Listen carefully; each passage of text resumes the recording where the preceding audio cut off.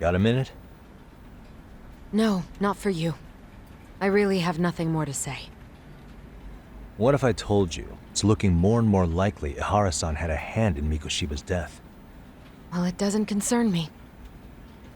Ehara-san believes Mikoshiba tormented Toshiro-kun so badly that he took his own life.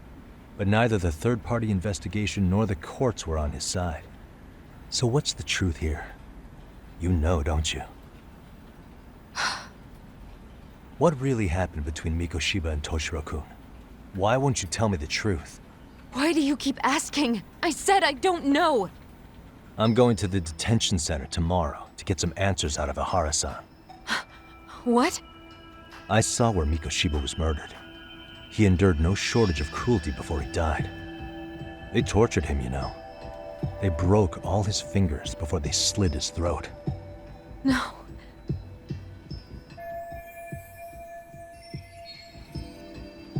And somehow Ehara-san knew Mikoshiba would be killed on the day he got caught for groping. It's like he did it to prove he had nothing to do with the murder. But maybe that wasn't his real objective at all. Huh? I think he wanted to signal that he'd finally avenged his son. The body belongs to a guy named Hiro Mikoshiba. 4 years ago, this man took my son from me by driving him to commit suicide. If I'm gonna face him tomorrow, I can't go in without some ammunition. So, 4 years ago, did Mikoshiba bully Toshiro-kun or not? That's all I want to know. My answer won't change. There's no evidence Mikoshiba-kun did anything wrong. Are you sure about that? Take a look at this. That's...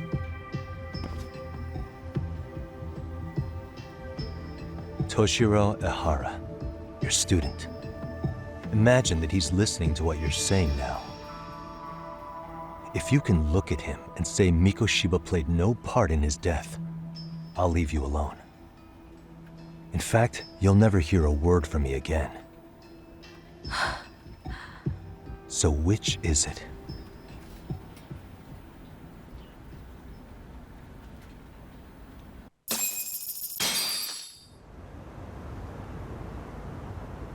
"4 years ago, not long after I'd transferred here to teach English. That's when it started. I was trying my best to get acclimated, and I was finally on a first-name basis with everyone. One day, after school, I was out on the roof taking a break, when Toshiro-kun suddenly ran by. I called out to him to ask what was wrong, but he shushed me and kept running. I saw he had a bloody nose. Moments later, Mikoshiba-kun showed up. He was looking for him. I told him I hadn't seen him. Toshiro-kun's face told me everything I needed to know. So Mikoshiba was bullying him after all. Yes. Toshiro-kun told me this later on. Whenever he'd leave school with Mikoshiba-kun and his friends, they'd force him to hand over money. At first, they'd try to pass it off as a joke. They said since he lowered the class average on tests, he ought to buy them all drinks as an apology. And Mikoshiba-kun, he was having too much fun with it to stop. He started offering tutoring sessions to Toshiro-kun, only so he and his crew could extract their tuition from him. They'd even break into his house while his mother was at work and take the money she left him for dinner. And if he couldn't pay, they'd beat him up at school or make him grovel in the bathroom. Didn't anybody see what was really happening? The teachers either saw nothing or turned a blind eye. Few students knew about it, though. Anyway, I ended up relaying everything Toshiro-kun had told me to those boys' homeroom teacher. Mind you, this teacher had tenure, title, and years of experience under his belt. Do you know what he told me? He said not to cause a commotion because those boys were about to graduate. Why does that not surprise me?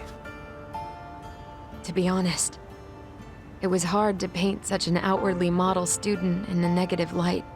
There was also no hard evidence to support Toshiro-kun's story. But someone still should have stepped in to help. If only I'd understood that at the time. You tried. The only thing I tried was to keep an eye out for him, making sure he wasn't alone, things like that. But unfortunately, that wasn't good enough. On the first morning of the 3rd trimester, Toshiro-kun tied a towel to his doorknob and hung himself in his room. And that's when you confronted Mikoshiba, right? You asked him point blank if he'd bullied him. I did.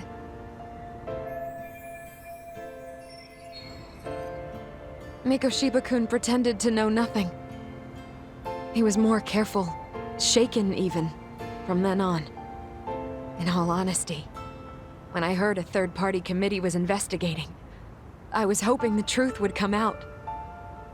Students were asked to fill out an anonymous questionnaire, and many of them wrote down exactly what they saw. Hold on. Didn't the court end up declaring there was no substantial evidence of bullying? How could they have said that with those questionnaires on hand? First of all, the committee never interviewed anyone directly. Those questionnaires were the only proof of anything. And the teacher of those boys was the one who collected them. Each time he came across any mention of bullying, he'd toss that questionnaire out. Also, he wouldn't get blamed in the end for ignoring the warning signs. So then the committee was pointless. A few students did speak up about the bullying online, but their posts weren't much to go on. Toshiro-kun's parents were completely caught off guard. His mother worked through the day, and his father lived all the way in Tokyo. That made it that much easier for the teacher to cover up all the evidence of bullying. He made that statement without even consulting the principal or the chairman.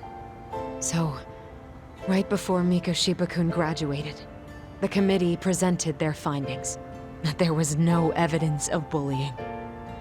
The conclusion you've heard over and over. What the hell? In Japan, 300 children commit suicide every year, across all grades. Less than 3% are proven to be linked to bullying. Toshiro-kun's case ended up like that too. But Ehara-san wasn't satisfied with those findings, so he sued Seiryo High, demanding compensation for Toshiro-kun's death. As the trial dragged on, I was eventually called to the witness stand. Of course, my intention was to let everything I knew out into the open. But before that could happen, that damn teacher came with the school's attorney to see how I would testify. They didn't want you making them look bad, huh? Of course not. That's when I first learned what he did with those incriminating questionnaires. They had no choice but to reveal everything to me, to try and sway me to their side. I guess they were just that desperate. After all, I was the only adult who Toshiro-kun confided in. I don't think he'd spoken to his parents about it once. So yes, that's why there was never any objective evidence of bullying. It wasn't like I had a mind to record our conversations. And I hadn't personally witnessed it either. The school attorney saw fit to remind me that the law says innocent until proven guilty. And if I couldn't produce tangible evidence, then I shouldn't be accusing Mikoshiba-kun. So it was witness tampering. That is, they coerced you into false testimony? Yes. It must have been incredibly hard on you. What I should have done was told the truth regardless. But what else could I have really done for him? Some days I just don't know. As much as I've tried to convince myself I did everything I could for him, I can never fully believe it. So what happened to the teacher who covered all this up? He transferred to another school. God, to think he's still standing at a podium somewhere. That's unfortunate. Even so, I don't have the right to place the blame solely on him.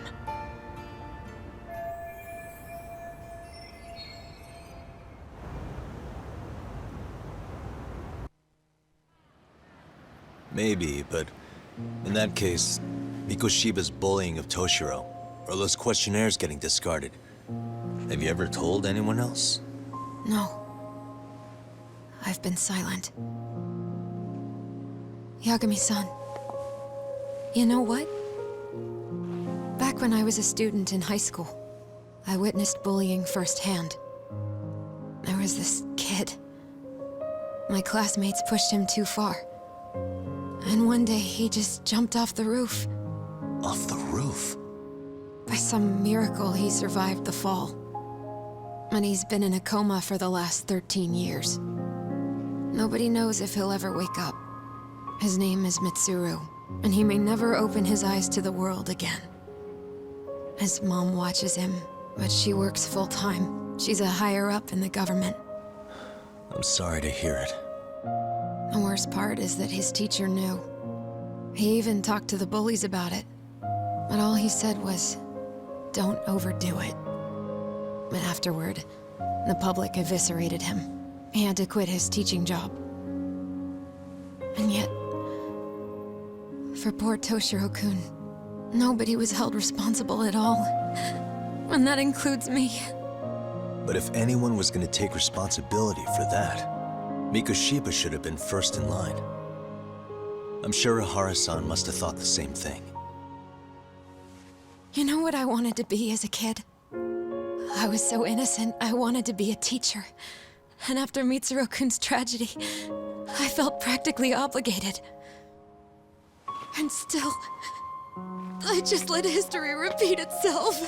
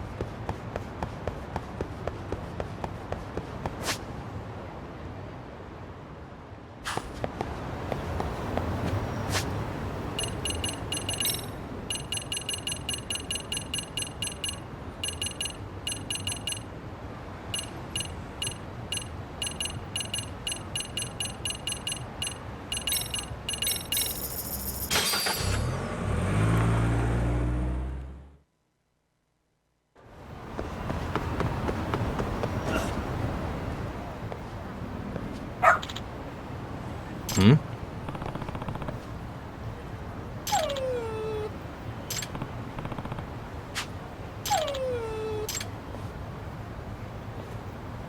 Huh?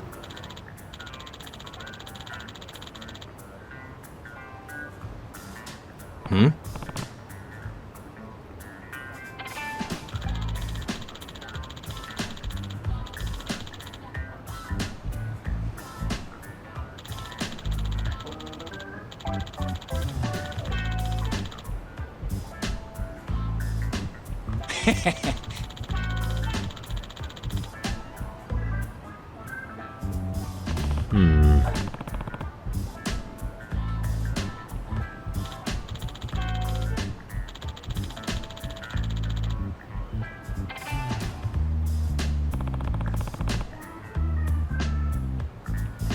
By the way,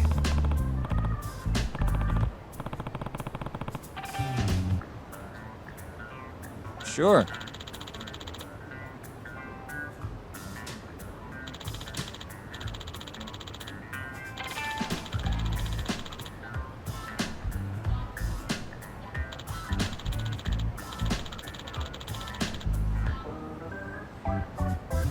I see.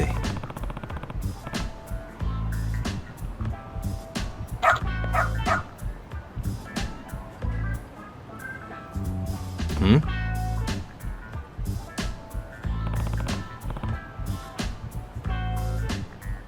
Wait.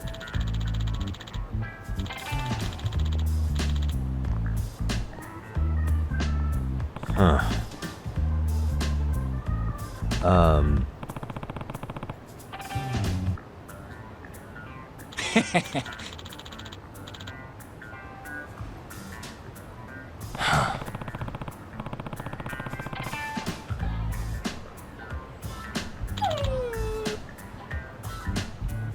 What?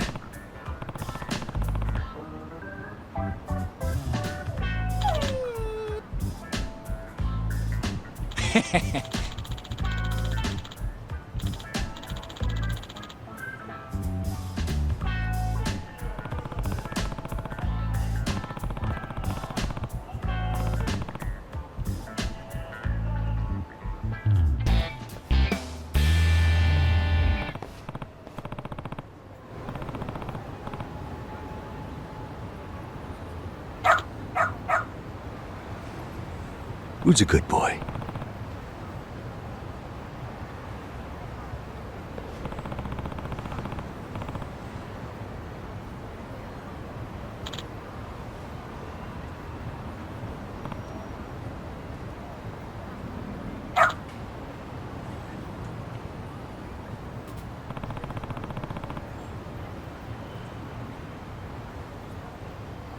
Doing great.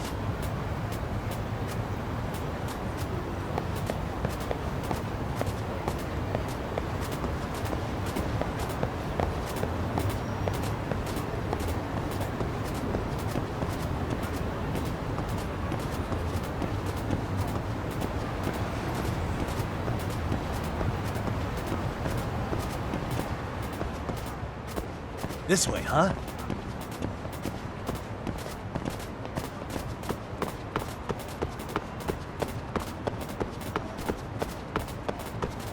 Doing great.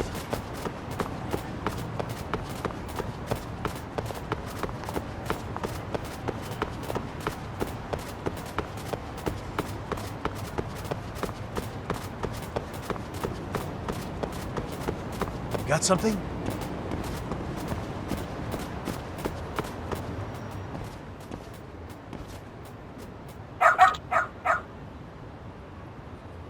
Hmm?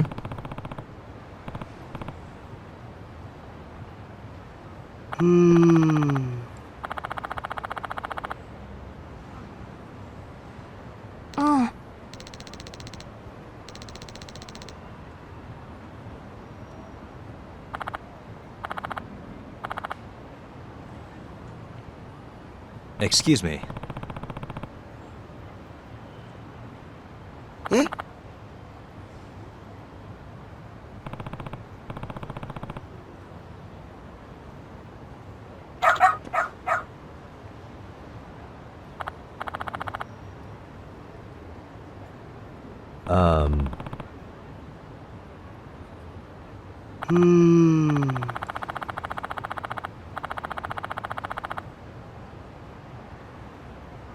What?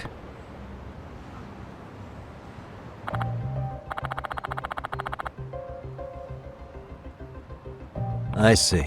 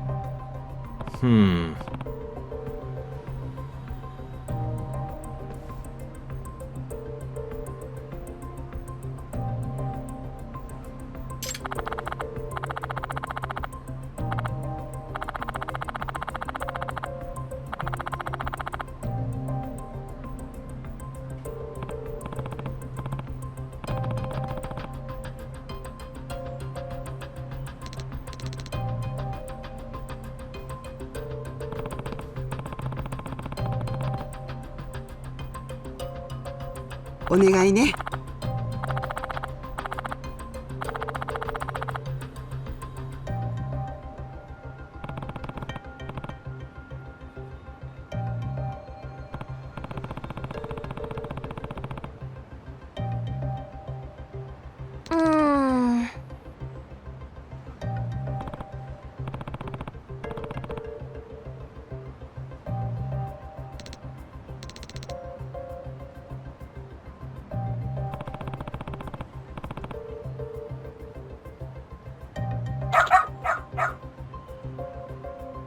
Hmm?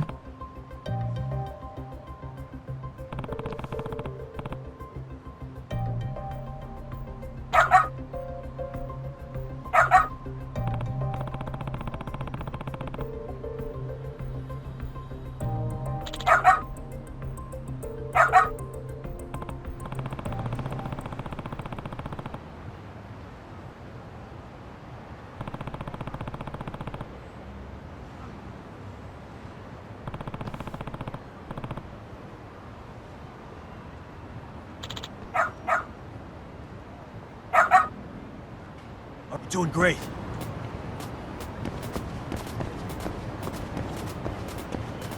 This way, huh?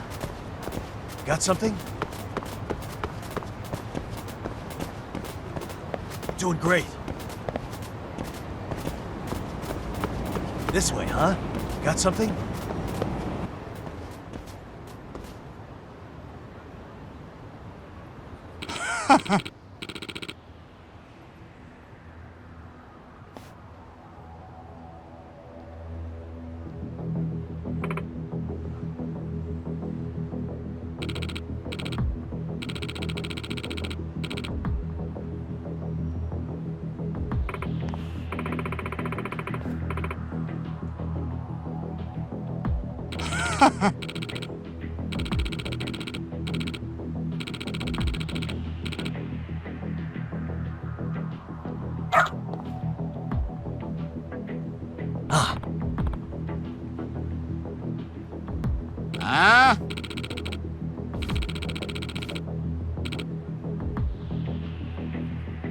Excuse me.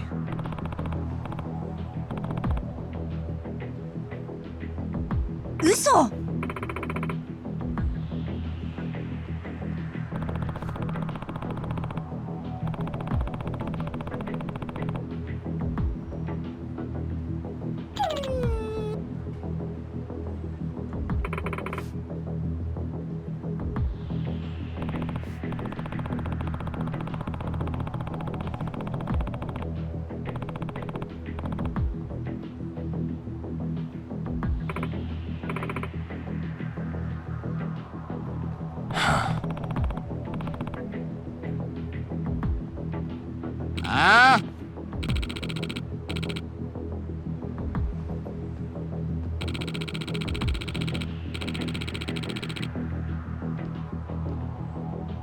Hey.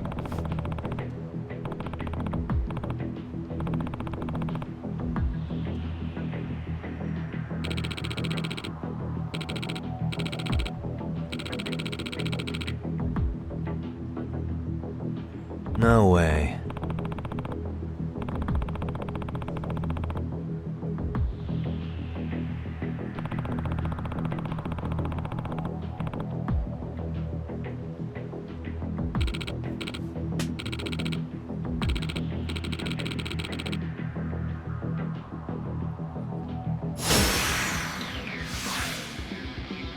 Let's play by ear.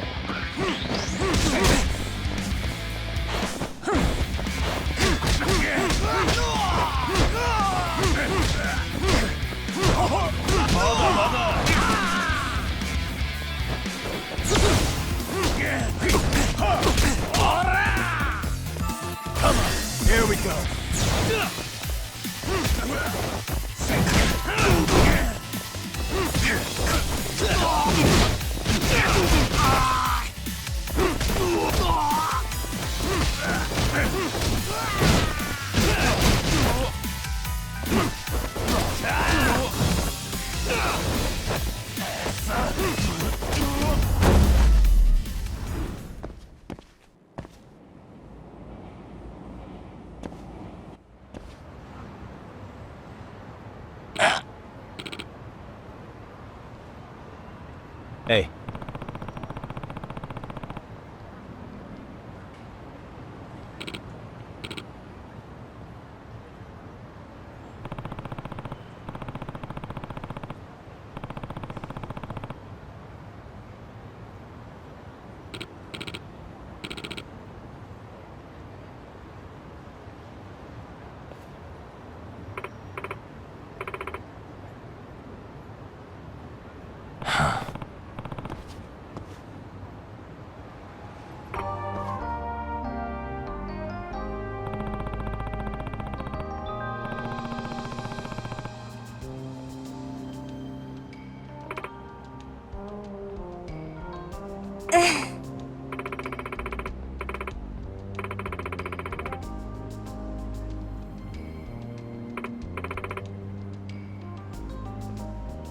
In other words,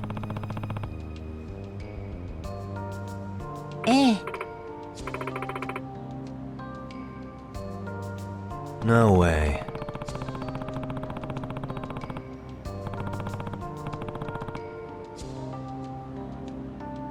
Excuse me.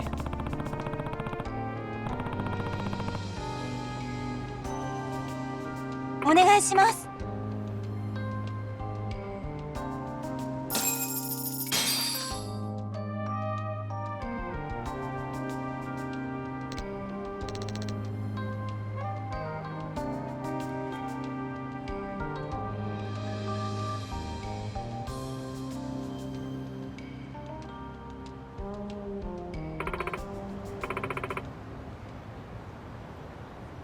Who's a good boy?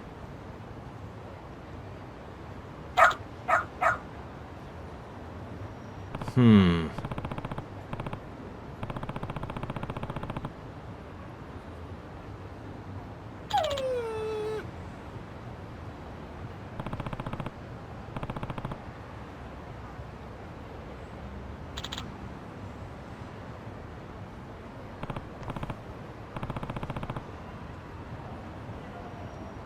Hmm?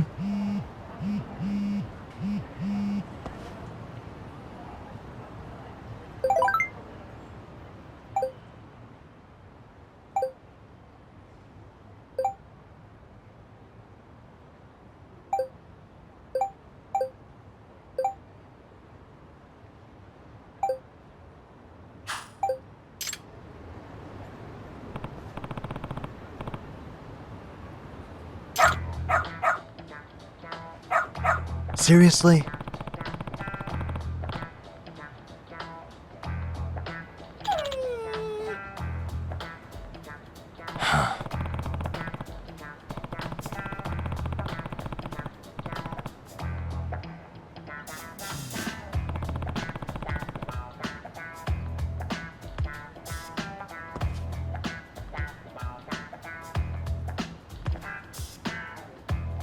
Yagami-san!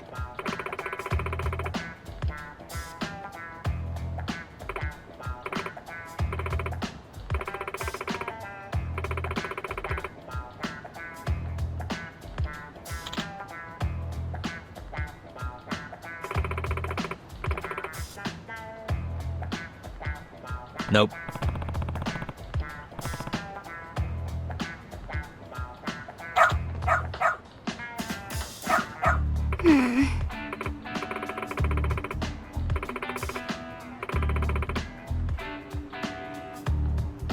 It can't be. Huh? Yes.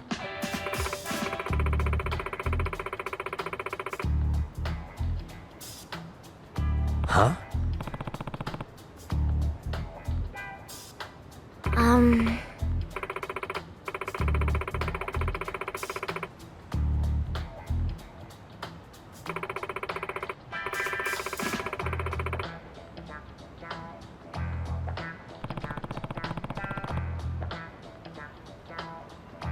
Yes.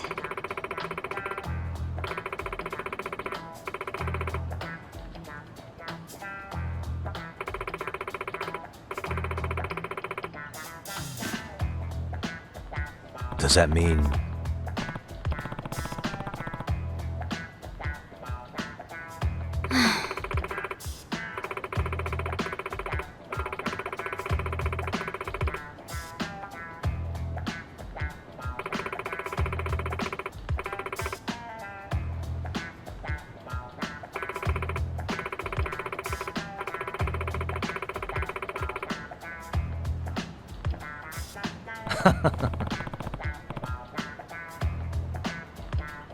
What?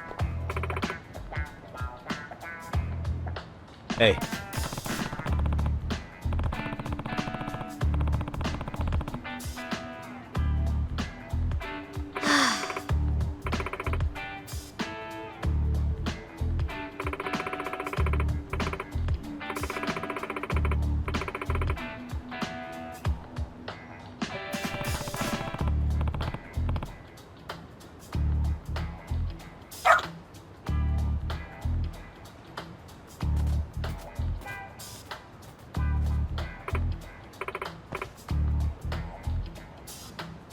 I'm sorry.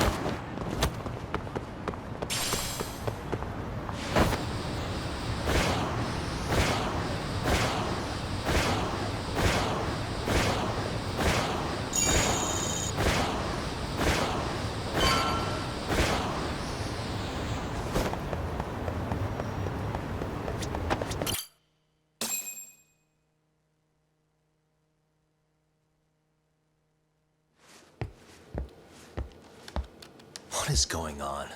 Having a party? Hey, welcome back. Care for a drink, Yagami-san? Heads up. Now make yourself at home. Not that you haven't already. Who, me? Well, whatever do you mean? Kuwana's fine. He just swung by to have a chat with you, man. Not that I mind hanging out over beers and shogi. Kaito's a gentleman and a scholar. I like your style. What do you want with me? Check it out, Yagami-san. You're only here to get to the bottom of that Hiro Mikoshiba kid's murder, right? That's gotta be the reason the Yokohama Liumang attacked you, isn't it? All I'm saying is that you've gotta cut me in, man. Thanks, but I've got enough help. So some hotshot detective strolls into town and tries to leave the local guy out in the cold? No offense, but that's not gonna fly. You gonna play your turn? Just finish your game and go home already. When you benefit from someone who knows the scene? You know, I can get you anywhere in a Jincho above or below ground. Aren't you expensive? I'll give you a first-time customer price. I'm not about to sit here and let some outsider swoop in and take all the credit alone. And that means I guess I'm gonna chill here until you give me the nod. It's Tsukumo and Sugiura's place as far as I'm concerned. Not even my call to make. I welcome having more company. The more the merrier. That'll be the agency motto. I don't really care. Such a nice office. I'm gonna love it here.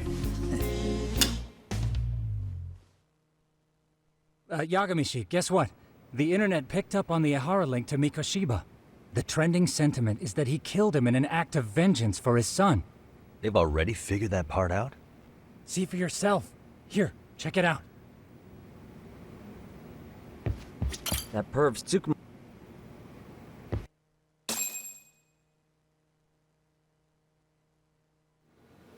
Son of a bitch student teacher should burn in hell for bullying a kid all the way to suicide. Mikoshiba was a damn psychopath. Ehara is the vigilante groper. And that's not even the trolls. So the news is blowing up on the net, huh? In internet terms, this is only the first spark that could ignite into a fire. Not even what I'd call viral. Then who's lighting the spark? The people responsible for Mikoshiba's murder? I'll have to go down a few more rabbit holes before I can make that call, I'm afraid. Gotcha. That said, some posts are kinda suspicious. This one here, for instance. Ehara totally called the location of the body at his trial.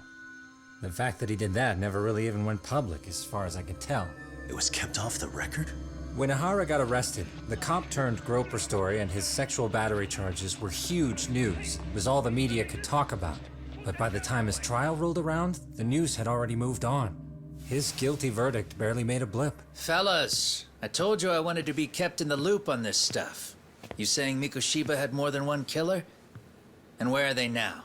You think these lunatics are still hanging around Ijincho? It's been over 2 months already, man. If they were here, they're probably long gone by now. Another peaceful day in Ijincho, right?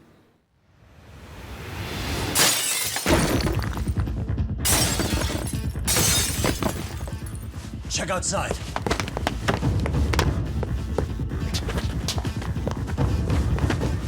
It's the Leomon. The White Mask again. Let's go, Chuck! I'll catch you later. Not bad. You're not getting away this time! Guy. You won't get away!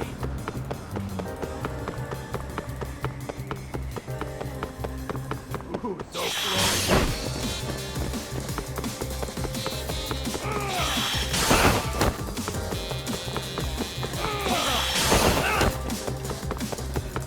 That all you got?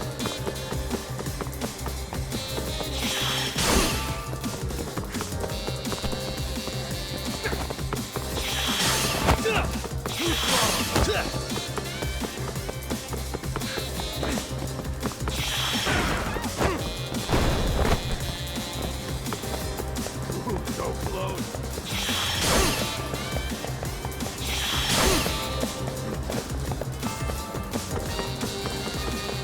Hold up! Too slow.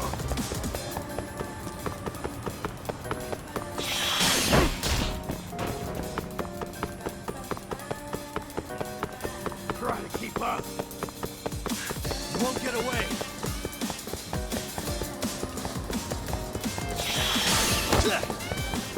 Ooh, so close.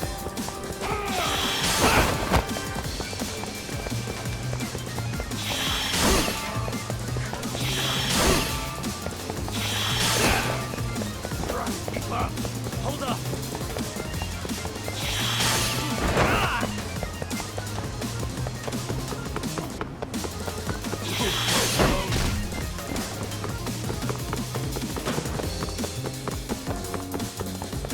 You won't get away!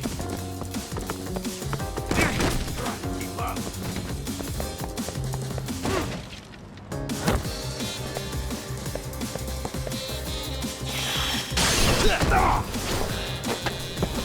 Gotcha.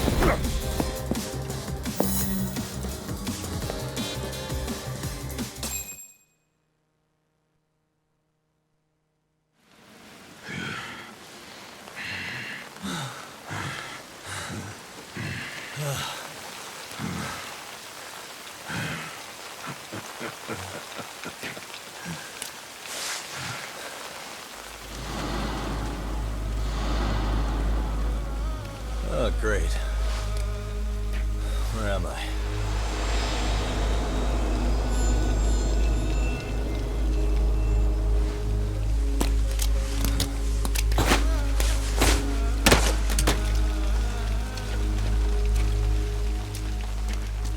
You lure me here?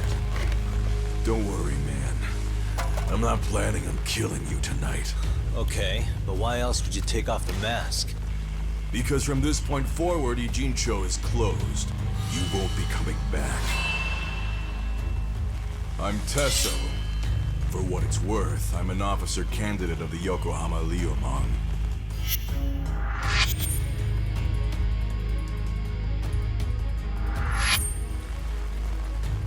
I hear you took out some of my masked boys the other day.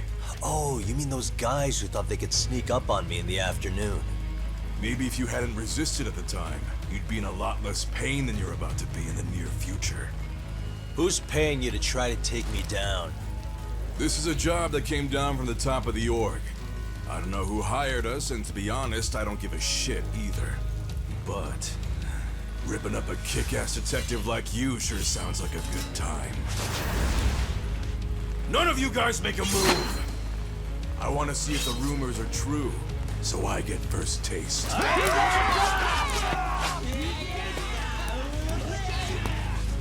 Show me what you got. Yagami!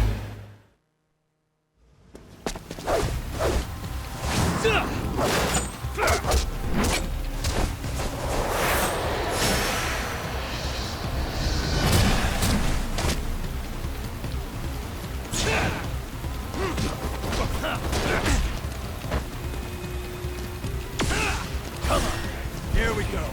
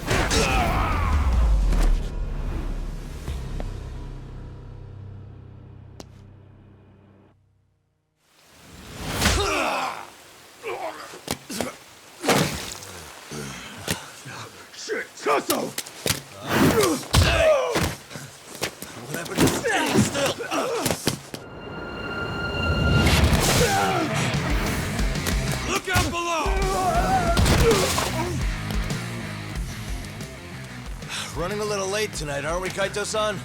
Yeah, my bad. Had to punch my way through a few guys. Hey, you gotta run for it. If you stick around, it's not gonna matter how many lives you've got. Yeah, but if I run now, who's gonna pay for Tsukumo's window then?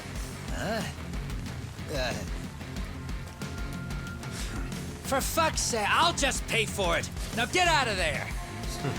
You got a deal.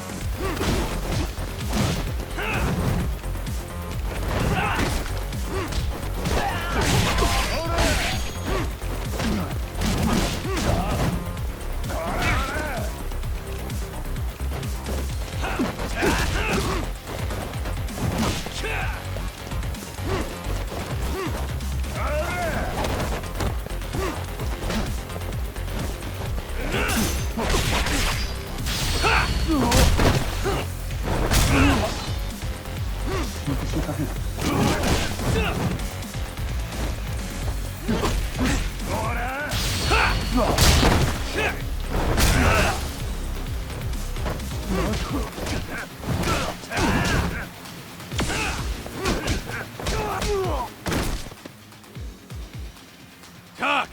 Path's all clear! I'm on my way!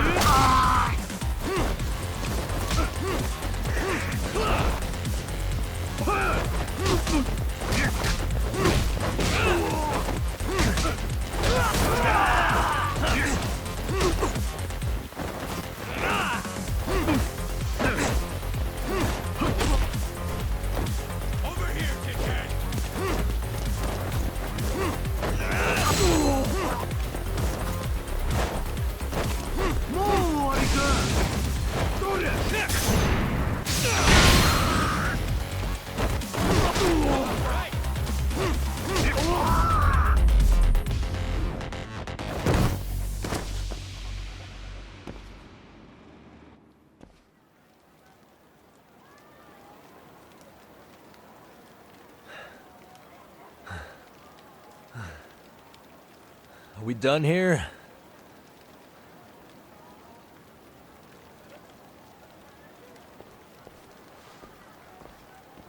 Yagami! Yeah? You want something? What was it? Tesso? Just want to say, I'm impressed. I wasn't expecting you to take out all these guys, to be honest. Thanks. But if you're feeling generous, how about you tell me who hired you? Didn't I say this before? I got no interest in doing that. Can you do me a favor and turn down the job next time, maybe? Yeah, right. If the request comes through again, I'm taking it. Simplest solution for you is to get the hell out of town. Me and my big mouth.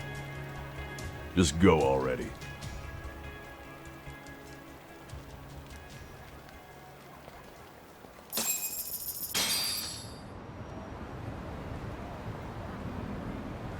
Hey, not bad, man. A lot of young folks look up to Tesso, so gaining his respect is gonna have some perks. All I want to know is if the Liumang are no longer a threat. Wouldn't go that far. Tesso's not the only young hothead among them. But hey, at least they probably won't blindside you anymore, and that's a victory in itself. Guess that is a step forward. A baby one. Anyway, we should go check up on 99. Something tells me they're not in the clear just yet.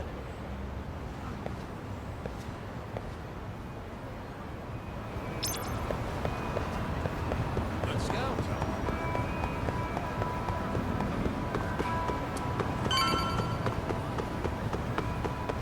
Need me? Too fast.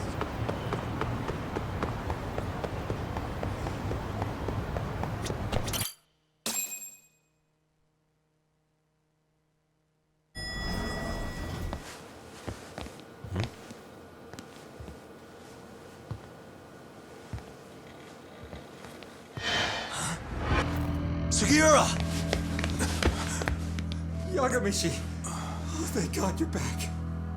Tsukumo, what happened? He's knocked out cold. Damn it. Masked men attacked us. I couldn't fight them. Masked men, you say? Were they any different from what the Liumang wear? I couldn't get a good look. Sugiura, they stuck up on him with a bat and came after me next. They caught me. My pinky. They broke it? Hey, are you okay? I'll call an ambulance. There are these photos and a message I was told to give to you, Yagamishi. They said to tell you, this is your final warning. They've been spying on me? It hurts. Shit. If they want me, then come after me. Talk. I think the Liumang were part of the plan, as bait. They probably only came to lure us away from the office. The worst part is it fucking worked!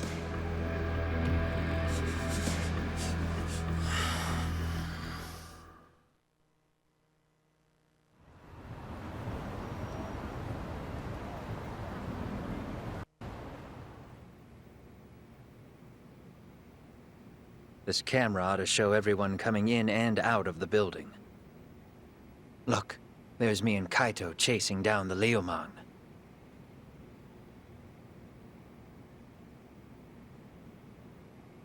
But here's the hitch.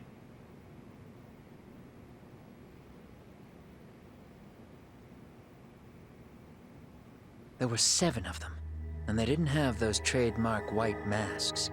So clearly, they're not Liumang. They must have got the white masks to lure us out, meaning they're the ones calling the shots here. Wouldn't surprise me if they were also Ehara's accomplices to murder. That'd be something. No, it's hard to believe a single murder could involve so many people. Really? Why do you say that? More friends, more loose lips. One slip of the tongue can bring down an entire group. Taking a man's life would require absolute solidarity from every single member. What could be their connection? Could be they're Ehara's buddies in blue. After hearing what happened to his kid, they couldn't help but feel for the guy. If it were me, yeah, I'd sympathize. But not enough to watch a man die. Or do the deed myself. Yeah, who'd throw their life away for that? Unless we're talking about the mob over here.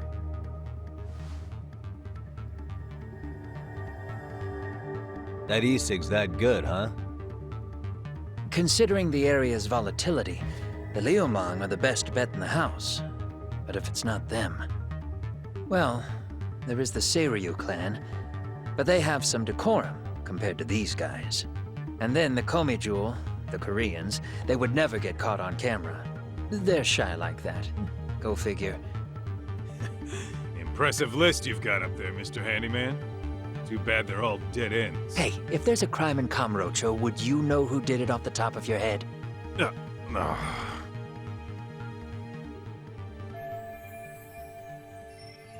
This footage is the lead we've been waiting for.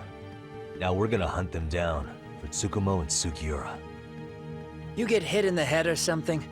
Find them and they'll mess your ass up. Will they? Don't you get it? They were planning to take you out, man. The Liumang letting you off is nothing short of a miracle. Or would you rather risk your neck over nothing? Where we come from, risking our necks the bare minimum. You Ijincho guys must not see much action. Yeah, well, in Ijincho, a handyman's wages don't cover life and limb. I don't recall ever hiring you. Yeah, and if you asked me now, I'd say hell no. This shit's getting way too over my head. And yours.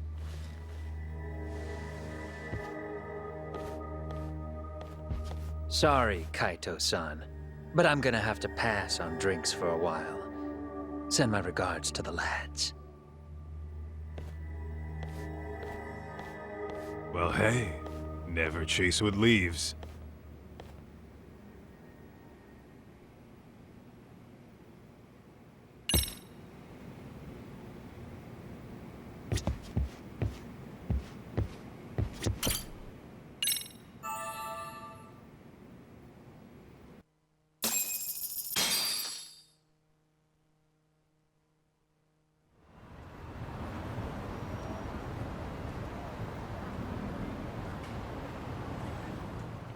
The agony! I was in a cold sweat all of yesterday. At this rate, I'll be forced to type one-handed. If you do the math, my pinky is worth more than an average person's whole hand. We're talking about at least a 30% drop in efficiency. It's been a while since I got it this bad. I might even throw up. So, leaving Kamurocho made you rusty, huh? Really, with that? If I could wish the pain away, I would, man. Hey, if you've got the energy to complain, you'll be just fine. I'm gonna make this up to you guys. I promise. Well, if you want to do that, we'll need to figure out who and where they are. There's a high possibility this group is directly behind Mikoshiba's murder. And of course, that would mean they know Ehara as well. How about swapping more info with the Kanagawa police? Let's save that for when we really need it. We're not the authorities here, so we need to play our cards close to our chest. I think that's a wise decision. Saori-san's on top of getting things set up with Ehara, right? In that case, I'll head back to Kamurocho. Take your time prepping. We can always regroup up there.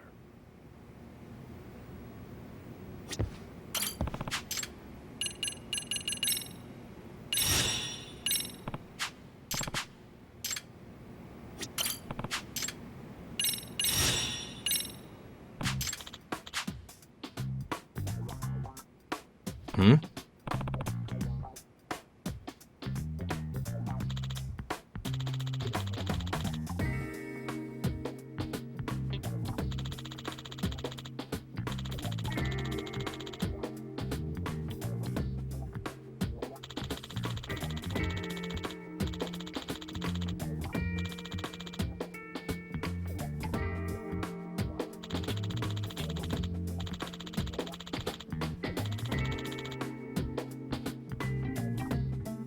Does that mean...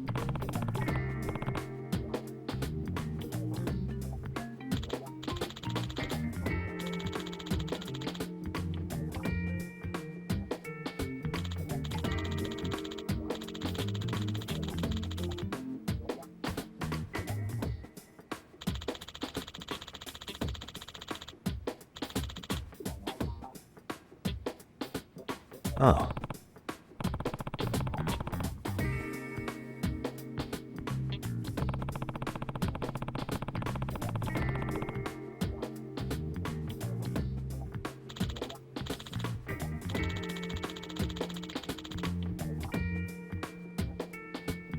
Hmm?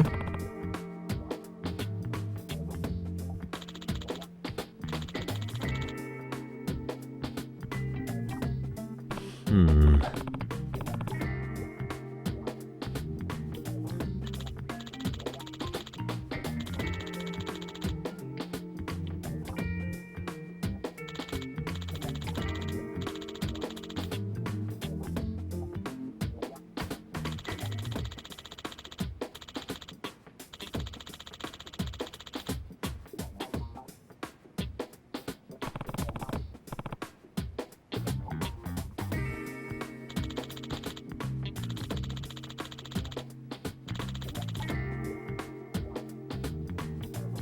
I see.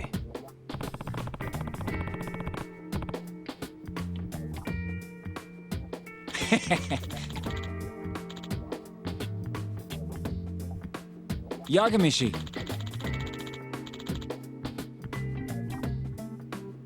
Nope.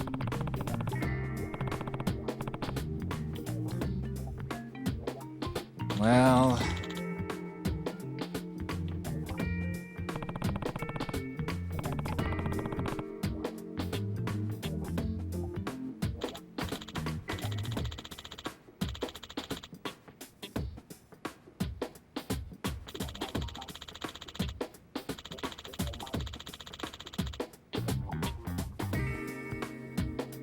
Hmm.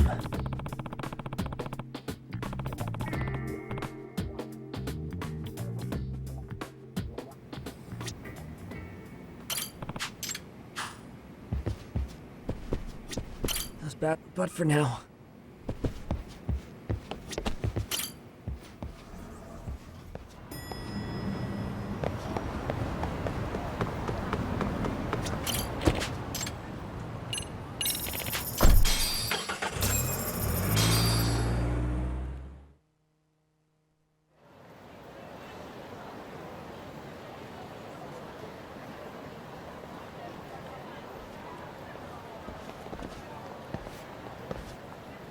What's up, Kaito-san?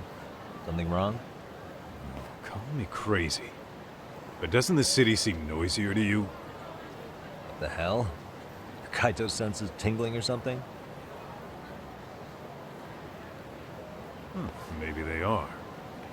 Well, no point trying to explain shit that doesn't make sense.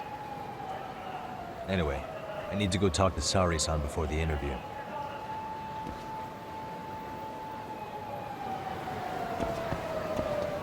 Let's hit it.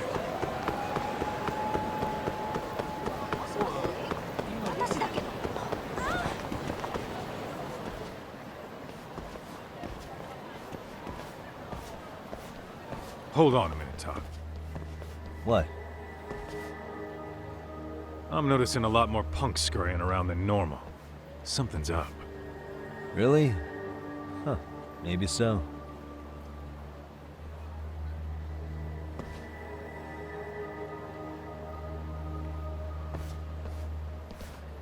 Hey, don't I know you two? You're detectives around here, ain't you? Yeah, so what? You ever seen this guy before? A few years ago, he was the manager at some girls' bar nearby. You really need all these meatheads just to find one dude? Must be one slippery eel. Damn right he is. Now, do you know him or not? I'm thinking. Out of curiosity, what's a guy doing running a girls' bar? I don't think he actually ran the floor or anything. All I care about is him up and vanishing out of nowhere. So he's a missing person? Since when? 5 years ago. I mean, disappearing from Kamurocho isn't that uncommon. 5 years? What do you really expect to find? Your guy have a name?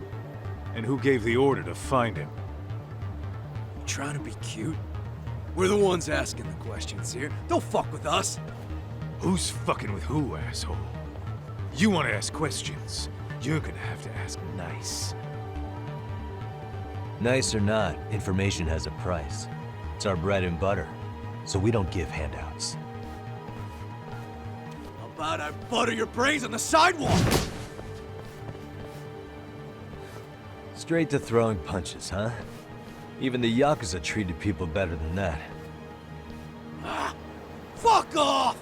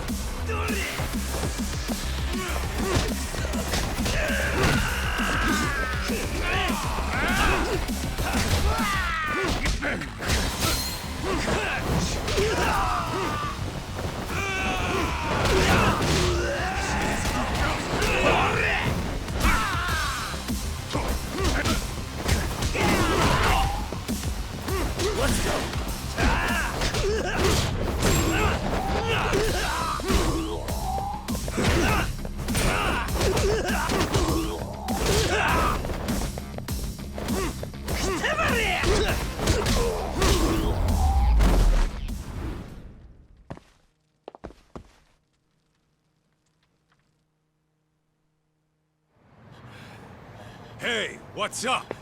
That all you guys got? Kamurocho used to be tough. Look at these punks.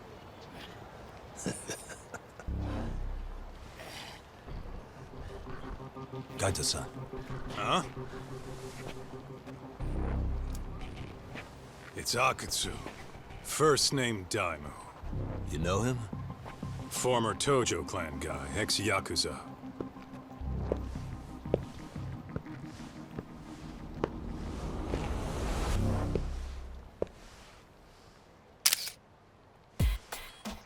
Ex-Yakuza? Well, if you say so. Yagami Detective Agency. Maybe I ought to just hire you guys for this. We're looking for a guy. You heard, didn't you?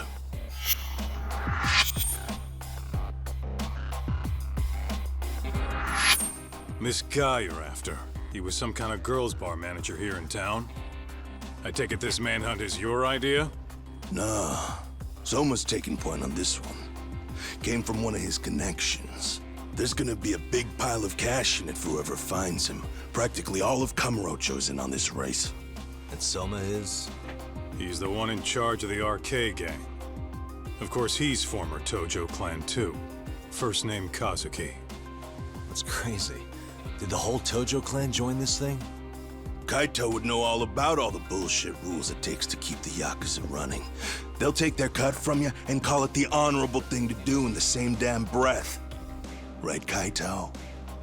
In this new age, wouldn't you be better off joining us? You guys are too small time to pull that shit on me. You know what else, though? In the Yakuza, if your boys went down, it was on you to get revenge for them. I don't give two shits about that these days. I would say, if there's someone disrespecting you, you might as well go get the jump on them. I would walk right up and stick them in the gut. You wouldn't even see it coming, detective. Yeah, so don't go disrespecting me.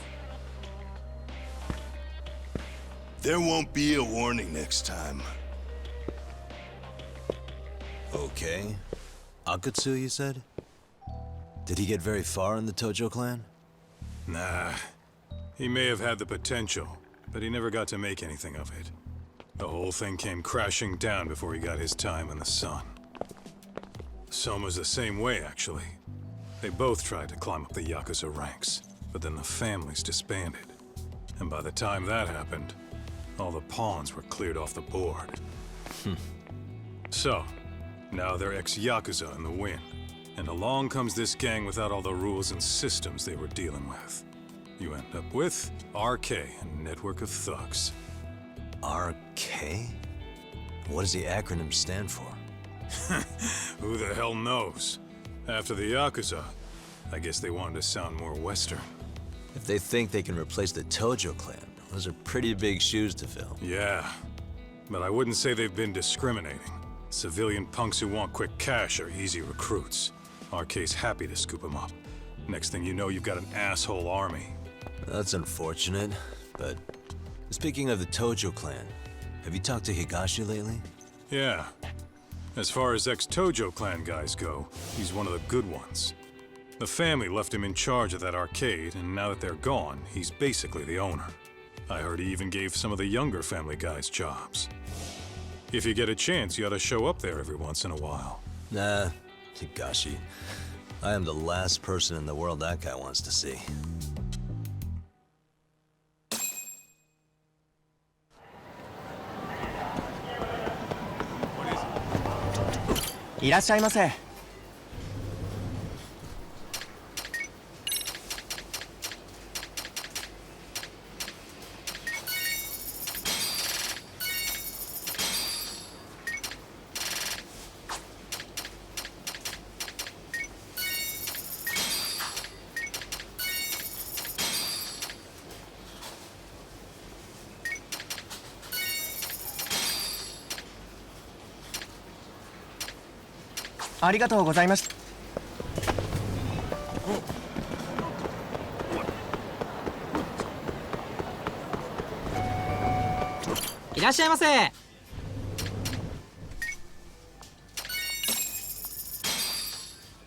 Starting pretty tasty, thanks.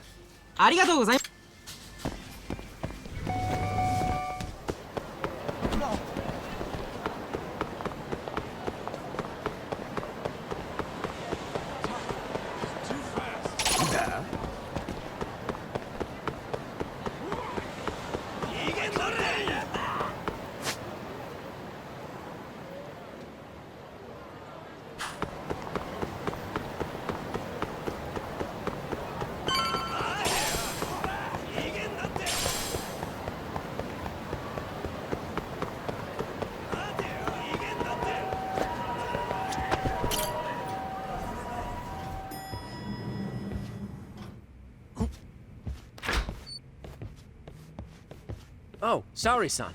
Yagami-san made it. Sorry for the wait. I ran into some typical nonsense. We good to go? I've been good to go for a while. Ehara is waiting, and so are the answers. First thing we'll want to try to get is how involved he was in Mikoshiba's murder. From the way it's been so far, I doubt he'll be eager to tell you. If he won't open up, we'll have to play the trump card. Yagami-san. Ehara won't know what hit him. I don't mind being the ace in the hole. Are you and your ego ready then, Yagami-san? Well, this ain't my department. Fill me in back at the office, okay? I might even tidy the place up a bit if you're lucky. Lots of open bottles to polish off. Oh, we're going?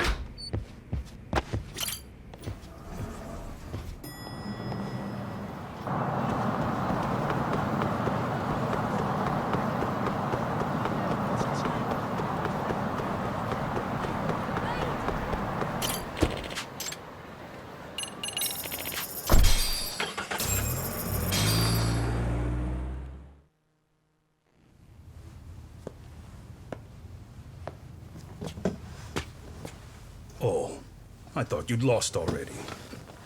So, what more could my lawyers want from me here? Well, normally I would say the same. However, a corpse turned up as you said it would. It turns out you have a penchant for prophecy, Ehara-san. Prophecy, huh? Kinda dramatic.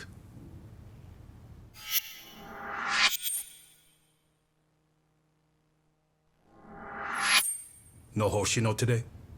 Did you fire the poor guy? Yagami's my name, sir. In a past life, I used to work with Kenda and Saori-san. But today, I'm at Serio High School in a contract advisory role for one of their clubs. Serio High School?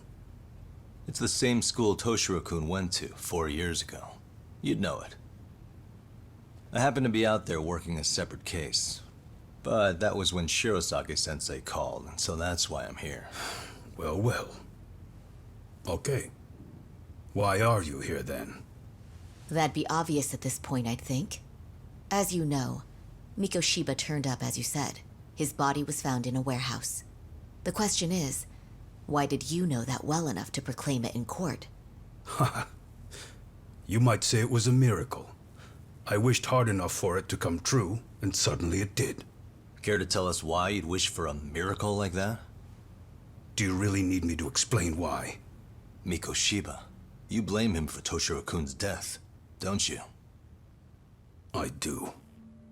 Even though when you took the school to court, no evidence turned up. A third-party investigation found no bullying occurred, didn't it? At school, Mikoshiba tortured my son. He would beat him up, and then he'd demand all his money. That damn kid was a star student with high grades.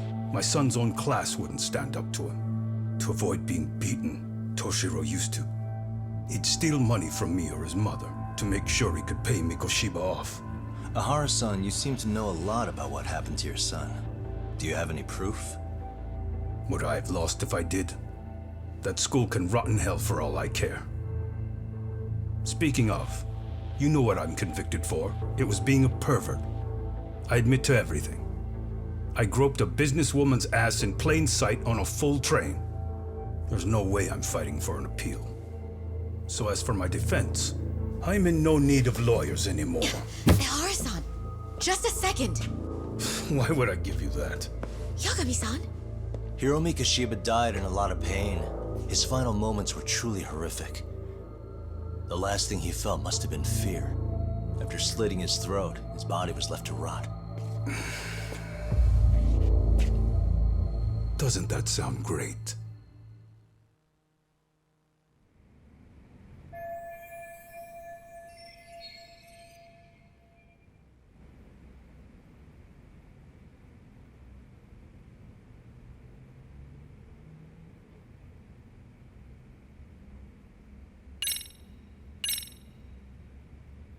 Take a look at this. Oh, Mikoshiba. Looks like he's seen better days. Where'd you get the photo? From a teacher at Serio High. But where she got it is the interesting part. A strange woman gave it to her and said to stay away from the Mikoshiba case. You remember Sawa-sensei, yes? She transferred to Serio 4 years ago, not long before your son passed away. Yeah, not a face I'd soon forget. She told the whole court he was never bullied. True. She did say that. And it's not just her I detest. The administrators, the lawyers. Felt like choking the life right out of them. But if anyone needed to pay, it was Mikoshiba. He got what he deserved. It's nothing short of insane that they were just gonna let him get a teaching credential. It all comes back to a flawed and broken system of laws that has no business calling itself justice. Then it was you, wasn't it? You orchestrated every aspect of how Mikoshiba would die. But you didn't act alone. Who were the people behind it? How'd you convince them to kill a man? That's a good one. You, my friend, are way off.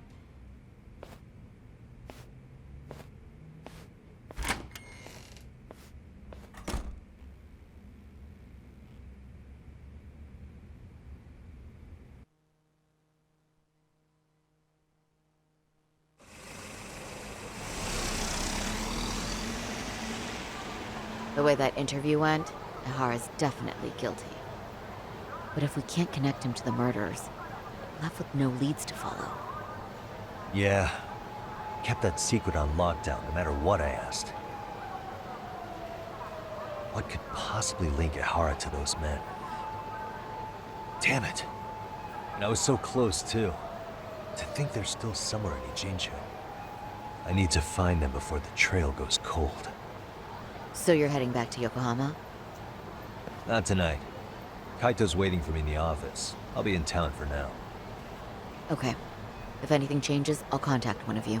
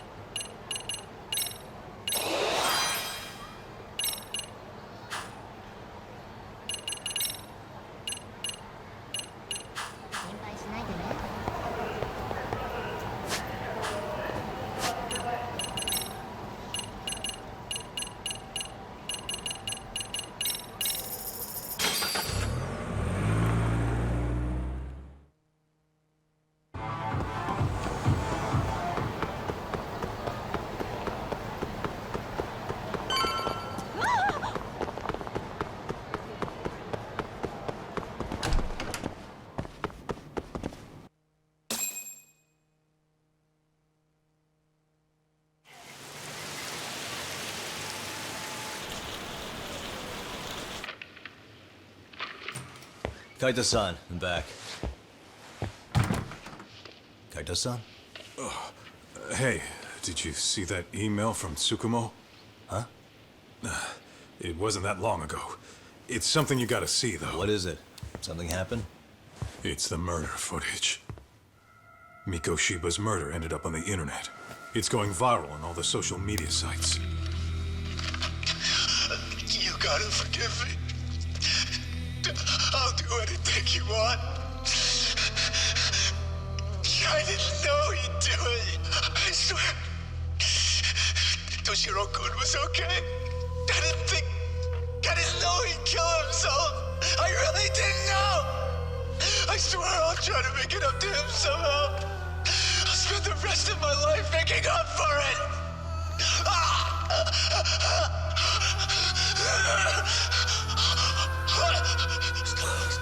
Stop it. What the hell? Stop it. Stop it.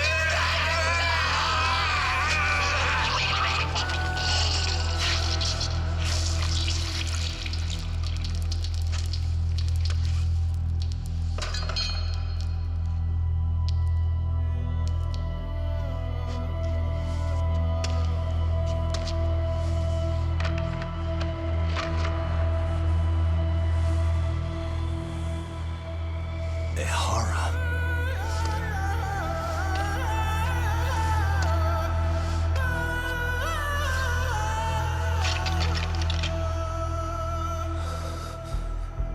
Ehara has an alibi for this, doesn't he? They already found him guilty, and that's the whole reason he couldn't have killed Mikoshiba, right? But if that's the case, what the hell is this? One way or another, either this thing is staged, or his entire alibi was a massive cover-up. They can't both be true. But there's something I just can't shake. If you want my opinion on it, this looks real. I need to have another chat with Ehara. Damn it. I'm not gonna let him get away with this.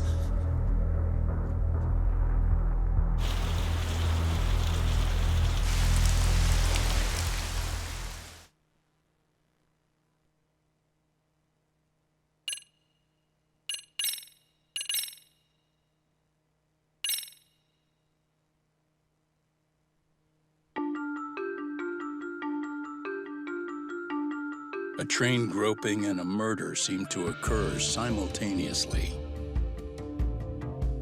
Yagami relentlessly pursues these cases, attempting to poke holes in each. After confronting Akihiro Ehara, the key figure in both crimes, he witnesses a harrowing video that provides more questions than answers. In it, a bound man pleads for his life, but his attacker, bound by vengeance, snuffs it out.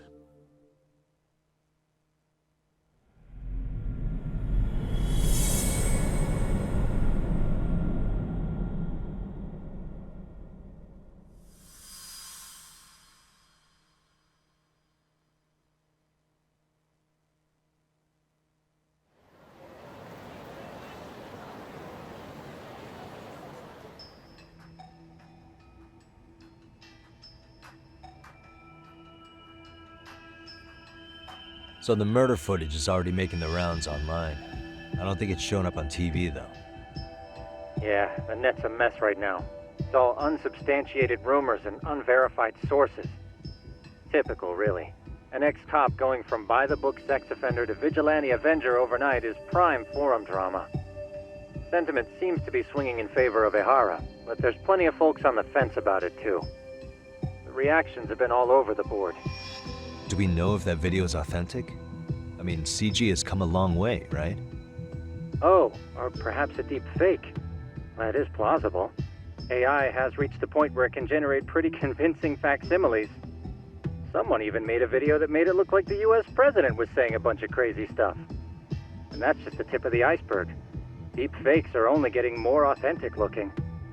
Can't guys like you tell if a video is fake or not, though? Aren't there any signs? Oh, there are several telltale signs of a video being doctored. So I ran every check I could think of on the murder footage.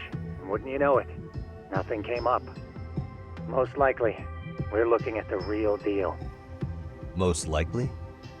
Well, no one can claim with absolute certainty that it wasn't altered in some way. Which means it's not substantial enough to prove Ehara's guilt. At least not in a court of law. Gotcha. Do you know when and where the footage was uploaded? It was posted sometime last night, but the source is too hard to pin down. The uploaders spread it across multiple servers overseas in a well-concerted effort to hide their tracks. Makes sense. But I'll bet it ultimately came from Mikoshiba's killers, no matter how real or fake it is. How do you figure? Think about it. No one could have staged that unless they knew the specifics of how Mikoshiba was killed.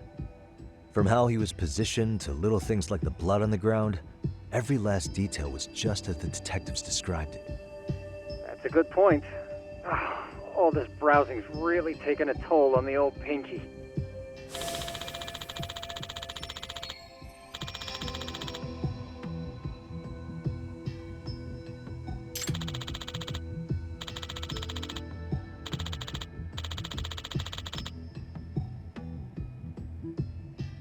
Looks like another visit to Ehara might clear things up. You should ask Shirosaki-sensei about it. Yeah, that was my thought too.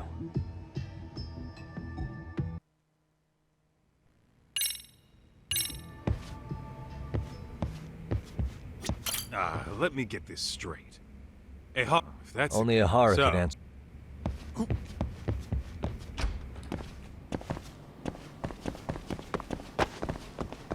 What is it?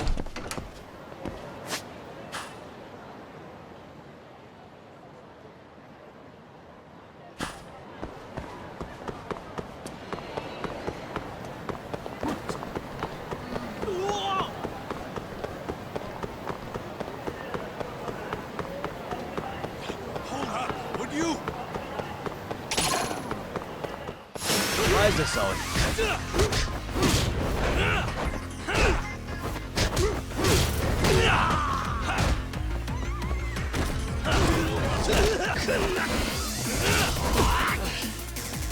Not bad.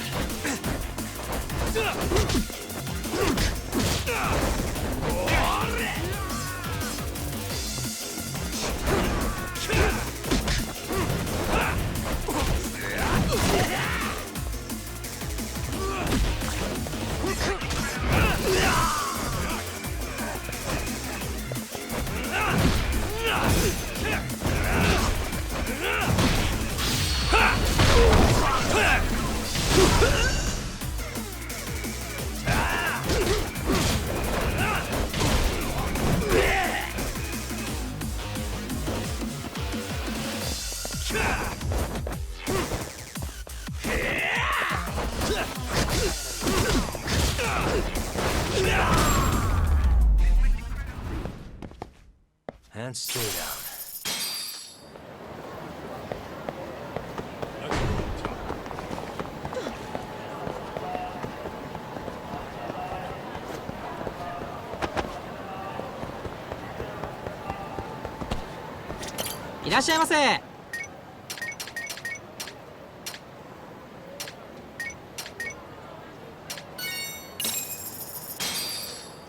Starving.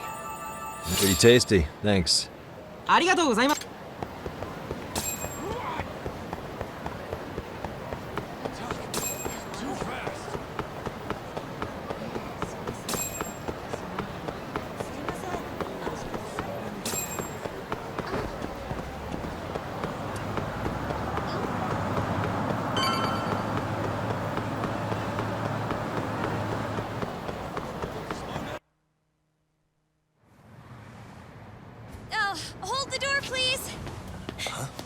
Mafia, you're here? It's been too damn long, Mafia-chan. Yeah. By any chance, Yagami-kun, are you working on a case for Saori? A video got leaked. It depicted a man committing a murder.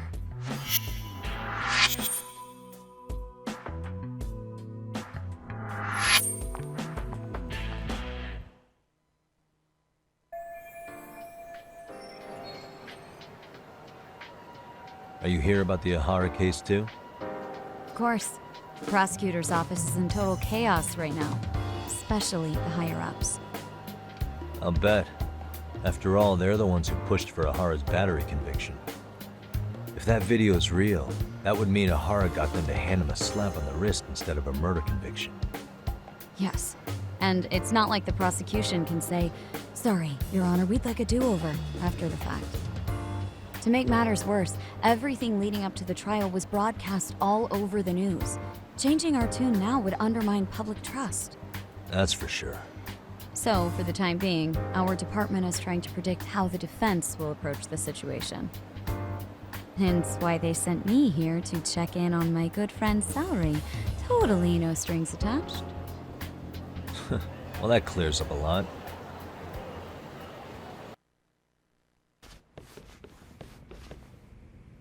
There you kids are. Figured you had to show up sometime. Mafia? You're caught up in this too? Yeah, she ran into us downstairs. I'm sure you can work out that I am here to spy on you. But wouldn't you like to know what we're up to as well? Are you sure that's your only motive coming here? Sorry? Something like a professional excuse to see Yagami-san? In your dreams? I had no idea Yagami-kun was involved until just now. All right. I'll accept that. For now. Gotta say, I miss this little banter.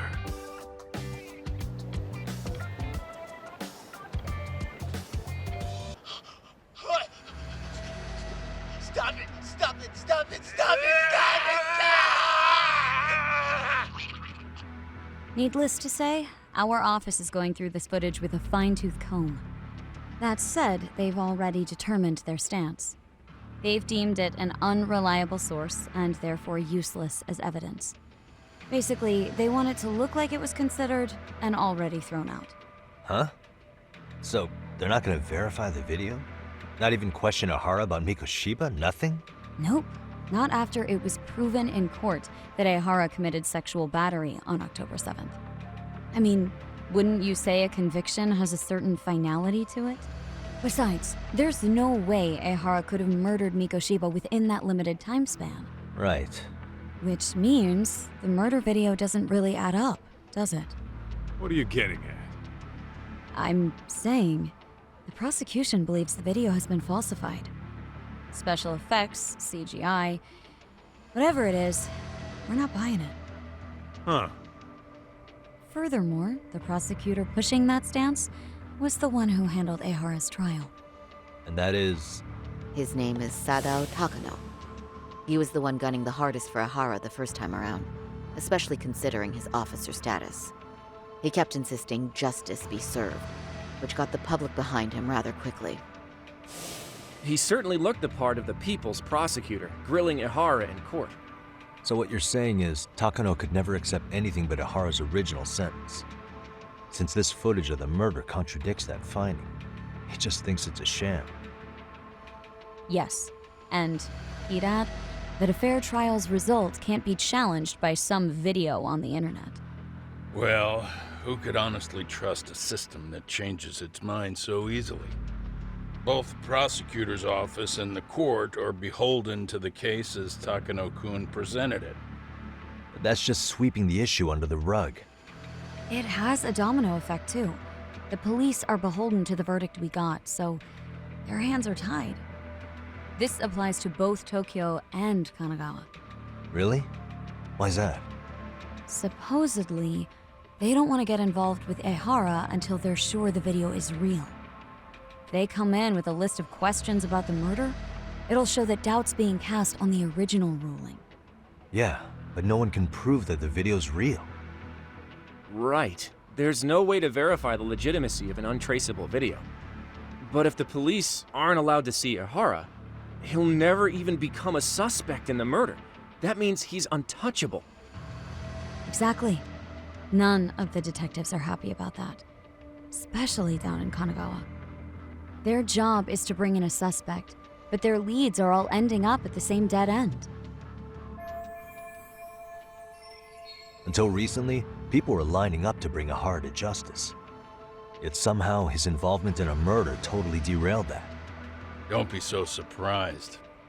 No cop would ever want to undermine a ruling based on their own findings. Anyone who wants to go against the grain's gonna need hard evidence on their side. So the case goes cold, all to save face for the court and the prosecution. If Ehara really did commit murder, it'll have been the perfect crime. This debacle only serves as proof. True. It would turn the trial into a farce. There's no way we're letting this go. But wouldn't challenging this mean going up against the entire system? Yeah. That scare ya? Not at all. In fact, I was just thinking, we're the only ones who could take a case like this. Ha! That's the good shit, kid. This whole time, we've been writing off Ehara as a convicted sexual predator. But it's looking more and more likely the court played right into his hand. As for me, I'm done being played for a fool. Then you've heard what I came to say. And with that, I will be on my way. But if you need help, just ask. I think we're good for now, but thanks. That did clear up a lot. No problem. See ya.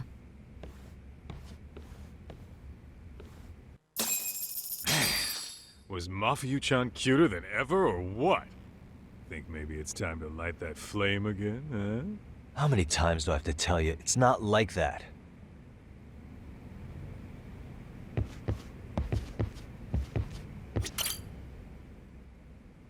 Anyway, what I'd like to do is ask Ehara about that video face to face. Any chance we could see him again? I was actually about to suggest that.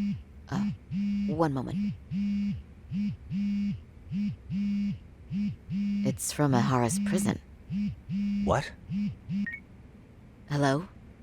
Yes, this is Shirosaki. Yes, I can talk. His prison? Why would they call us directly? Guess we'll find out. Understood. I appreciate the candor. That was one of the prison wardens. He was asked to convey a message from Ehara. About what? In short, he won't be speaking with his representation any further. You're joking. To be more specific, he said he's not taking any more questions. It seems he fully grasps the situation, even in custody. How is that even possible? I'm guessing the murder footage that was uploaded yesterday was also planned out in advance.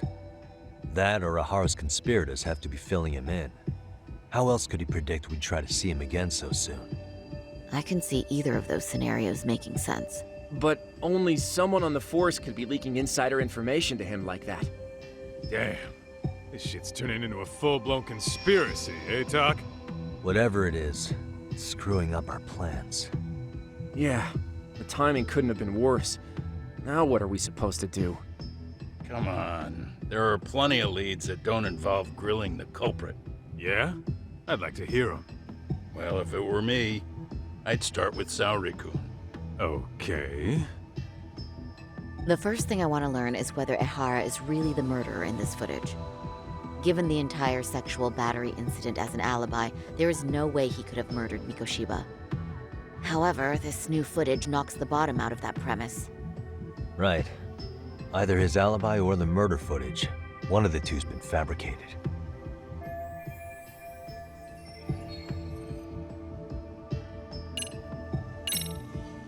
I think we should revisit the harassment case. When the sentence came down in court, no one expected it to end up as a murder alibi. Plus, everyone suspected Ehara was working alone. He may have not been. All this makes a huge difference. No one would suspect a train groping to involve accomplices or alibis. The search for evidence wouldn't be as intense as for a murder.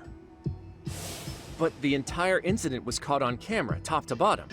There's more than enough physical evidence, too. Then we'll need to verify each and every aspect of the case. Okay, what first? Should we investigate the crime scene again? Maybe we'll discover something new if we check out the station during the crime's actual time frame. No, I think we saw everything we could there. Actually, if we're reviewing evidence, we could do that from right here, couldn't we? What catches your eye specifically? I ask because fabricated evidence would likely show signs of tampering. This would prove Ehara's alibi doesn't hold up.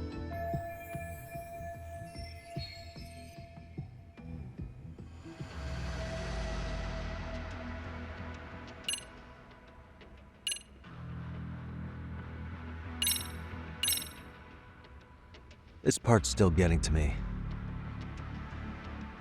The security footage of Shinjuku Station. We see Ehara pinned down here. The train arriving in the shot there pulled into Shinjuku Station at 9:12 a.m.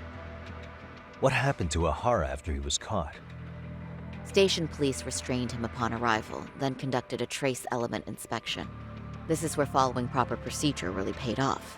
Within a relatively short time, they detected fibers on Ehara that matched the victim's underwear. Got it. Honestly, everything about this part adds up to me. Yeah, same here.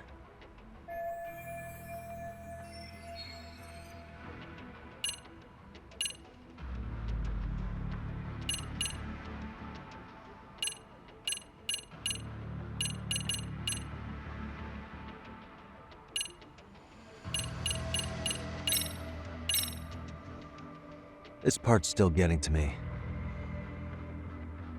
This is one of the eyewitness videos recorded at the crime scene. This is the biggest one, at least in terms of what's been aired on television.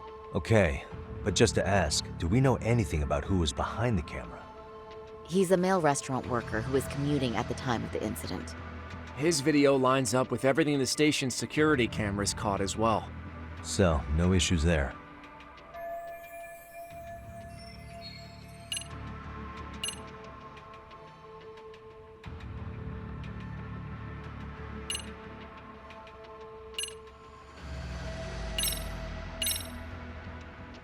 This part's still getting to me. The trace fibers detected on Ehara match the fibers of the victim's underwear. This makes for essentially conclusive evidence in a battery case. And there's no way he just bumped into her or something, right? The victim wore a knee-length skirt, so the assailant had to expend considerable effort to reach her undergarments. That's not bumping into someone, Yagami-san. The victim reported feeling physical contact right as the train began moving. She said she spent her 6-minute ride to Shinjuku in shock and revulsion.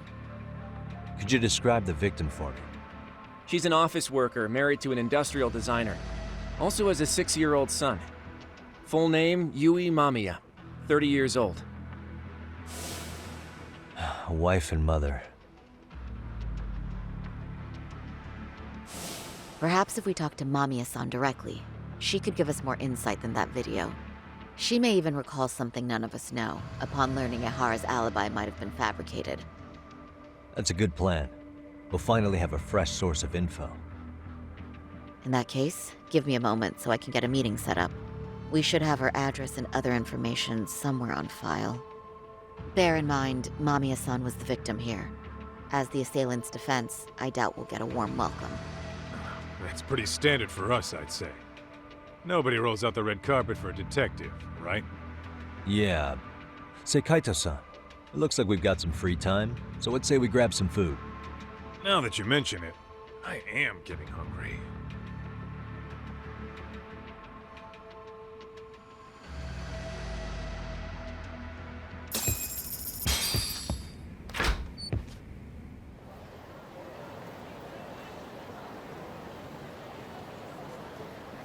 Huh. You think they want something? Bet it's not a friendly hello. They do look like they mean business. This Arcade's idea of an ambush? How basic. Kaito-san, there's more. Over there, too.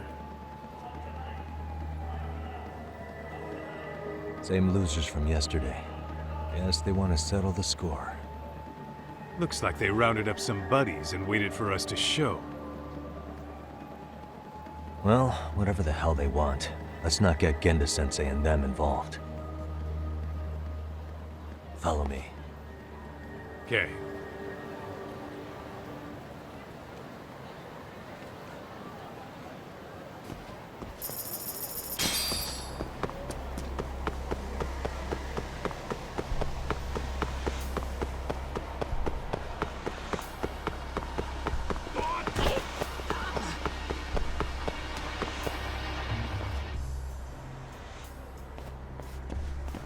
All right, I'm getting fed up with this shit. Why haven't they made a move yet? It's like they're waiting for something. Whatever it is, they're taking their sweet-ass time. Hey! Quit dicking around and come get some!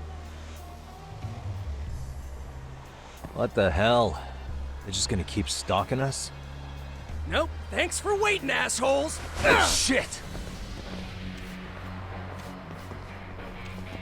Let me guess. You're RK too? Bastard went straight for our heads. Are you nuts, guy? Shut your mouth! Let's play, buddy.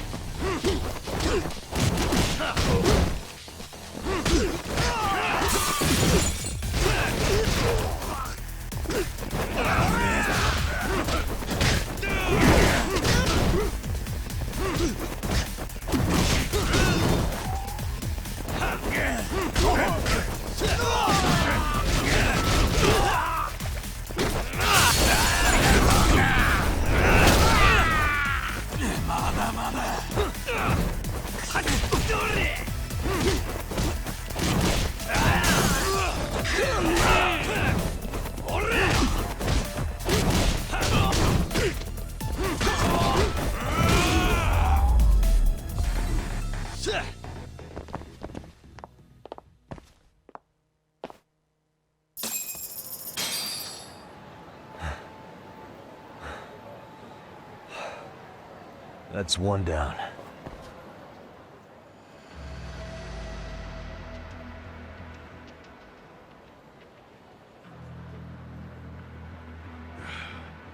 Not out of the woods just yet.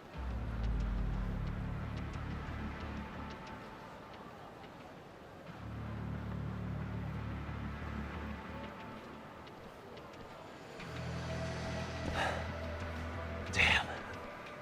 We really went all out on the backup. Is the whole town RK now or something? Doc, we should probably get gone before the cops roll in. Why? It's not our fault we're getting jumped.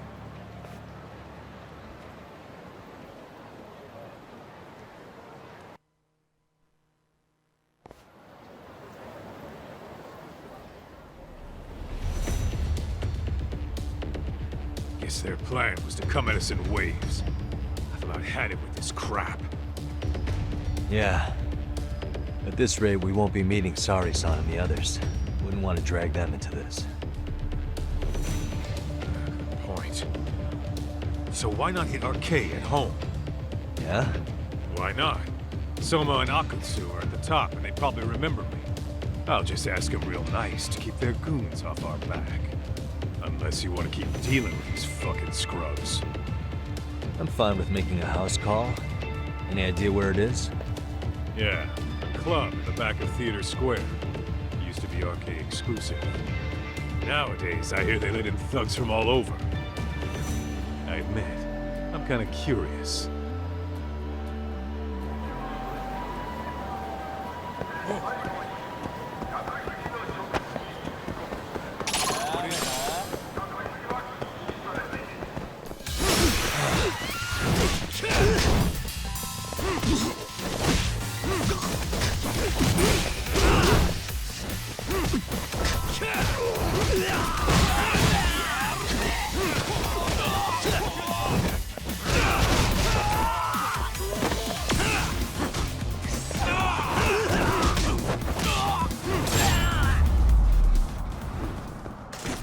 Really, guys?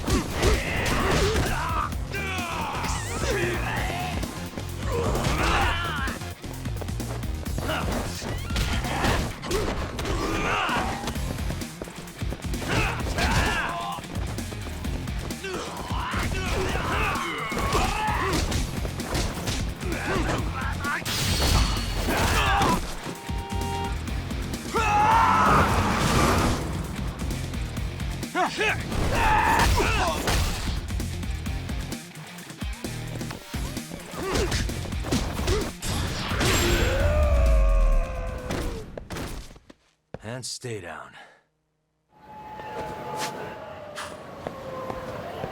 Let's roll, I need to...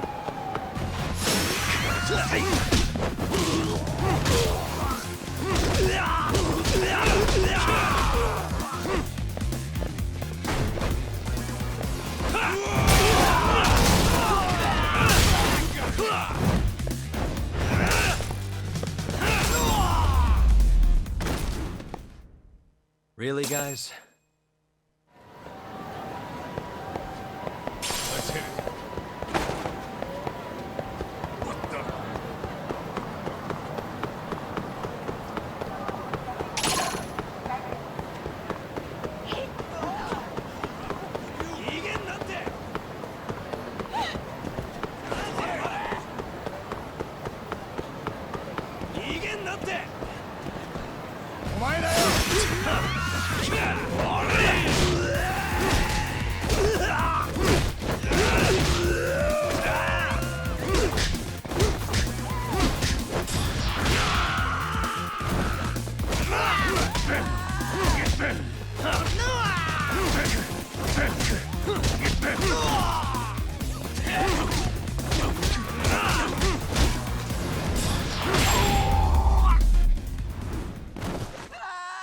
What a waste. I need to... Why is this always...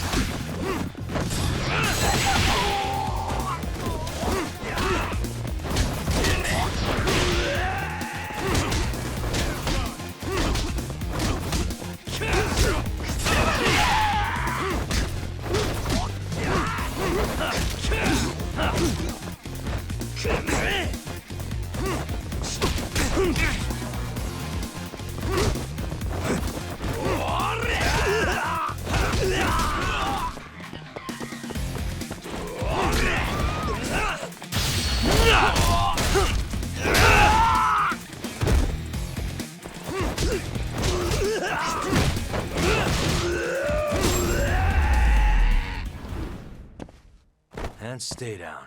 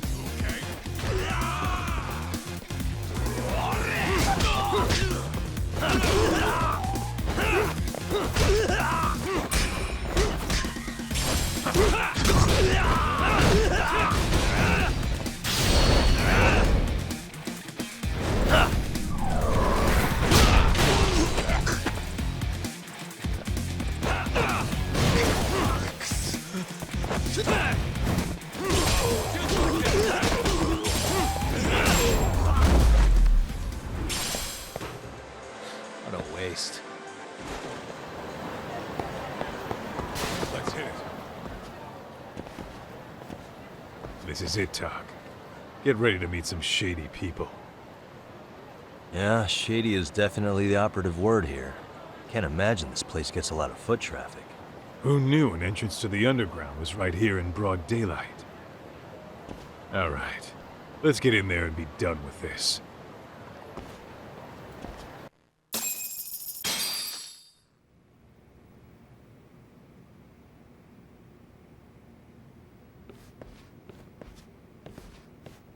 Hey, who the hell are you two? Got some invitations? The Yagami Detective Agency doesn't need any. Say, is Akutsu or Soma around? Detectives, huh? There a problem here? This is a public business, isn't it? About time you showed up. We've been expecting you. Nothing like running into an old friend. You want to talk to Akutsu-san, fine. But only Kaito gets in. Why? See, we all knew the Yakuza out in the cold would come around to us once the Tojo clan cleared out. Know what makes us such a hit? Who gives a shit? We got a system fleshed out. Your average gangbanger starts at rank F. But an ex-Yakuza, a Tojo head at that, fast-tracked right to B rank. Oh, and just for you, Kaito-san. The boss says he'll start you out at A. Yeah, I'm sure you've got your pick of the chumps. But I'm here to talk to a fucking adult man. So get stepping and take me to Akutsu. Spoken like a man with some balls. I can see why Akutsu's had his eye on you. What? So I really have to just wait in the lobby? You should thank your lucky stars you're not dead yet. I don't know about this, Kaito-san. What if you need backup? Relax, Doc. All I gotta do is talk man-to-man with Akutsu real quick, and we'll be out of here. You heard the man. Now come on. Well, if it's gonna be that quick, I'll just wait right here. Do whatever you want.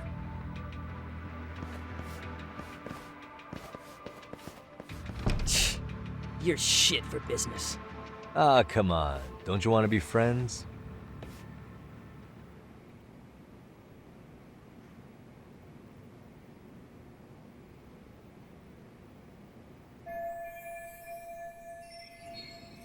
Hey, think I could use your restroom? There's one inside, right? Go shit on the cement for all I care. Restrooms are for guests only. So, you in arcade too? I take it business is good lately. Oh, hell yeah. Recruits are swarming in by the dozen. If you're looking for quick cash in Kamurocho, arcade's where it's at. Plenty of hotties, too. Wow. And all you do is fool around on your phone. Talk about living on Easy Street. Screw you. Hey, not my fault they don't loop you into the good jobs. Bet those only go to the A-rank guys. You must be, what, F? F minus? The fuck did you just say?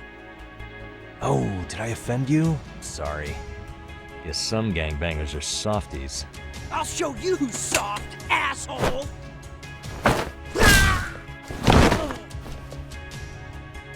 Sorry. Getting split up from my buddy does make me kind of an asshole.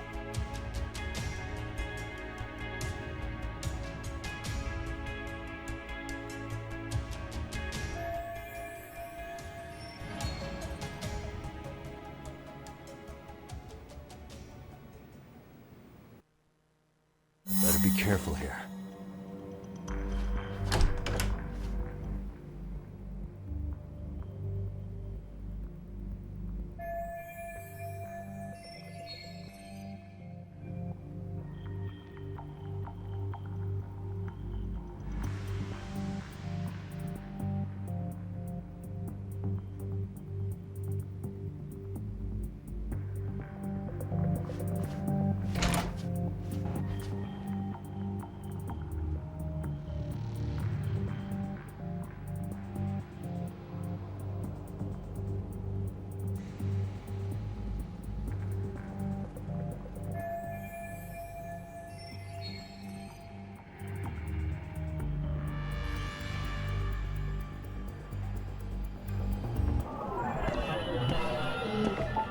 What the? Suspicious.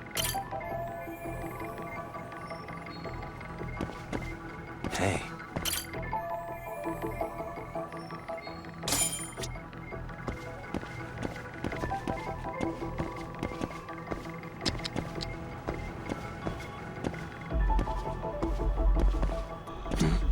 suspicious.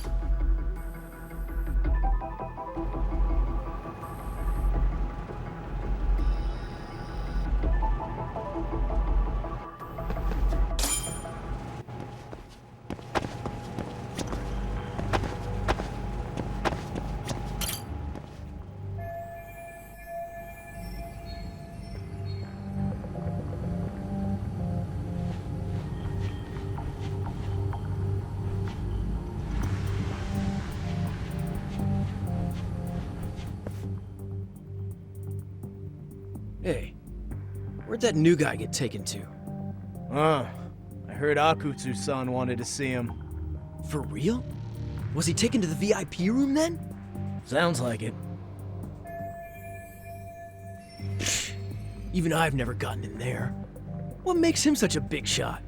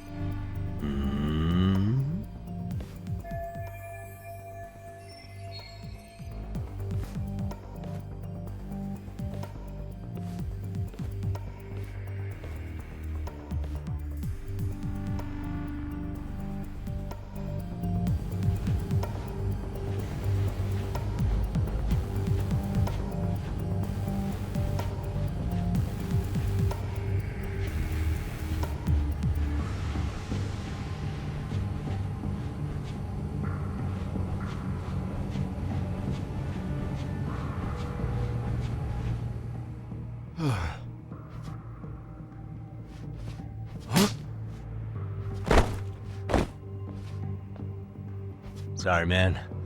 Take a quick breather.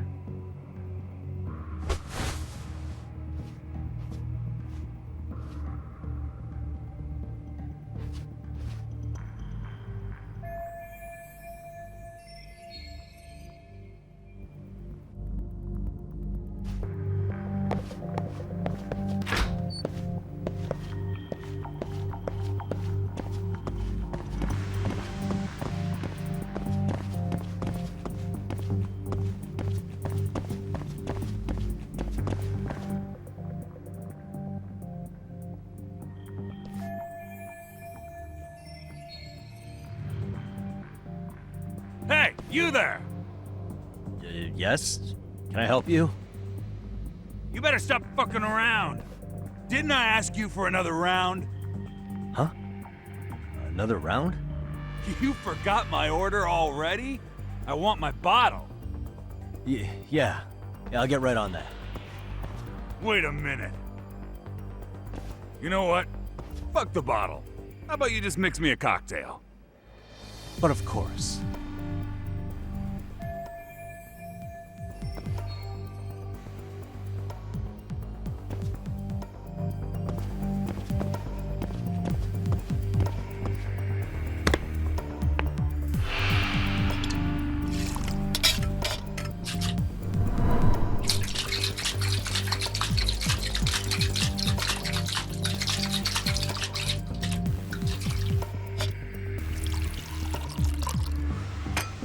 Here, sir.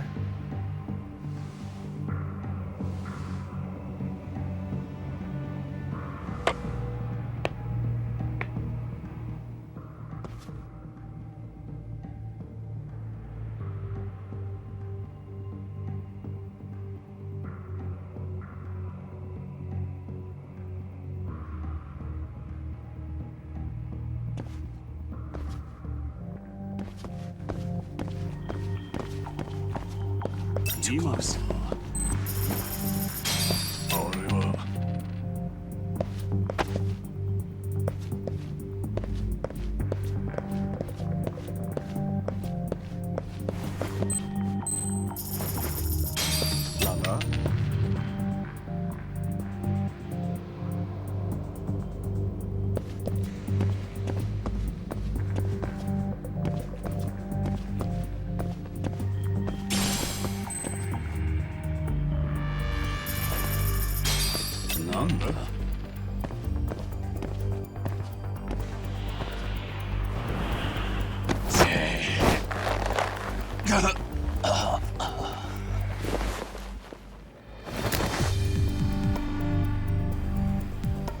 a nap, bud.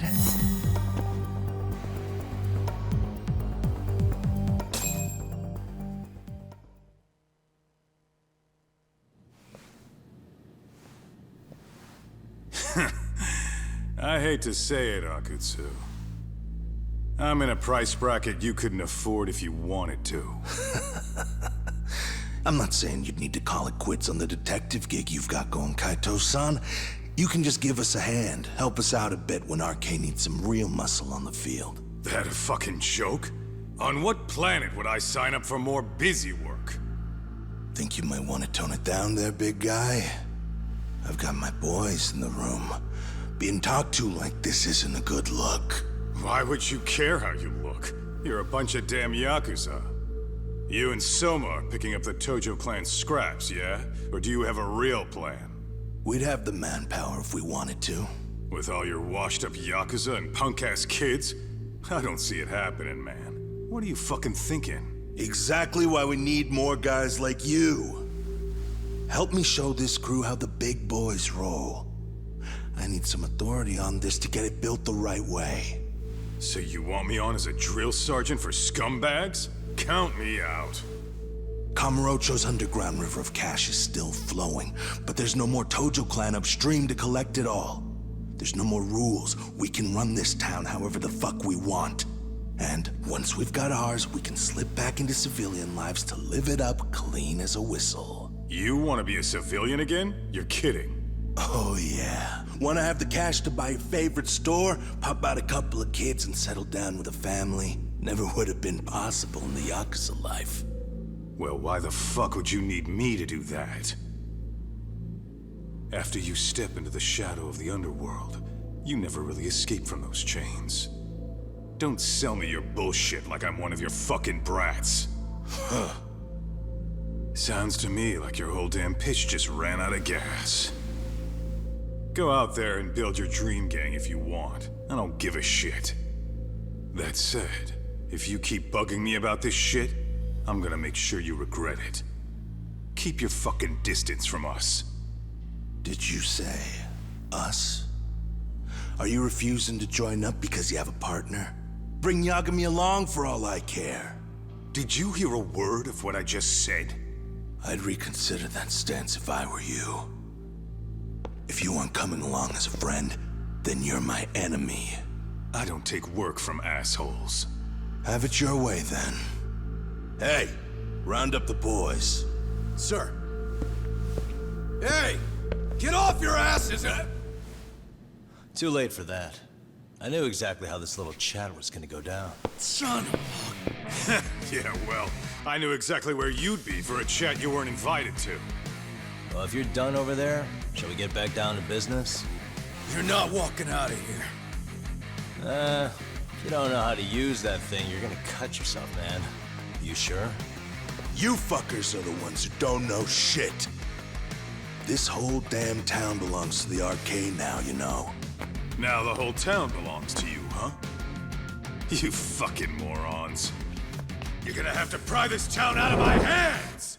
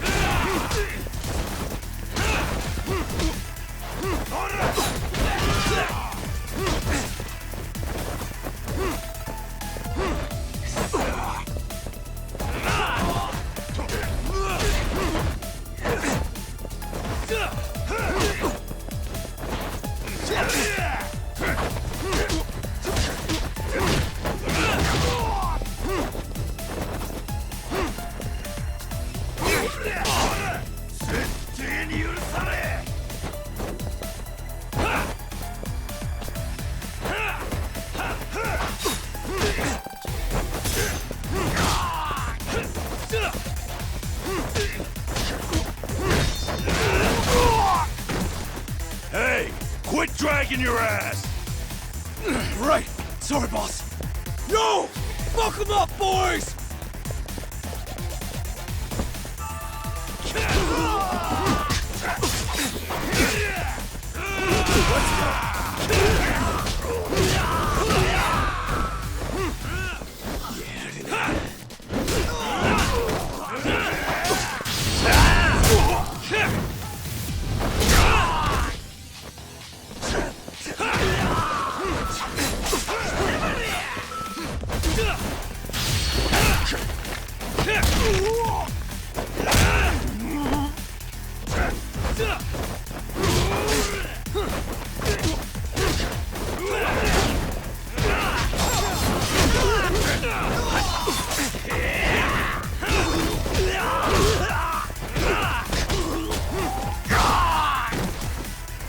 Dumbass, you down already?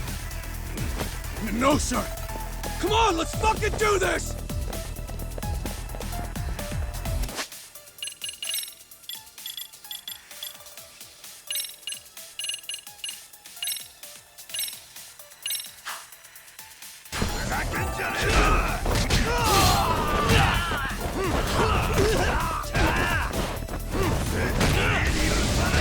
Let's do this.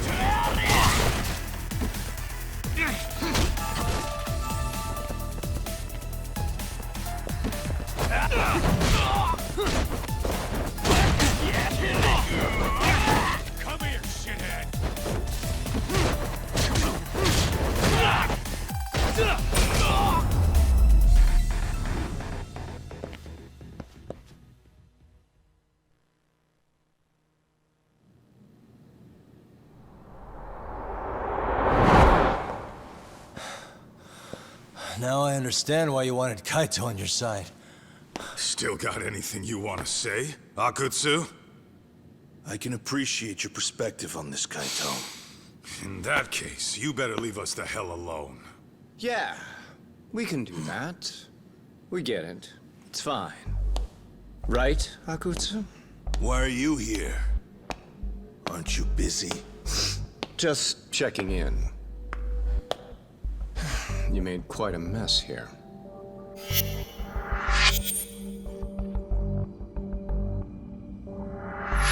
Tak meets Soma. He's the leader of the RK. Yeah, I kind of figured. You keep saying we, but I don't think you know what's going on. You just gonna waltz in here and bark orders? Kaito-san turned down your offer, didn't he? And the other guy is Yagami from his own detective agency. Before that, he was an accomplished lawyer. Now he's with Kaito-san independently. It's my job to be running HQ, though. You shouldn't roll up unannounced. I'm supposed to leave you to your own devices? I do have to check in, at least to show my face. Got a cold? It's a dust allergy, actually. Tough thing to live with. And I used to catch hell for it in the Yakuza. Quit that infernal sniffling, they'd say. Yeah, that couldn't have been easy, man. I bet they would beat the shit out of you if you didn't blow your nose. You know it. I do wish we'd had the time to work together, Kaito-san. You as well, Yagami-san. It may feel like we're a small-time outfit in the media term, but RK will grow. We'll show you. But in the meantime, we'll leave the two of you be. Does that work? Finally, some sense. Best of luck with the growth. As the leader here, you need brains and brawn.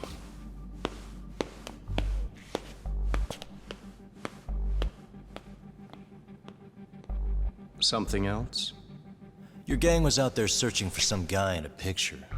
Oh, how'd that hunt end up turning out? He was some kind of girls' bar manager, wasn't he? It sounded like he'd disappeared from Kamurocho more than a few years back. You have any luck tracking him down?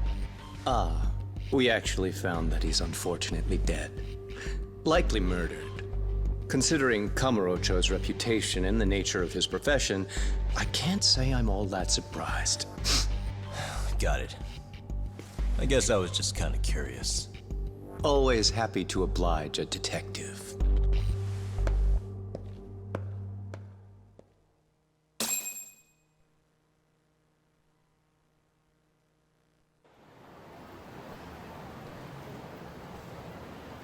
I guess we shouldn't have taken RK so lightly, even though they're new to the scene. Yeah. Supposedly Soma's the one who spearheaded the campaign to scoop up all the ex-Tojo.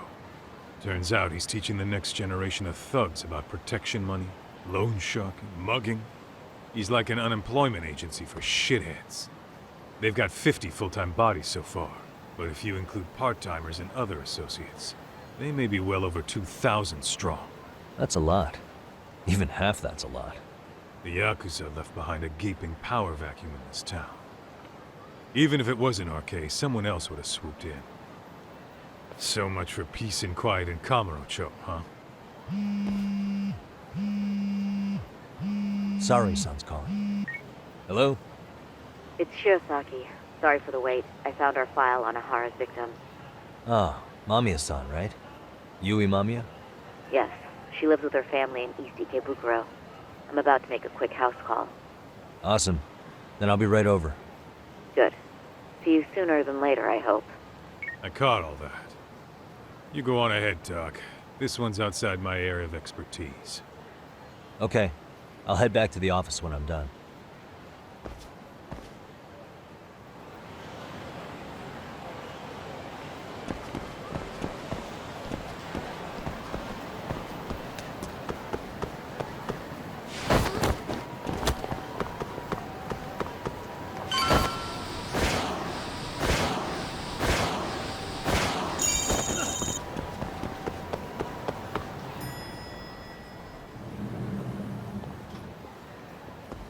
Oh, perfect timing, Yagami-san. And here I was about to go without you. Are you ready to visit Mamiya-san?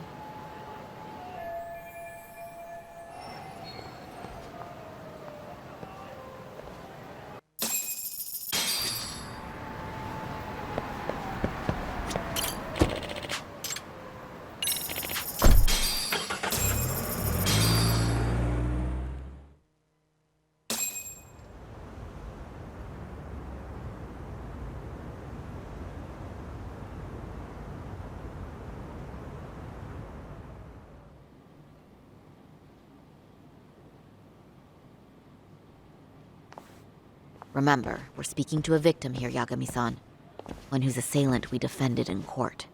If we had tried to make an appointment, she probably would have declined outright. Not sure showing up unannounced is much better, so let's just hope she's willing to talk. Yes, there's no way around it. It's a risk we had to take. Well, here goes nothing. Yes? I'm Shirosaki from the Genda Law Office, the attorney for Mr. Akihiro Ehara. You may remember me from the hearings. Why are you here? Don't you know it's rude to show up at someone's door uninvited? I understand, but we have a pressing matter that directly concerns you. If we could do this another way, we would. I apologize for any inconvenience. I'm sorry, but the trial's over and done with. You know I can legally turn you away. You're right, but I'm only asking a moment of your time. Please, would you mind? have time for this. I'm going to have to ask you to leave. Wait, before you do that. Sorry to butt in. I'm Yagami, a detective helping Saori here out. And?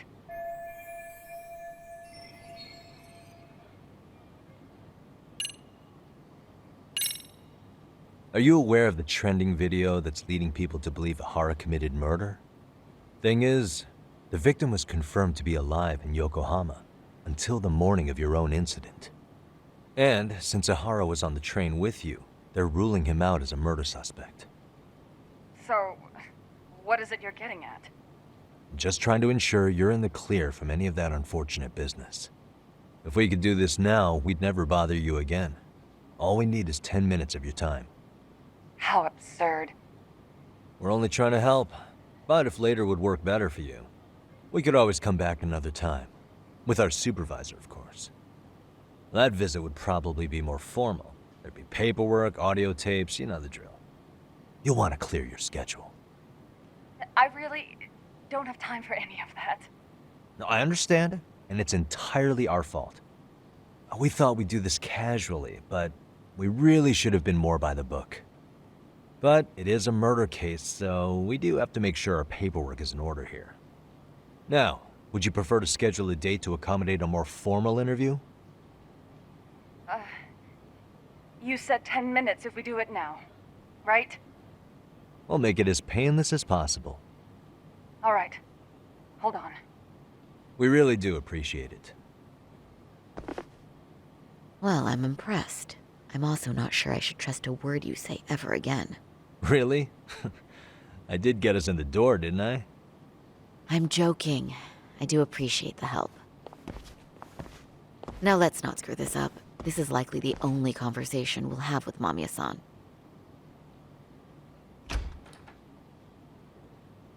Hello. Hi there. Hi. Again, we apologize for the intrusion. Let's just get this over with already.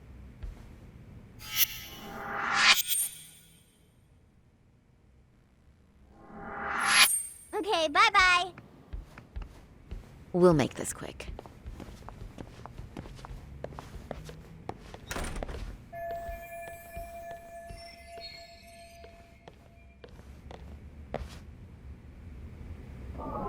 What the?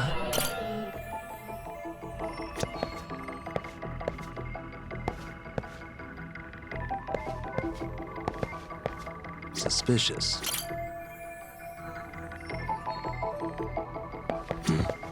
What the?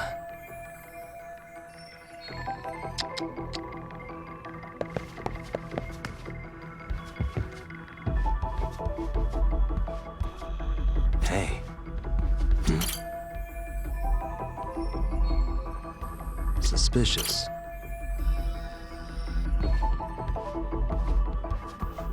Uh-huh.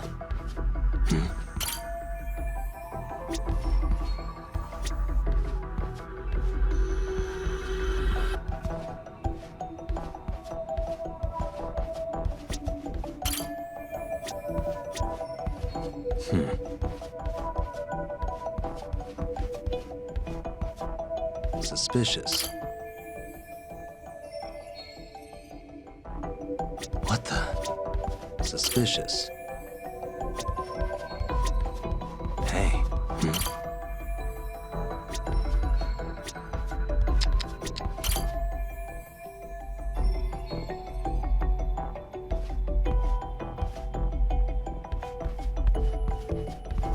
Hey. Suspicious.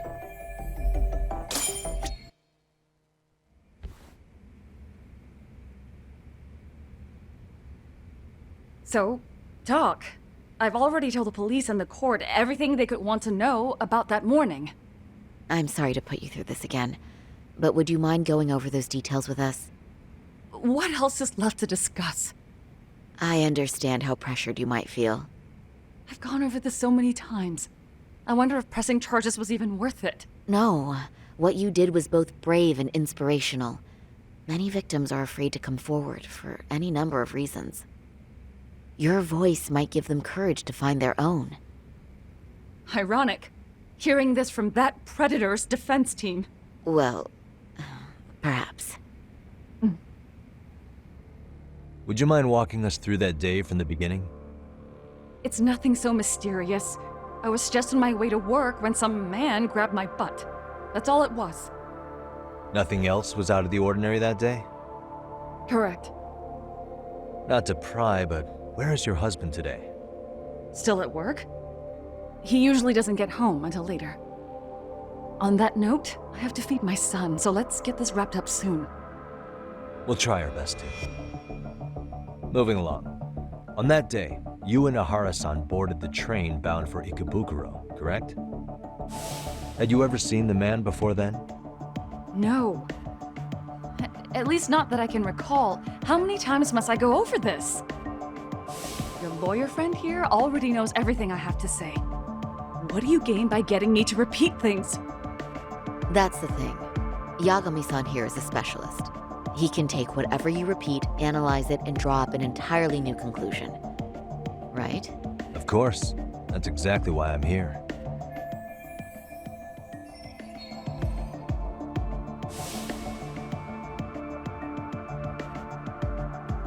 In the security footage as you stepped onto the train, it looks like Ehara-san stepped right behind you. Were you aware of his presence at this point? I was. It felt like someone kept pushing up against me with no sense of personal boundaries. I remember second-guessing myself at the time, thinking it was normal for the train to be that packed. Then the train took off while you were stuck in that situation. Yes. And then I felt the back of his hand against me. It kept getting worse from there, to the point where he went under my skirt.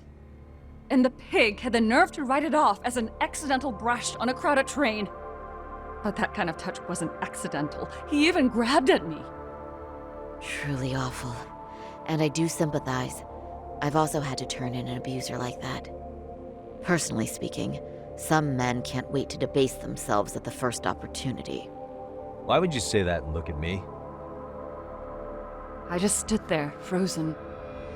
I couldn't see who was touching me. I had no idea what to do. I wanted to scream. But what if he just played it off? So I decided I would bear it till the next station. Are you okay, Mommy? I'm fine, sweetie. We're just having a bit of grown-up talk. Are you hungry? Uh-huh. Then go read your book and wait over there for Mommy. We're almost done.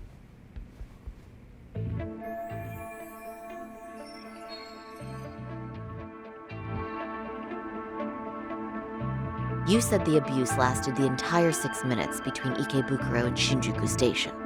Did you see the groper's face at any time during that span? No.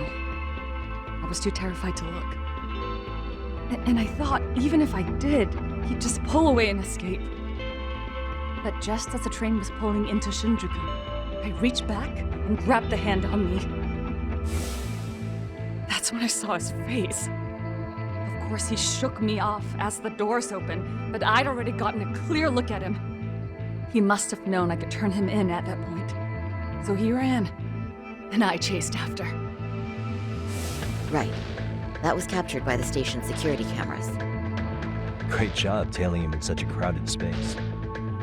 On that note, did you ever happen to lose sight of Ehara-san while running? His cap was pretty easy to spot, and no one else was bolting off the platform like that, so I never lost sight of him. At that point, I could feel my voice returning, so I just screamed, "That man grabbed me!" I'm glad there were good Samaritans nearby. For sure. And there were a lot of smartphones out, so I figured there was no way for him to get away with it. I was so relieved. I see. I think I've got the gist of it. But now we've got a piece of evidence that contradicts what you've told us. What do you mean?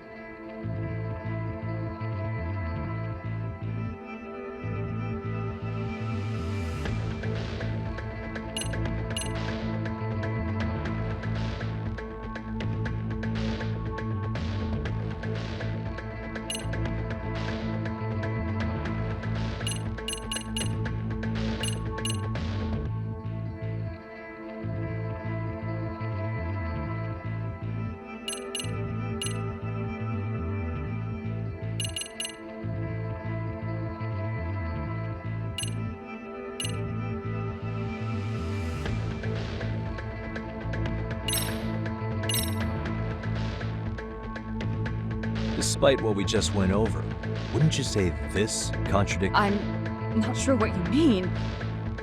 Did I say something odd? No. Oh, if you'll allow me to...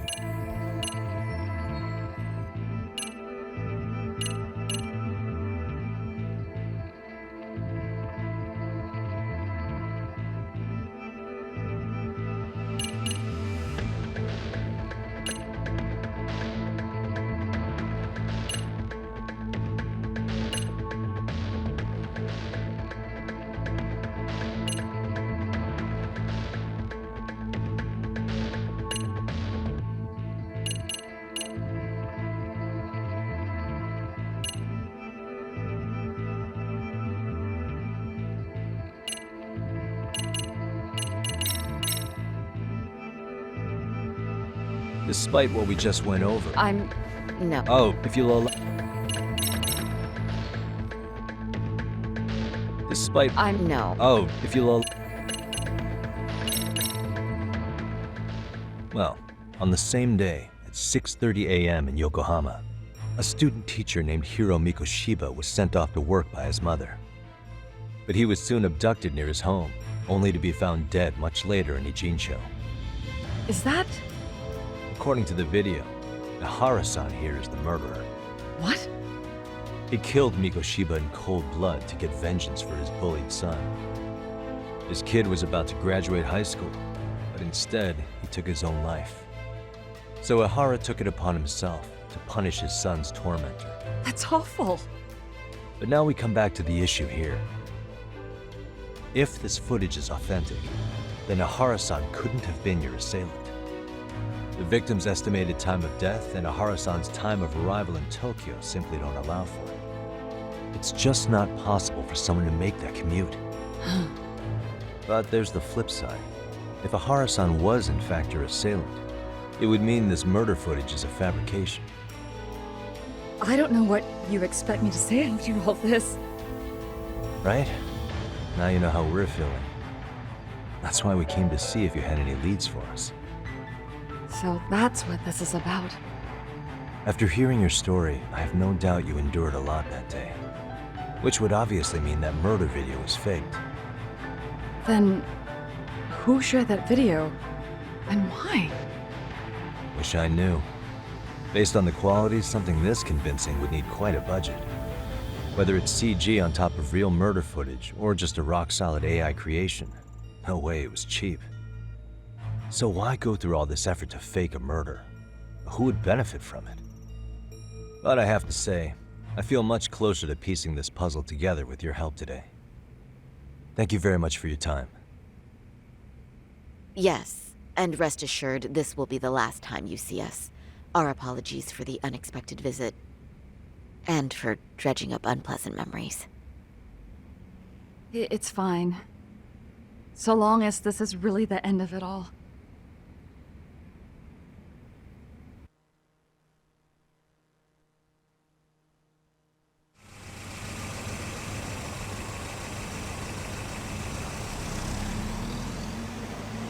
I'd like to report Mamiya-san's account to the rest of the team. Can I count on you to be there? Sure. Let me give Kaito-san a heads up. All right, then I'll see you there.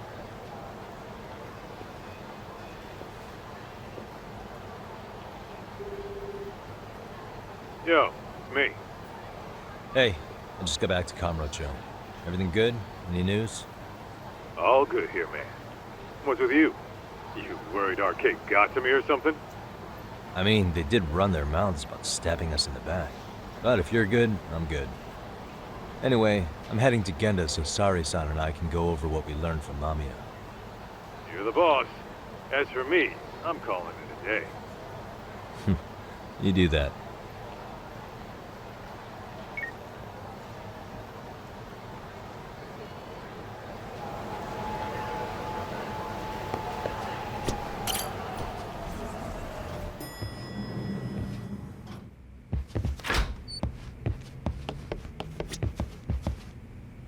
Are we ready, Yagami-san? Let's start with our visit to Mamiya-san, if that sounds reasonable to you. Yeah, let's start there. So, the victim's story is completely in line with her court testimony, huh? That's correct. There wasn't anything new to pick up. Unfortunately. In which case, should we look into the murder video instead? Like, figure out how they made it? Let's not get ahead of ourselves here. Whether that tape's fake or real, someone had to put it online, right? Do we have any theories on who that might be? Well, the footage showed enough of the surroundings to make the crime scene clear. As somebody who's been there, I can confirm that the blood splotches match what you see in the footage. Which means...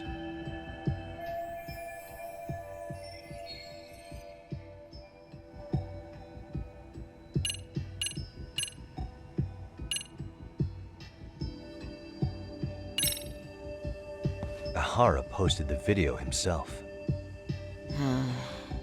Ehara's been under police or court surveillance for the past 2 months straight. Maybe he set it up as a delayed upload, where the video automatically got posted at a specific date and time. Did he really think that far ahead? Although, I guess it sounds more reasonable if he had acted alone. That's true. Let's come up with a simpler theory. The murderer's accomplices have to be the ones who posted it for him. Yeah, I can't see it any other way. I also agree with Yagami-san. But in that case, what would their motive be? Maybe they wanted to make a mockery of the police, or even the whole system. Huh? We know Ehara got himself convicted for groping, so he'd have an alibi for Mikoshiba's killing. But then, his conspirators turned it around by uploading the murder video online. Almost as if to say, look how he got away with it. I see. Yeah, that does make it sound like he's taunting them. That's well and good, but I'd like to shift gears. Let's talk about the actual fabrication of the video. How does one go about that?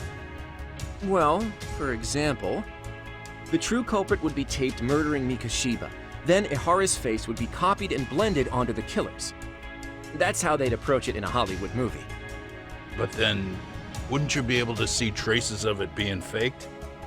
Tsukumo-san reported that he's found nothing of the sort in his analysis. We've been down this road before. If we take the stance that the footage is fabricated, we have absolutely nothing to work with. Then let's tackle this from the stance that the video's actually real. If that's the case, there has to be a flaw in the groping issue. I think we've collected enough evidence to find it too. So, what does this do for us? Once Ehara entered the Ikebukuro gates at 7:43 a.m. and stepped onto the platform, he was continuously monitored on camera. But if he really killed Mikoshiba at 7:30 like we saw, there's no way he could have reached Ikebukuro in time. That would mean the person in the footage isn't Ehara, but an impersonator. So that's not really him? Yeah. He's got the sunglasses and hat to help sell the disguise. Wait, if that's the case, after murdering Mikoshiba, wouldn't Ehara have to swap places with the stand-in sometime before being detained? But we didn't see any opportunity for that. Multiple cameras saw Ehara move right up to Mamiya-san as they board the train in Ikebukuro. And the onboard camera recorded them for the entire commute. Not only was the act caught on tape, but his failed escape from the scene was recorded as well. Ultimately, Ehara was pinned down before leaving Mamiya-san's sight, so she had an eye on him the whole time. Right. So the current belief is that Ehara was caught on camera the entire time he was at the station. But wait, that's not entirely accurate, is it? Huh?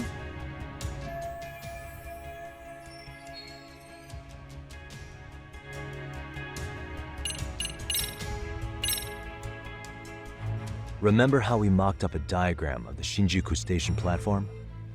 Yeah. Oh, wait! That's it! You could be onto something. There's a point where Ehara wasn't on camera at all. What is this point you speak of?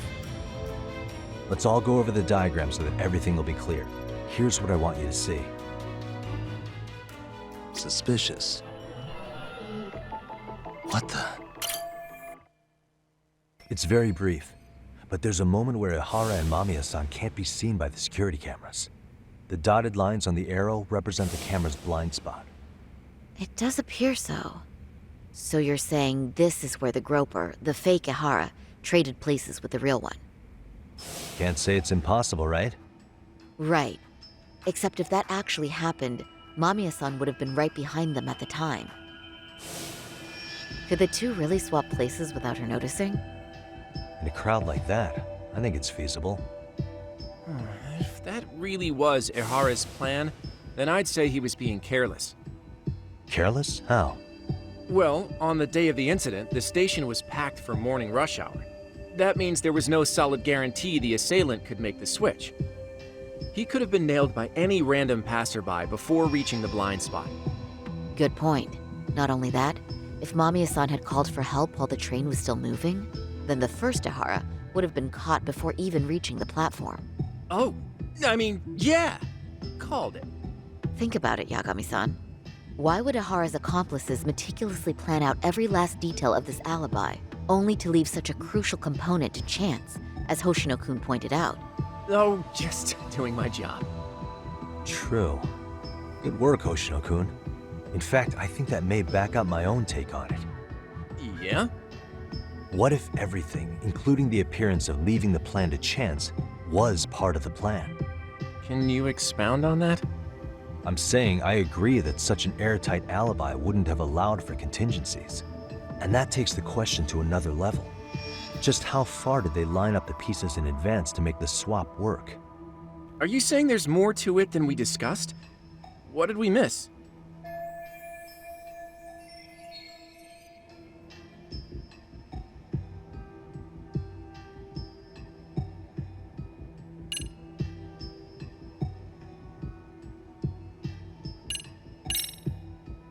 I know this won't go over well, but what if Mamiya was colluding with Ehara all along? Huh? Bear with me. Let's say Mamiya was in on this and knew about the imposter in advance. If that's the case, the swap could happen right in front of her and no one but the three of them would know. You're saying the victim of a groping conspired with her assailant beforehand? That's ridiculous! Let me just say, I'm only trying to work out how a swap like that would be guaranteed to work.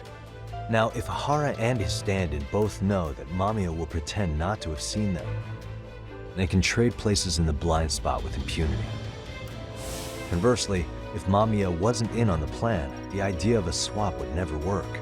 We can say with certainty that she would have seen the swap, so... She could have even called attention to the real Ehara the moment he stepped in. That way, the people around her would be focused on chasing the correct assailant.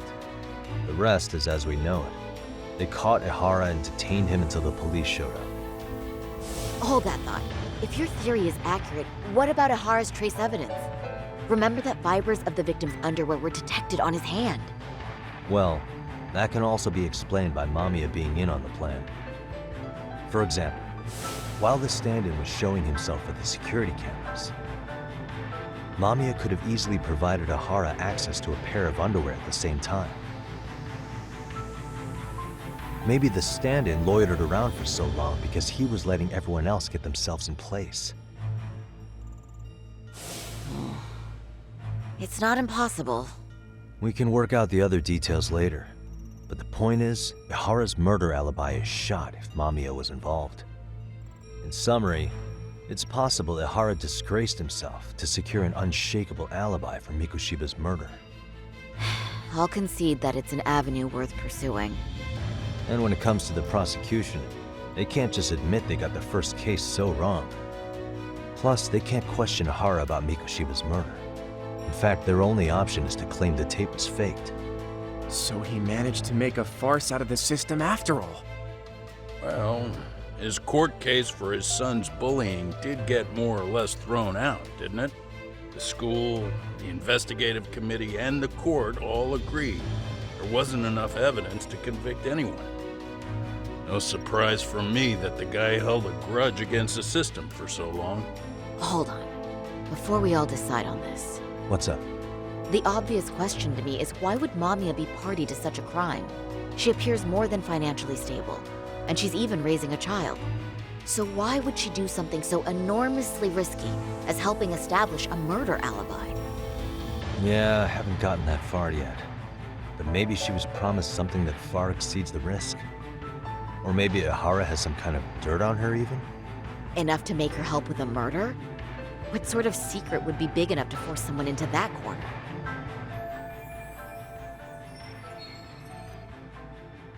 What info do we have on Mamiya anyway?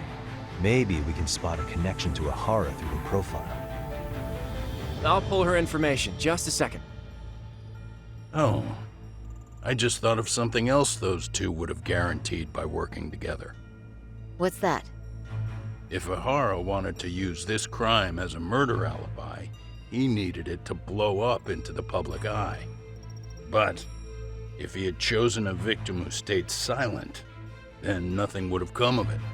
A solid plan would need to eliminate that variable, which means Mamiya being an accomplice was crucial to Ehara's success.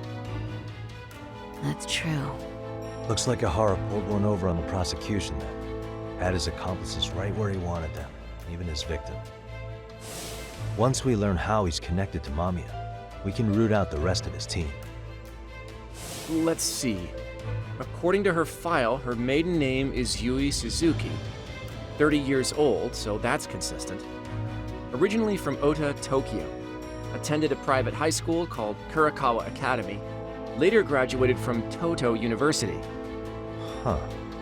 Met her husband on the job, apparently. Her husband, Taichi Mamiya, is an industrial designer at Techno Zeta Inc.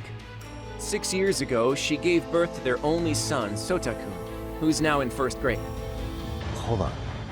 You said she went to Kurakawa Academy? I heard that name in Ijincho. If I recall correctly...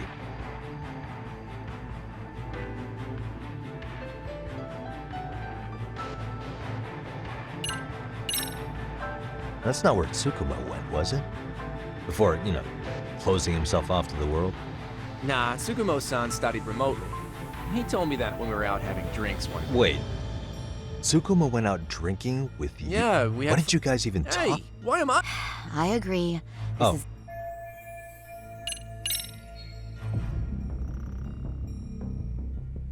When I went to scope out the murder scene, there were these 3 guys watching the detectives and me. They told us they were just checking things out, but they mentioned they're Kurakawa grads too. You have any ID on you? Will my license work? Akake-san, age 30. Akihiro, age 30. Mommy is 30 as well. What's that got to do with anything? Aren't we trying to find a connection between Mamiya and Ehara? I found the Kurakawa Academy website. Looks like they're pretty prestigious. It's in Tokyo, specifically in Ota. Pretty close to where Mamiya lived. Oh. What?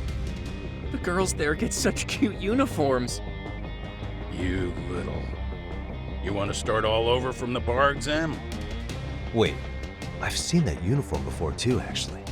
Where? On an old picture of a teacher at Seiryo High, Sawa-sensei. Ehara's son had confided in her. Is she actually a Kurakawa grad too? I don't know Sawa-sensei's exact age, but she could well be 30. Maybe all of them are even classmates. Could this mean they're actually linked? The victim and her up-to-now unrelated assailant? It's a tenuous link at best. Could fall apart any time. But no true detective alive would pass it up.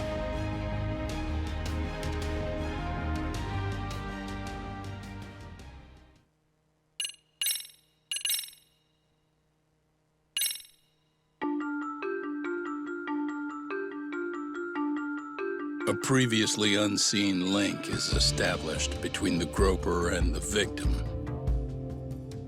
Charting out their relationship is akin to tracing a spider's web. But with each false thread ruled out, only the improbable truth remains. Ehara orchestrated the groping as a diversion, and by tarnishing his name, he secures both an alibi and his ultimate revenge.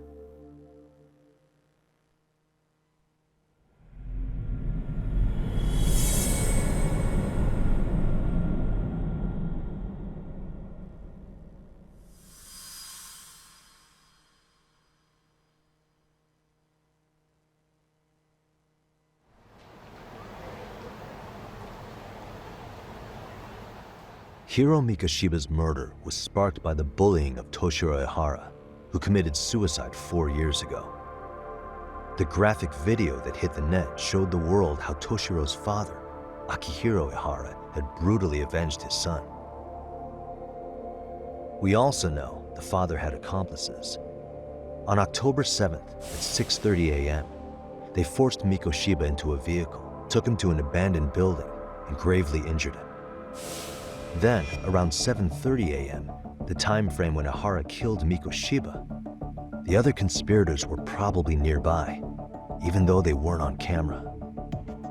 At the same time, 30 kilometers away at Ikebukuro Station, a man who looks like Ehara is caught on camera.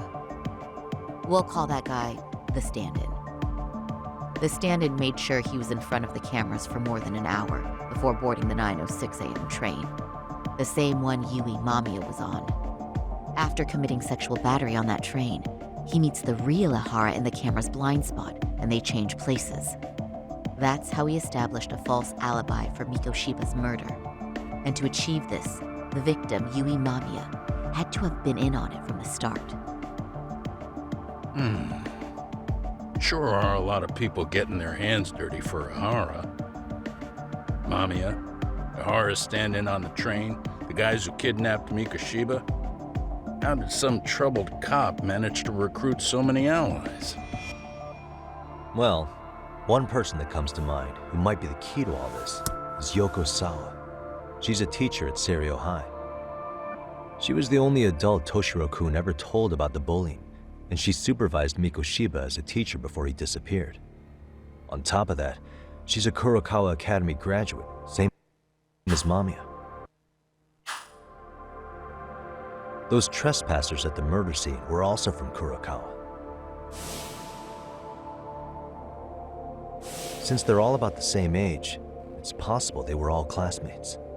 So you're saying these classmates are also Ehara's murder accomplices? If we consider Yoko Sawa the central link, that's very possible. We do know that as a teacher, she felt deep remorse for Toshiro-kun's suicide. Maybe she recruited her old classmates to help Ehara take his revenge. Yeah, best not to rule that out. Though I'm hoping that's not the case. Why is that? It's just, she's a really good teacher. She's passionate, responsible. She's always putting the students first. I know she regrets the past, that a student died on her watch. And now another of her students, Mikoshiba, is found murdered. So if it turns out she's involved in that, I doubt I'll be able to trust my own judge of character ever again. Yagami. I'm going back to Ijincho tomorrow. The plan is to bring up Mamiya's name to Sawa-sensei and see how she reacts. Until then, let's not jump to conclusions about her involvement. All right. Can I chime in real quick? I was looking into Kurokawa Academy and I stumbled across something that may be relevant. What's that? Well, it happened 13 years ago, but there was an attempted suicide. A third year jumped off the school's roof after being thoroughly humiliated.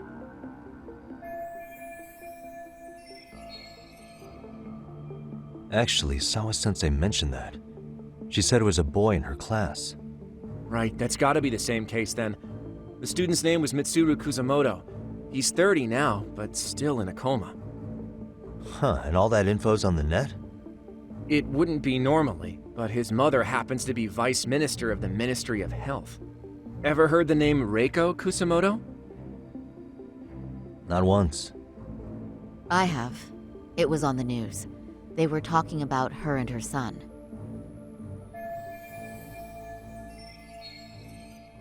Well, do you remember the uproar in the health ministry when Vice Minister Ichinose got arrested? Apparently, his successor couldn't contain the resulting chaos, which is when Kusamoto-san got tapped to lead. They couldn't afford another criminal scandal, so her promotion was out of the blue. She was a safe choice, a veteran with tenure and experience. Not to mention, her son's tragedy made people see her as a more sympathetic figure. Very popular. She's kind of a new generation heroine, so to speak. Huh. Is any of that relevant to the case at hand, though? Who knows? But Reiko Kusamoto and Ehara both have children who were bullying victims. I don't think that's a connection we can afford to overlook, if you ask me. Okay, so Kusamoto's son. What exactly happened to him? Let's see. He was bullied by a fellow third year at his school, Shinya Kawai. The records say he harassed Mitsuru-kun every day, in and out of school. Well, one time he even stuffed dirty rags in his mouth. That's so cruel. Yeah, and the teacher was a real piece of work. Apparently he knew, but he just smirked and said, "Don't overdo it." Oh, I remember now. The media pounced on that one hard. If they were classmates, then both Sawa-sensei and Mamiya would know about this. And maybe because they couldn't save Mitsuru-kun, their guilt left them open to Ehara's persuasion. But to prove that, we'll have to hear from them directly. I'll talk to Sawa-sensei first thing tomorrow. That'd be helpful. In the meantime, I'll be working on Ehara's appeal. It's clear they missed something important in the trial, since Ehara is apparently innocent of sexual battery. Being that he was out committing murder at the time. What started as a simple harassment case sure has blown up big.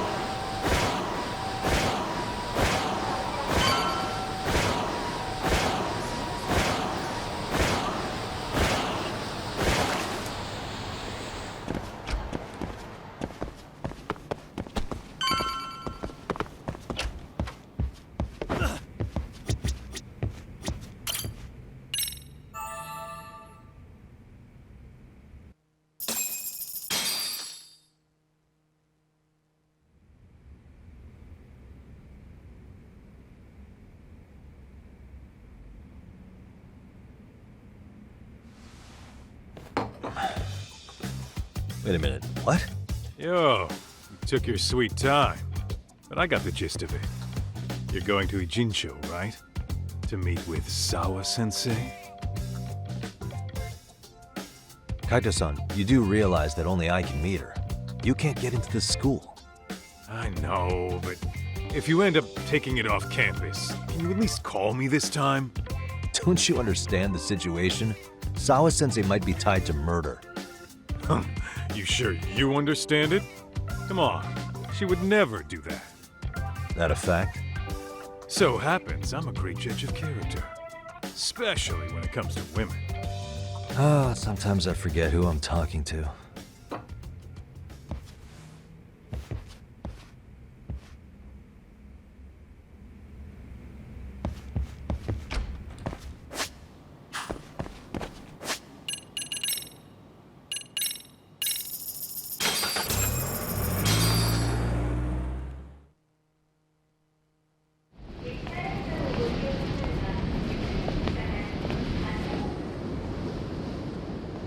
Well, first stop, it's gotta be Chinatown.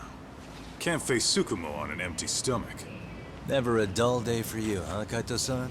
It's the selection, man. I've already worked out the math. I figure if I hit 4 or 5 places a day... What? What's up? Check that out. It's Akutsu. Kamurocho thugs are looking pretty out of place here. Yo! Akutsu! What are you fools doing in town? Hey! Don't ignore me! It's Kaito! Fancy seeing you here! I'm kinda busy here, man. Catch you later. What an asshole. Ijincho's a long way from home. And he's traveling with a small army. Would he have come all this way because of us? Nah, we just caught him totally off guard. He's not out here for us. Gotta be something else. But something's not right if they're just cruising around.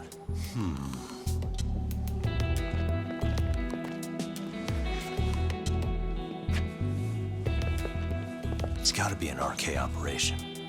He brought too many guys for it to be something more personal. Yeah. Kamurocho's streets can be tough. Maybe they gave up. Well, whatever they came out here to do, we ought to keep our noses the hell out of their business. But you better hustle. You're gonna be late for class. I'll catch you after school.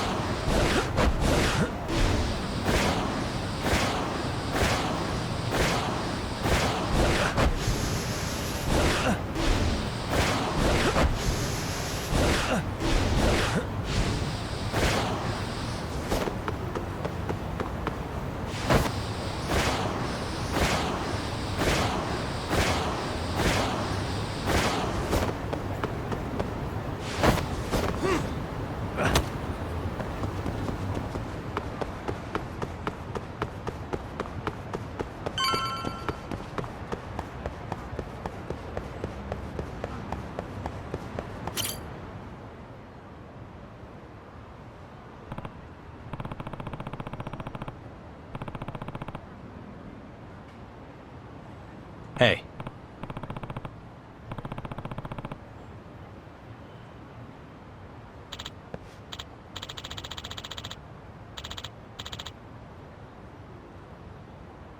Hmm?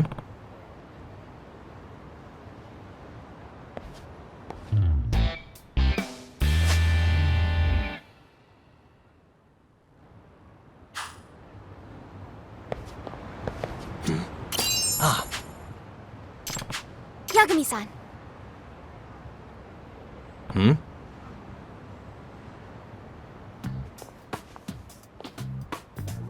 Amasawa.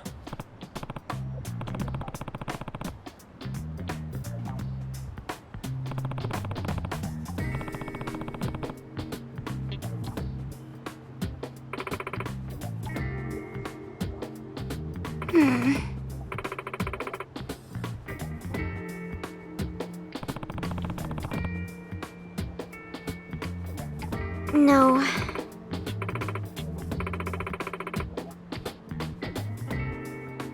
Huh.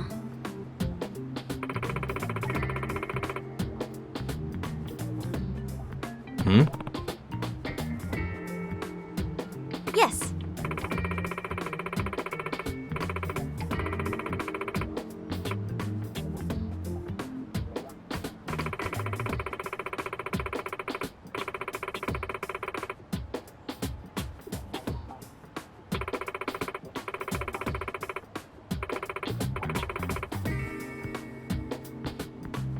Oh.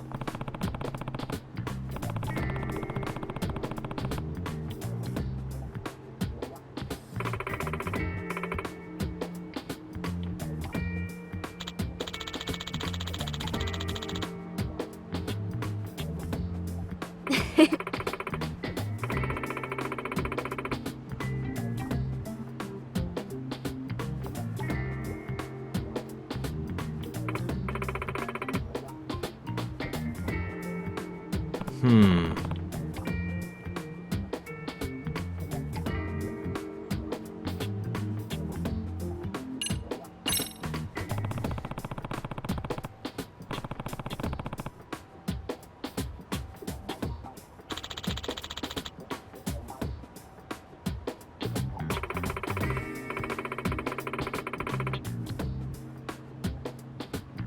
Huh?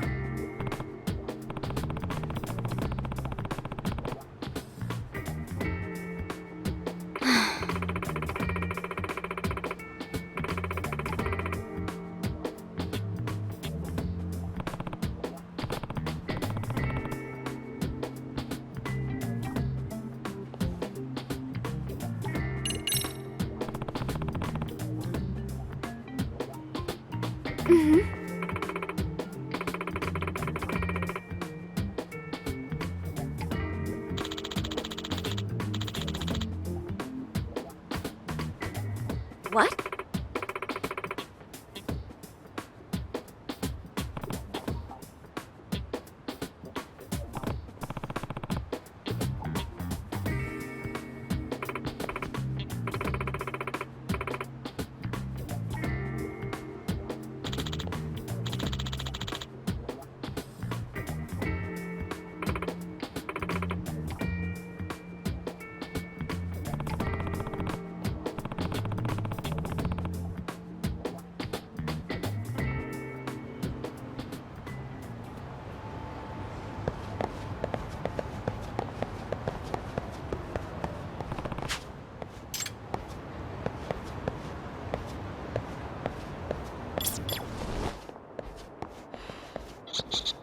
There it is.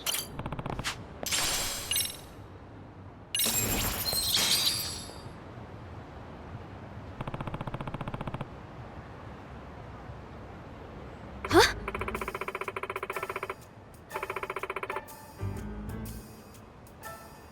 Yeah.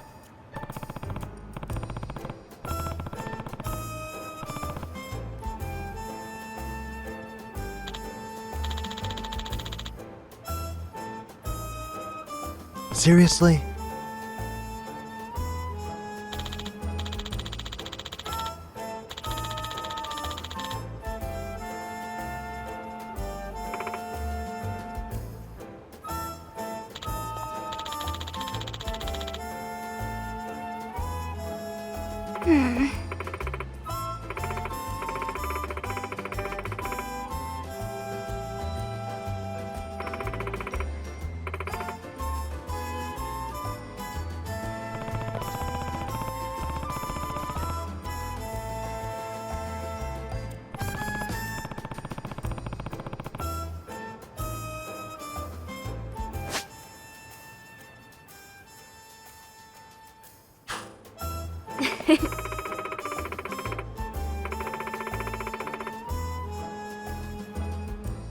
Yeah.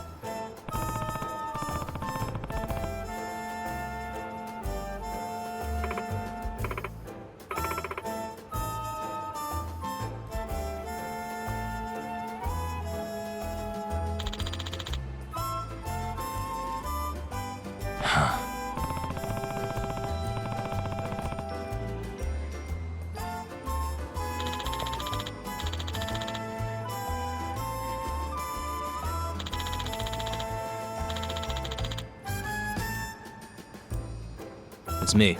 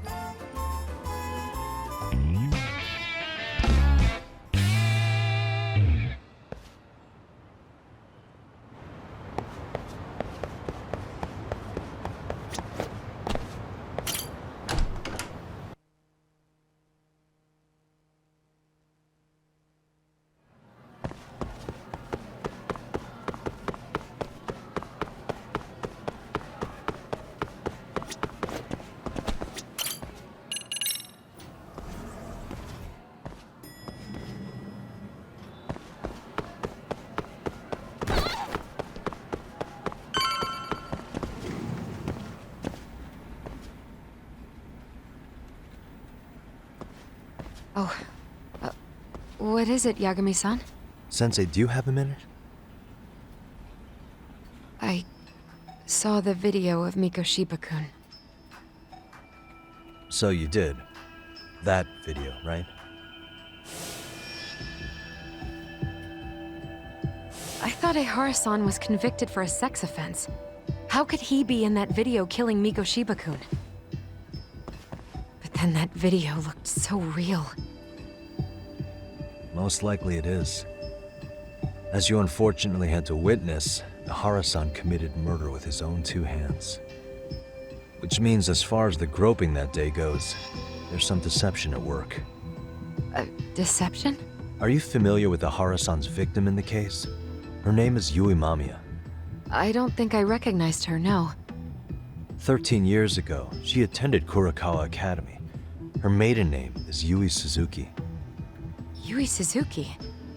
Just a minute. Are you saying she was the one Ehara-san groped? So you do know her then? Were you two classmates? We were, in our 3rd year of high school. I had a hunch. You didn't know she was the victim of that whole incident? I mean, it's just so hard to believe. Does this all seem like a wild coincidence to you then? Your old student's father gropes one of your high school classmates at a station with 3 million daily travelers. What are you implying? I'm saying your old friend Yui might be cooperating with Ehara-san, as in she only played the part of a victim. She might have even known it was all to hide a murder. What? But why? Why would she do that for him?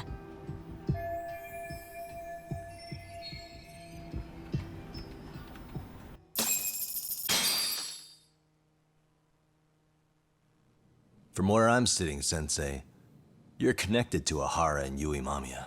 I just need your help figuring out what that connection is. Yagami-san, please. Are you implying I was some kind of liaison between them? Well, Sensei, what was your relationship with Yui Mamiya? Were you close? Or would you say classmates covers it? The two of us were never really that close. To be honest, I didn't really like the group of kids she hung out with. I guess you could say we didn't have the same interests. When was the last time you saw her? Did you have a high school reunion by any chance? They held a reunion around the time I graduated from college, but I didn't feel like going. That same class bullied a kid into jumping off the roof. So if that's the case, you haven't seen any of your classmates since you all graduated from Kurakawa? That's right. Okay then. The thing is, Ehara-san and Mamiya are connected. It is kind of loose, but it's there. They have one thing in common. What?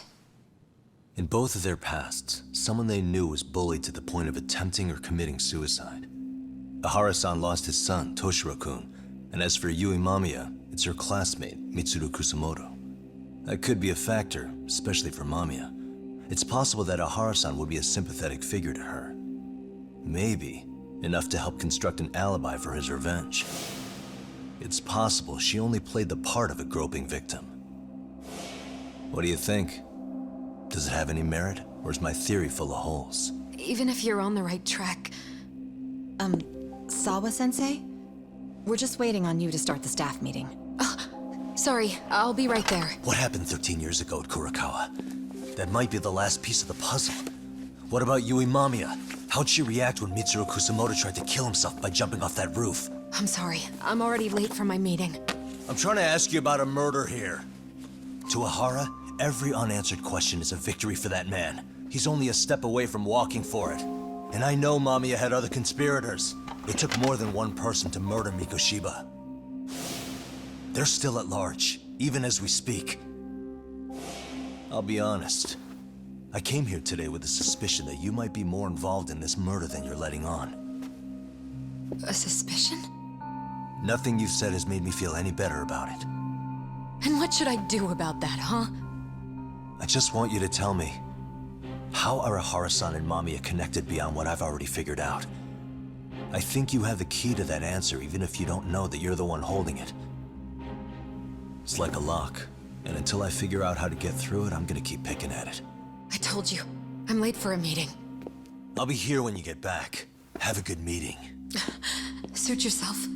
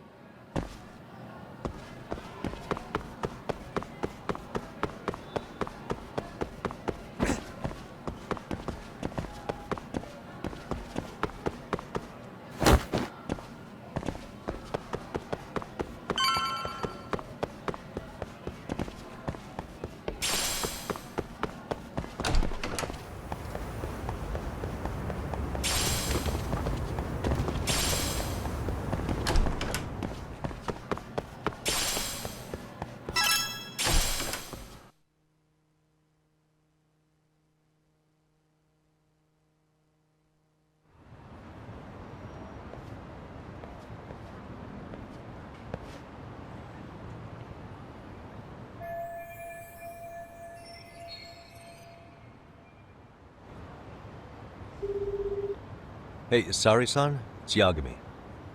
Hey, did you manage to talk to Sawa-sensei? Yeah, turns out she really was in Mamiya's class. And they were both aware of the suicide incident with their classmate. Good to know. While we're on the topic, Hoshino-kun got his hands on some new info. Let's hear it. The bully at Kurokawa High was named Shinya Kawai. He transferred out right after Mitsuru-kun jumped, as if he were running away. Once he came of age, it looks like he worked here in Kamurocho. Wow. You really can find a lot online. Yes, and to top it off, Kawai earned a reputation for talking about how he drove a classmate to suicide. Like he's proud of it. Maybe he thought he'd get a laugh in Kamurocho. Probably would. Kawai was more or less a Yakuza, though he never swore into it. I just sent you his picture. It was taken 5 years ago. What? This guy? You recognize him? Not too long ago, some RK punks came asking his whereabouts. Said he was a girls' bar manager who went missing. Yeah, it looks like he did work at a girls' bar. But we don't know which one. Okay, so the guy's definitely suspicious. What business would RK have with him? Do you know if they ever found him? No.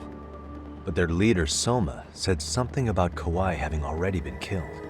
Like he just vanished from Kamurocho a few years ago, and that was it. Wait, he was killed? Uh-huh. Kinda gives me deja vu now that I think about it. Here you have Kawai and Mikoshiba, two known school bullies. And they both end up murder victims? That could be for a number of reasons. It's not rare for people to disappear in Kamurocho. Usually the trouble is money or women. Maybe that was the case for Kawai. Could be. Okay. We'll investigate Kawai a bit more on our end. With RK asking around, word on the street will be loud enough to hear.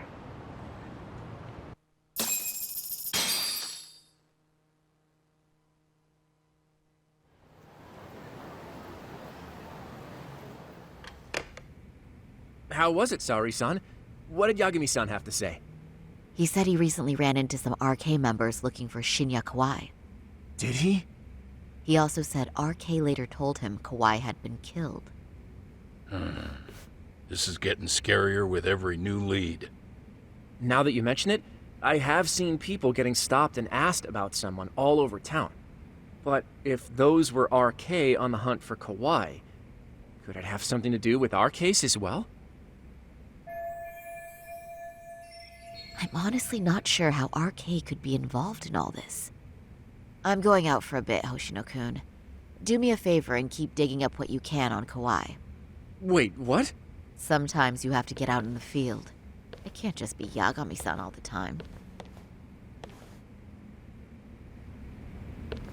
You don't mean you're going straight to RK for some answers? What else would I be doing? I need to know why they were looking for Kawai. Then I'm coming with. I can't just let you do that alone. Don't worry. It's still light out, and I plan on staying in the open. Besides, if I'm alone, they'll be more eager to talk. That may be, but still, I'll just call you about every 10 minutes then. For your safety. I find that rather unnecessary. You sure?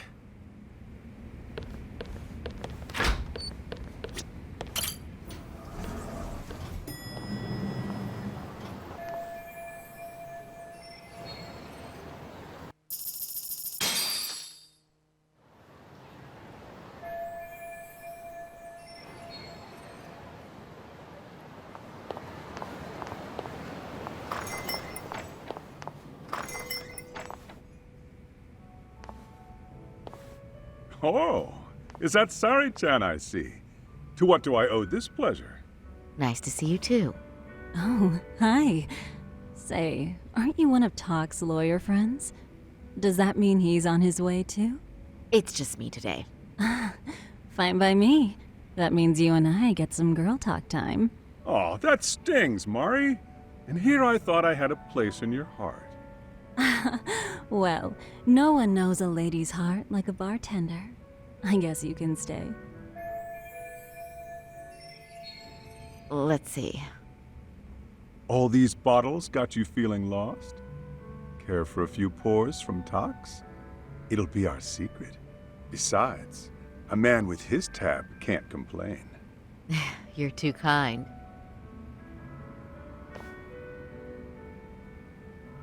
So I'm actually here to ask you, how can I set up a meeting with RK?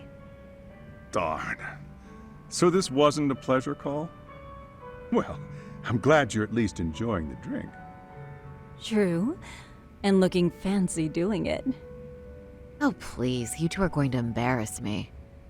My apologies. I suppose being surrounded by such beauties has a timeless appeal, even at my age. I'll second that. Masuda here is looking at least a year younger. Was that supposed to be a compliment? Of course. If you got any younger, you'd be much too handsome. What's a girl to say? And I'll second that.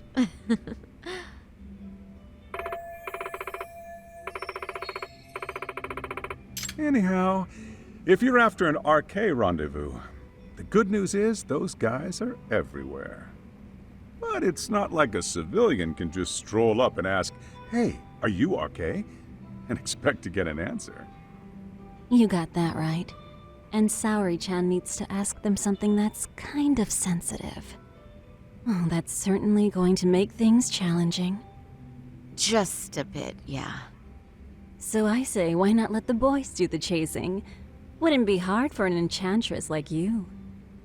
But honey, we need to do something about your look. Some nice clothes and a little makeup, and you'd be unstoppable. Finally, my turn to second something. I suppose I would need to look approachable. Tak told me once that if you ever felt like it, Saori-chan, you could put every hostess in Kamurocho to shame. I've gotta admit, I'm curious. Well, a good hawk hides her talons. You're saying I should dress like a hostess for this? Well, I'm sure there are other ways.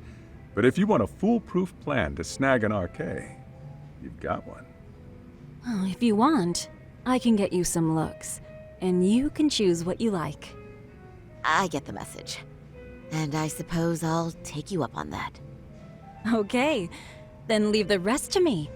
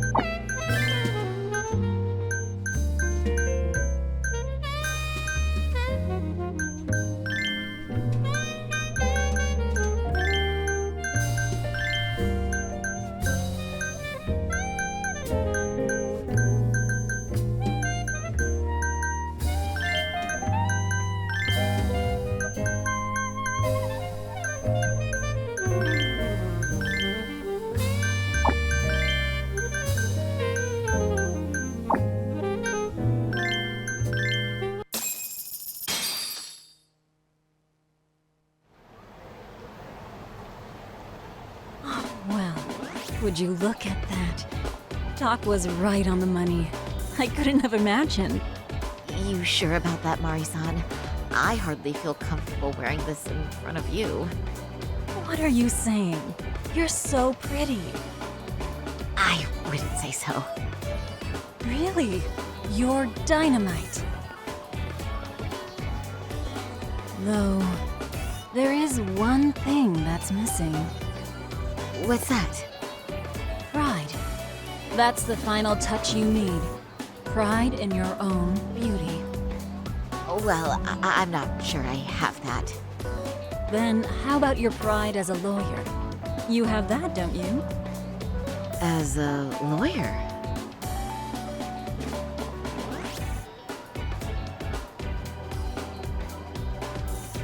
Yes, there it is. Go ahead and take a look.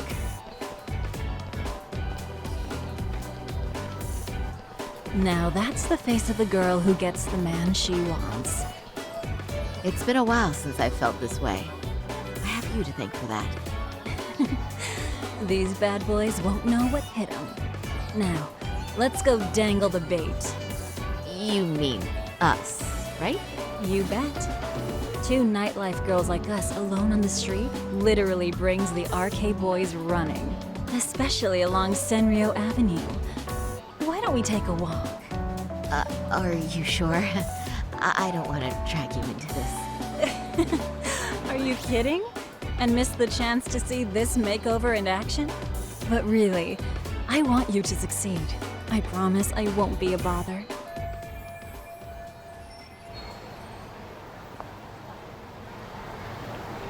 Whoops. What's happening?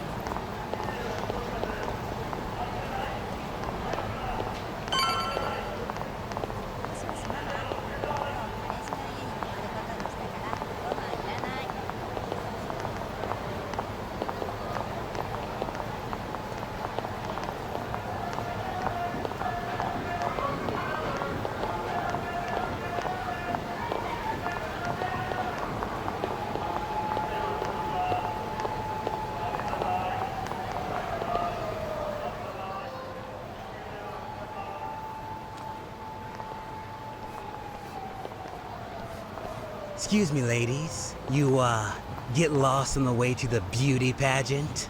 We're already out for a drink. Maybe heading to work somewhere in town? Oh, we're just two girls bar hopping by our lonesome. Isn't that right? Mm-hmm. Oh, in that case, why don't you roll with us? I know a great place. You could drink all you want. Wow, you guys loaded or something? We can throw them back, you know. You sure? Hell yeah! There's a place my buddy runs. He'll be thrilled to see some ladies like you.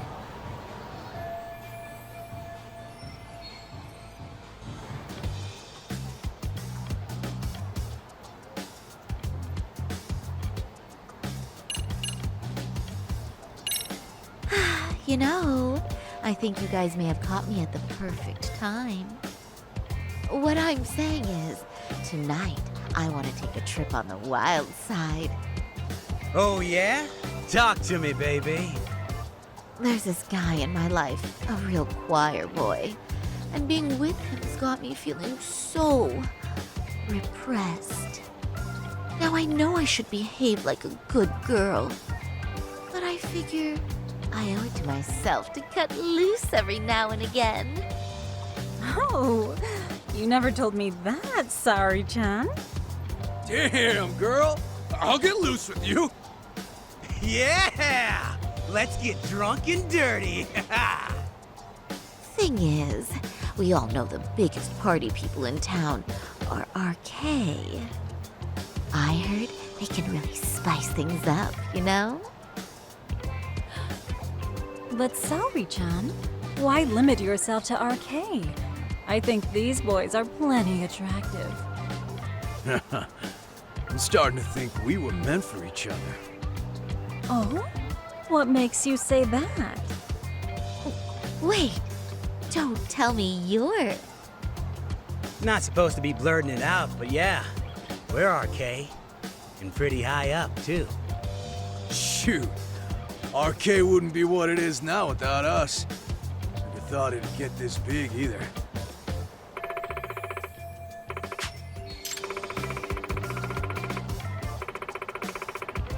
RK has Kamurocho pretty much wrapped around its finger now, huh? Just about. The time of the Yakuza laying down the law is over. All that respect and chivalry shit.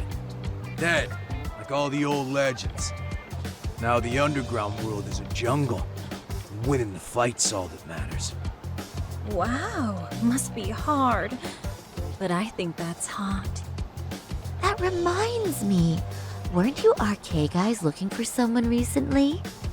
A man who disappeared a few years ago?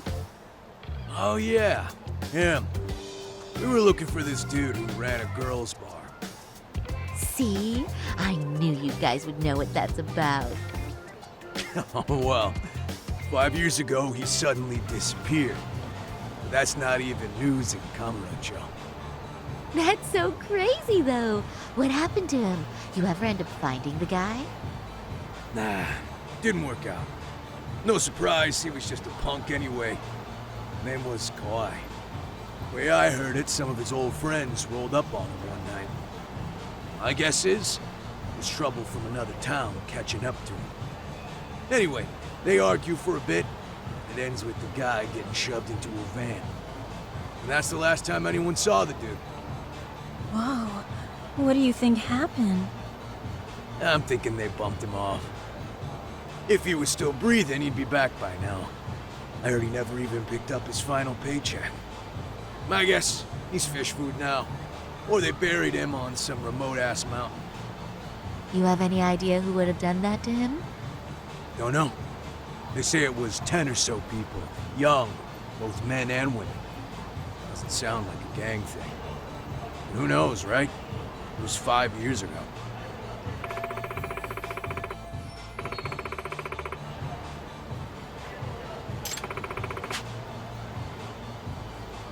But if you heard all that, there must have been witnesses, right? So you're saying someone actually saw him get shoved in a van? Yep. Some chick working at his bar saw it all go down. At least that's what we heard from a guy who heard it from that chick. Where is this bar anyway? You mean some random dive bar half a decade ago? Who the hell knows?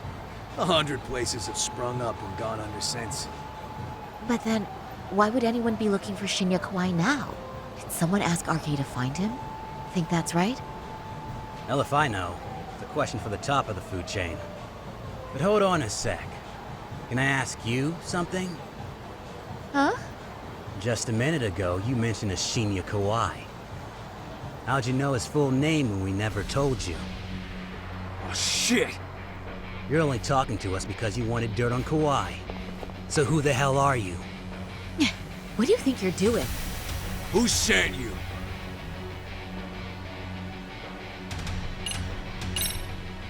No one. I'm just an arcade pen girl. Don't jump to conclusions. So, could you stop? Really? Damn, my bad.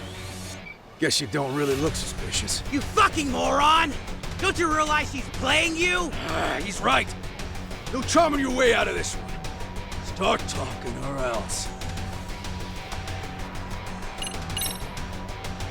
I wouldn't even give you my name. Now let go. Threats and violence aren't going to work on me. Oh, what have we here? Got ourselves a bad bitch all of a sudden. Too bad she can't keep her hand from shaking. That's just the excitement talking. Big talk for a chick dressed to the nines to get info. Huh? Sorry, Chan? Yeah. Don't even try to fuck with us, lady! Sorry, Chan! Huh? What the? Beat it, punk. Higashi-san! Asshole!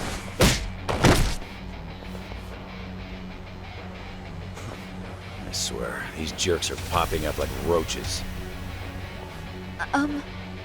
No thanks needed. Just be careful on your own, especially when you're beautiful. Thank you so much, Higashi-san. I just said you don't... Wait, how'd you know my name?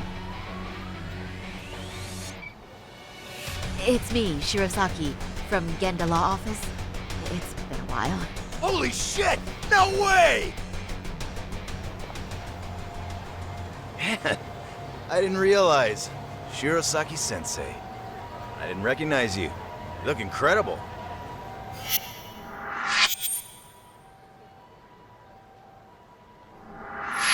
You're the one who is incredible. This is all my fault. I was the one who put Mari-san in danger. You really saved us. Young, strong, handsome. That's 3 out of 3 for me. Those guys were RK. Town's practically overrun with them these days.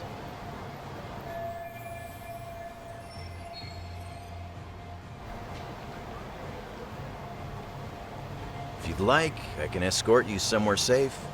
I got nothing but time on my hands. Oh, you don't say. Perfect.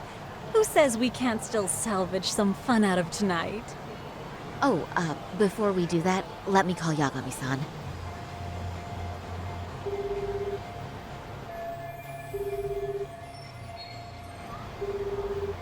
Yagami's still a jackass, I see. When Shirosaki-sensei calls, you pick up in 2 rings. It is strange that he's not picking up. I'll try again.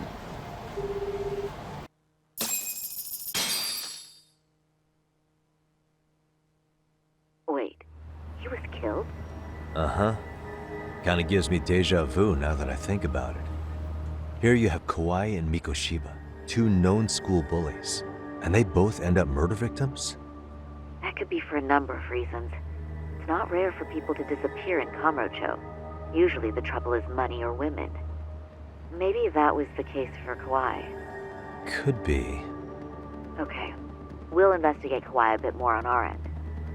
With RK asking around, word on the street will be loud enough to hear. Alright, thanks.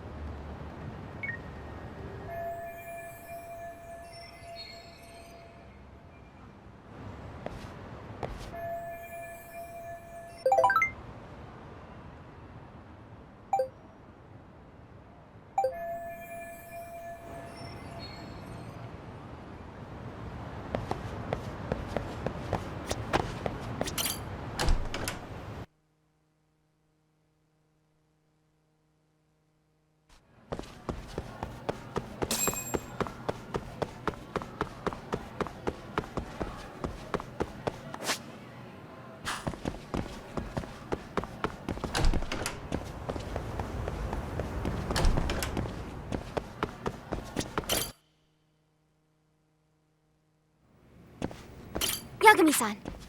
Amasawa.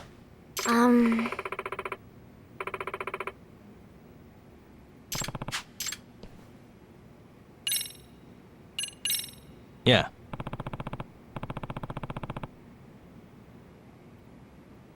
Thank you very much.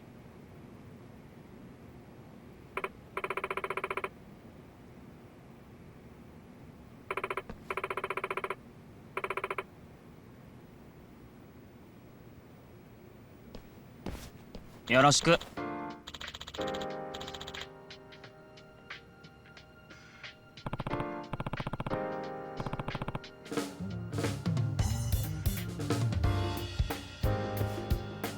Hey.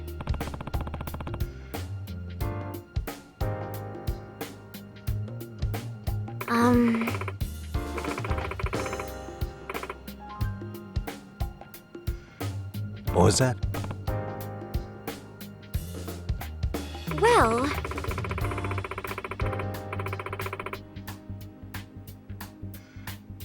So.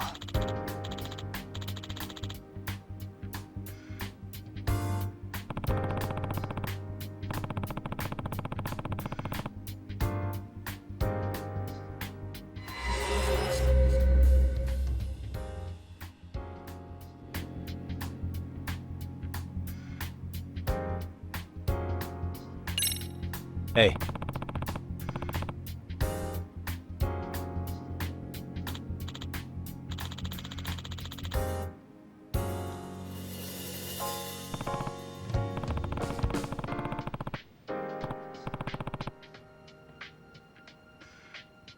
Yes.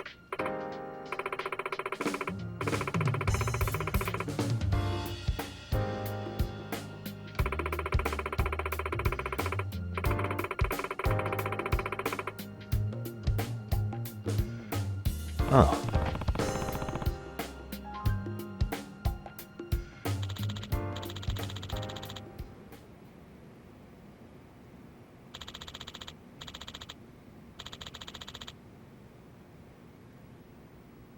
Hmm?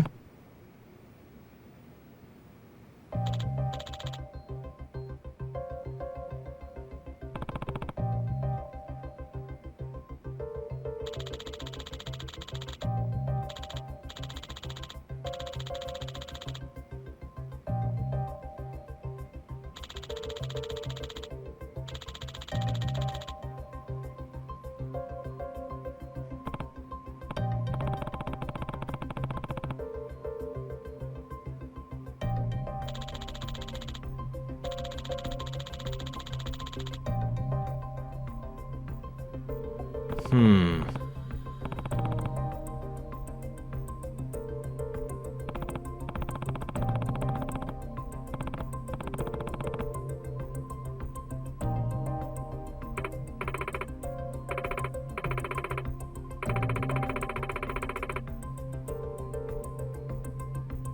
Well...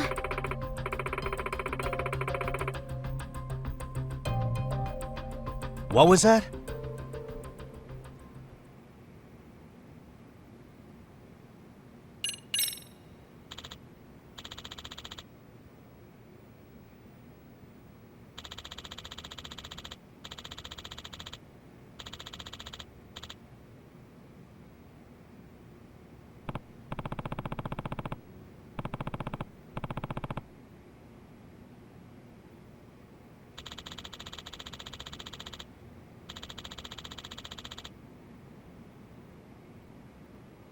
Hmm.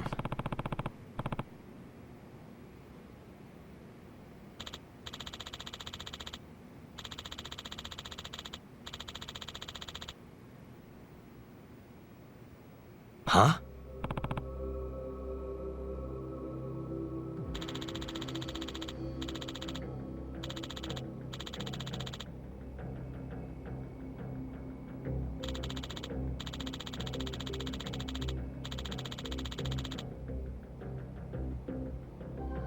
Does that mean... Yeah.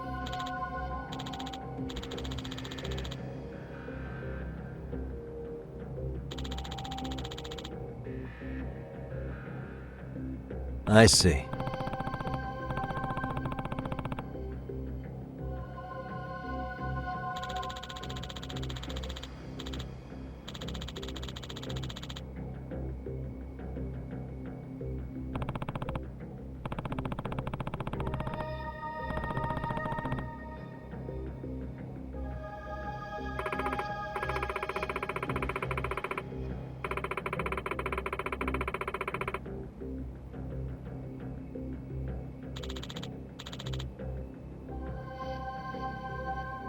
Hmm.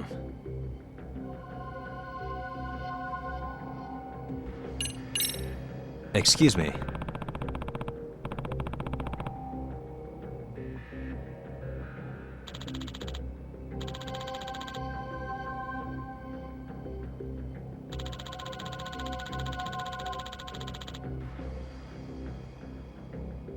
What?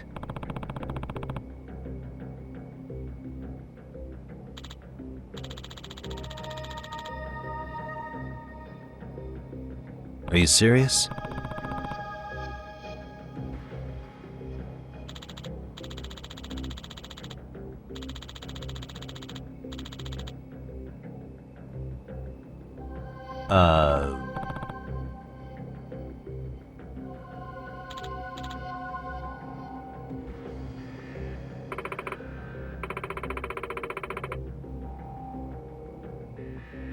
Huh?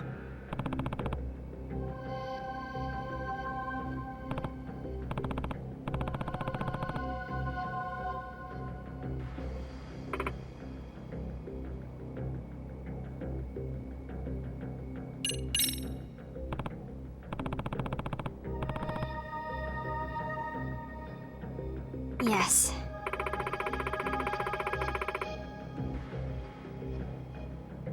Hmm? Well...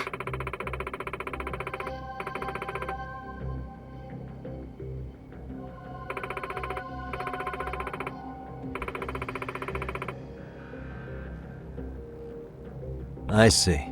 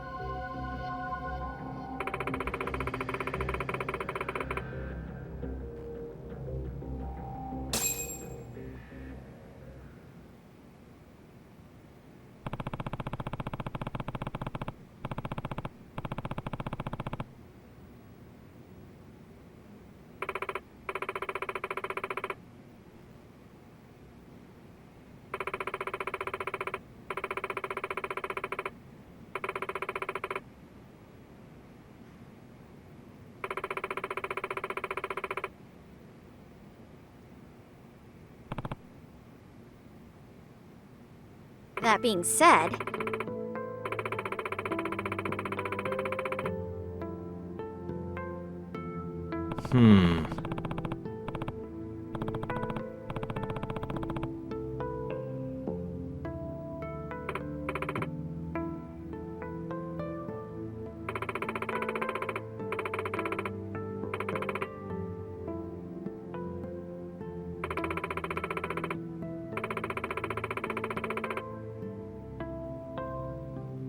What?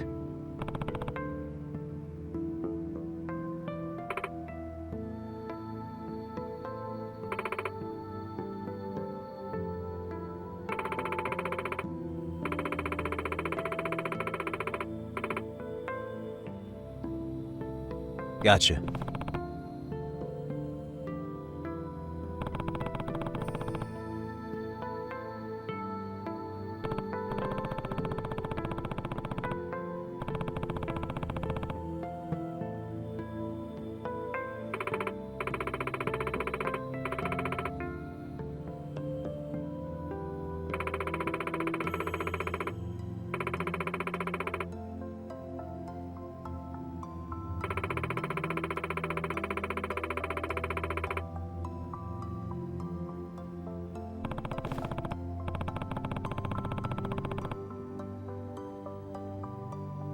Yes.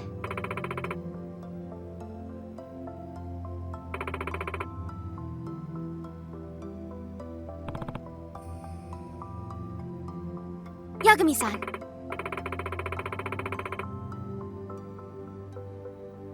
Yeah.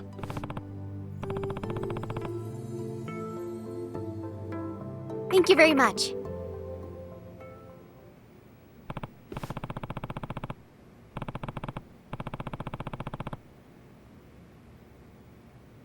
Yes.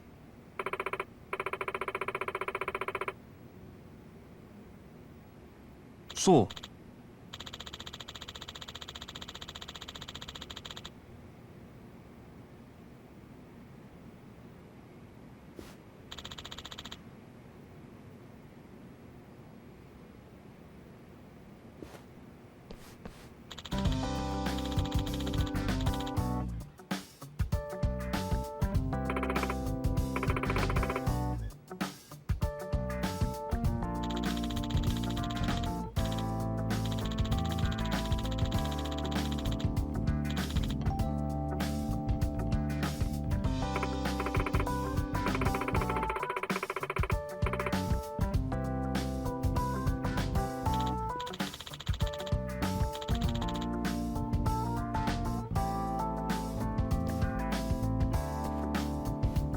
Yagami-san.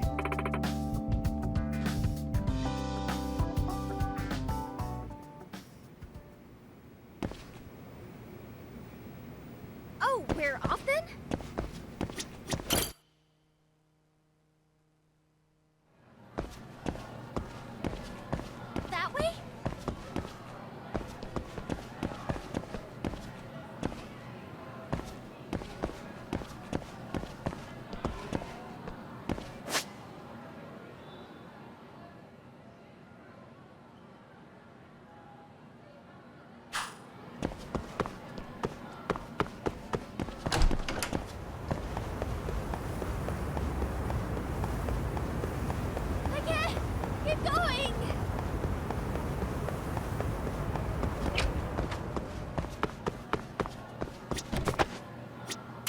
らっしゃいませ。ありがとうございます。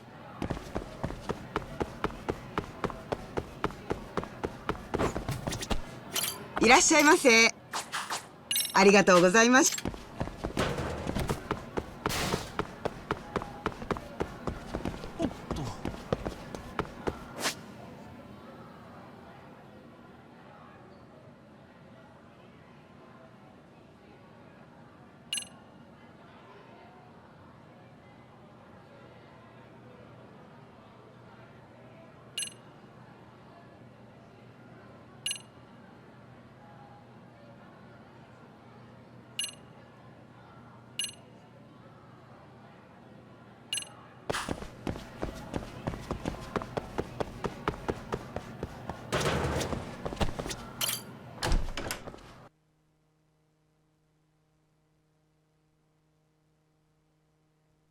Yagami-san, would you say that you tail people often?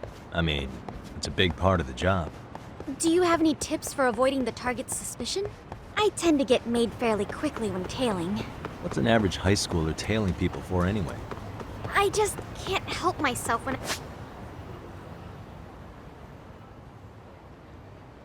I pick up a lead. Kinda dangerous when you don't know your target, don't you think? But in the end, isn't it worth it if I can prevent an incident? No. Not if it's something that puts your own life at risk. I somehow hadn't considered that. That way?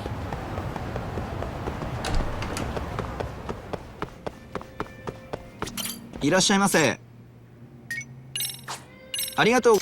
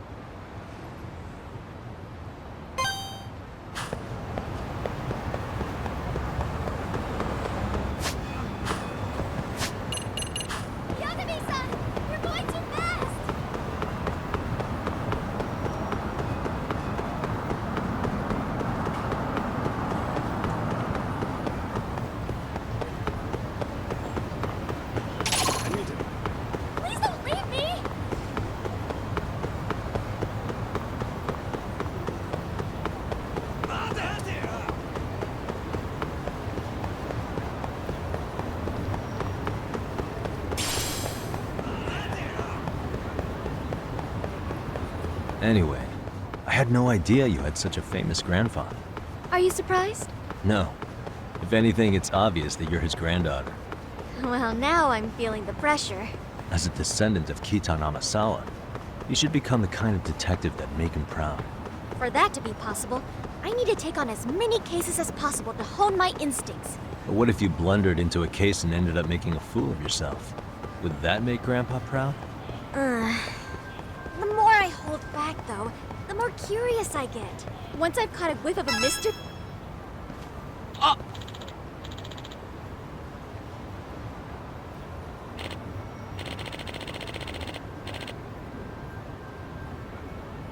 It's a pleasure.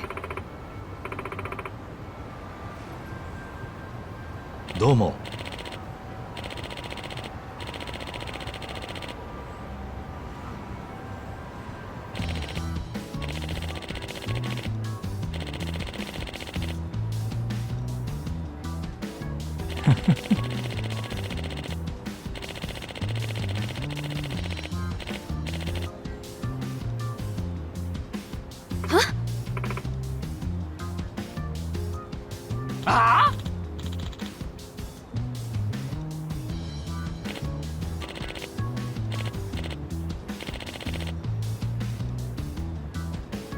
It's Yagami.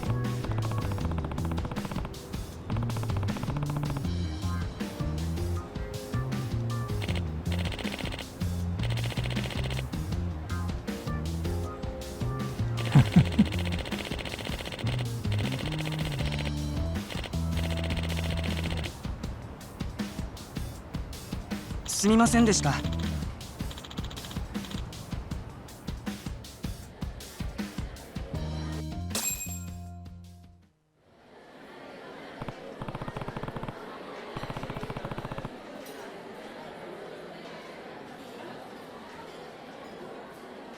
ええ。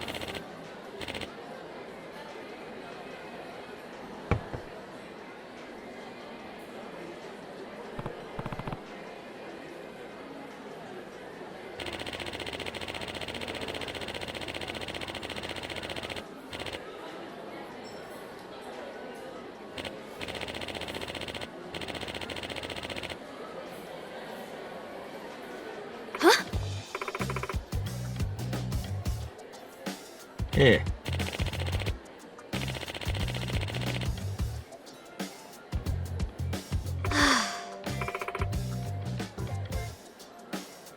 Amasawa.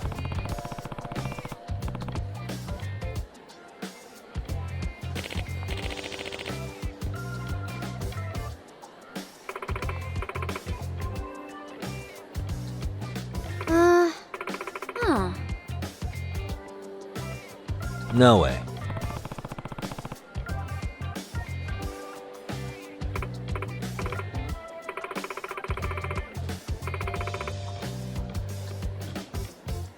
What?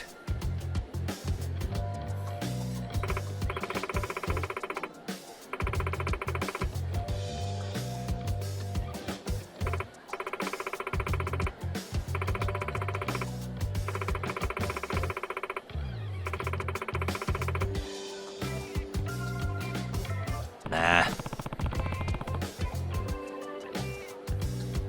That being said,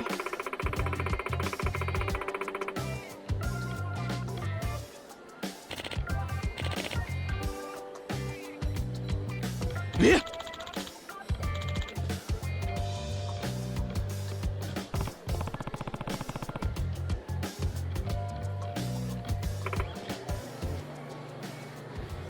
excuse me.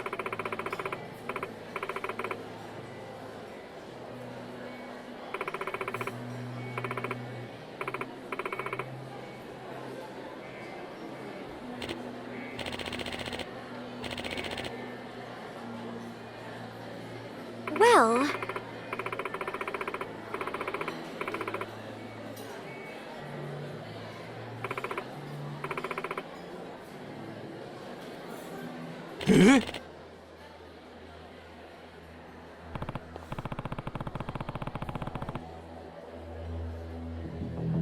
yes.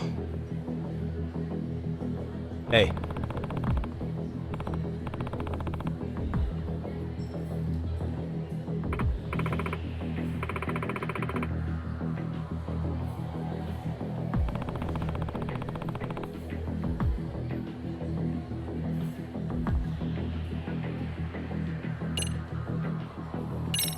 Amasawa.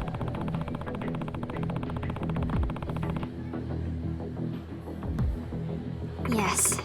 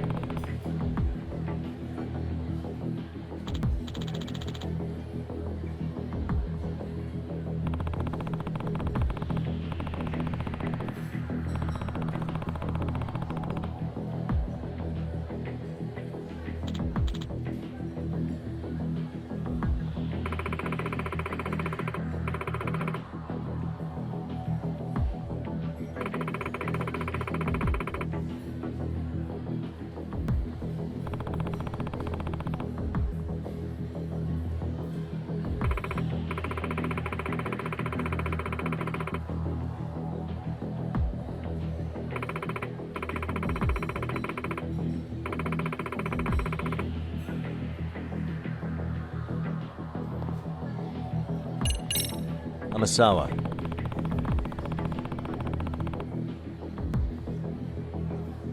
Yes.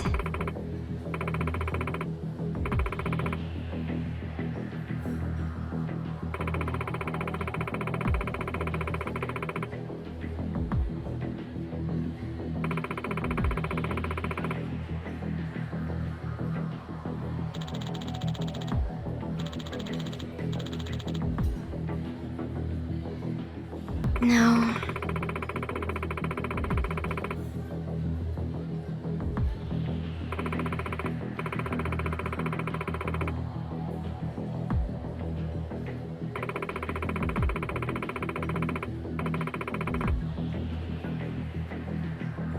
Seriously? Well,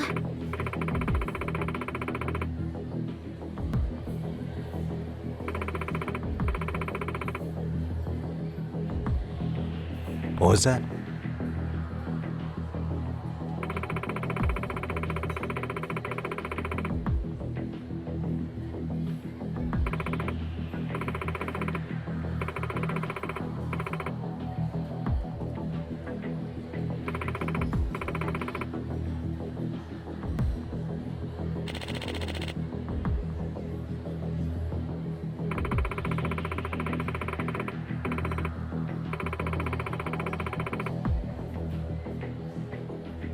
Hey.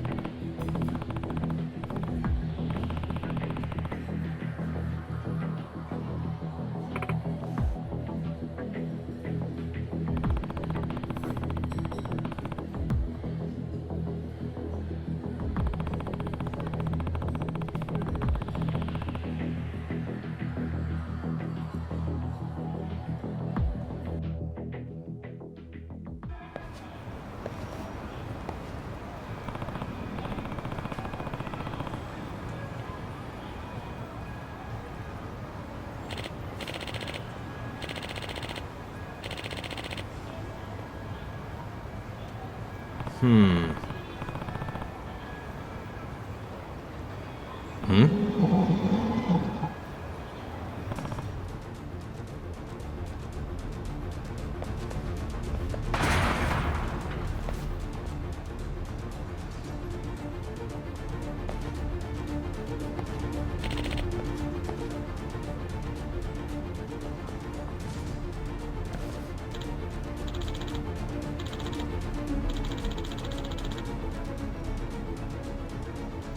it can't be.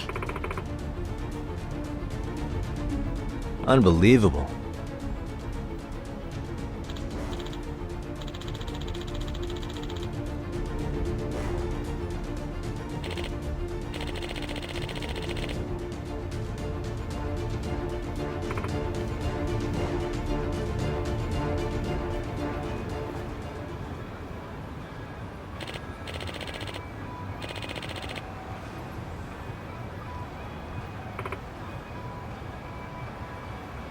Excuse me.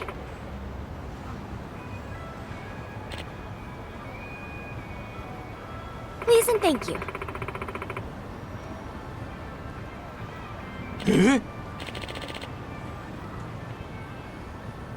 Yes.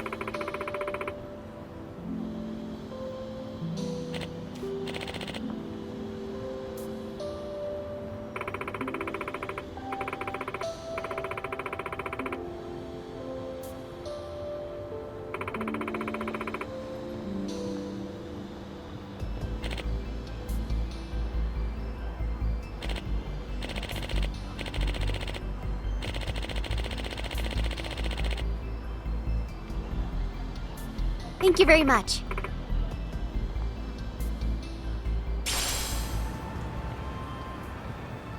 Excuse me.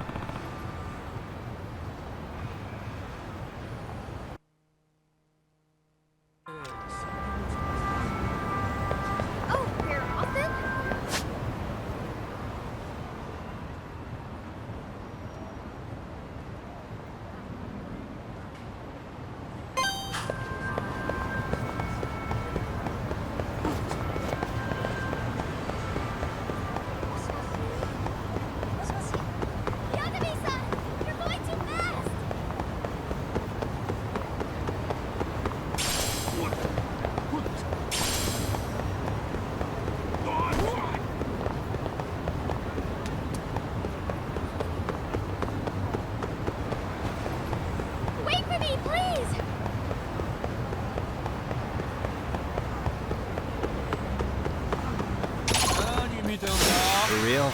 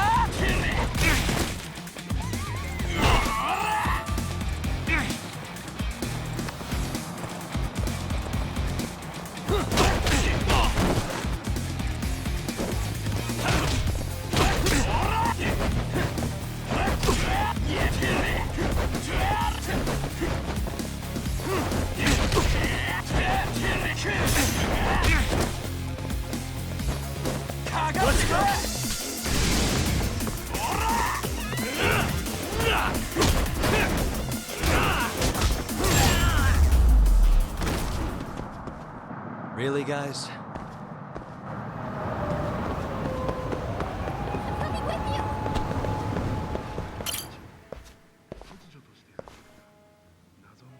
Excuse me.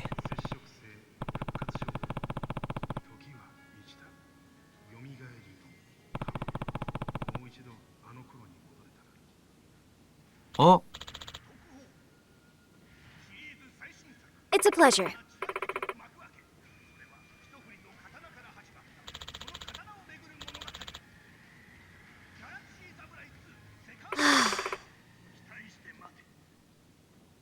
Yeah.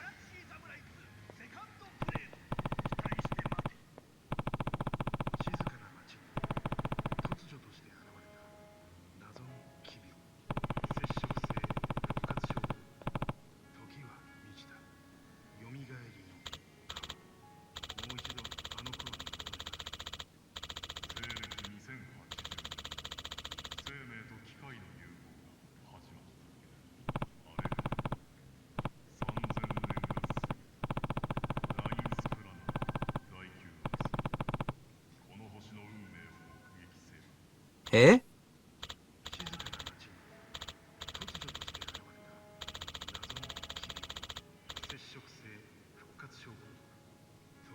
Hmm.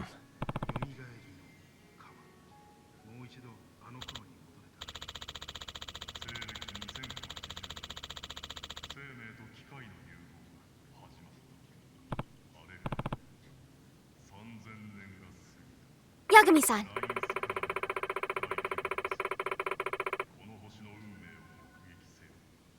Yeah.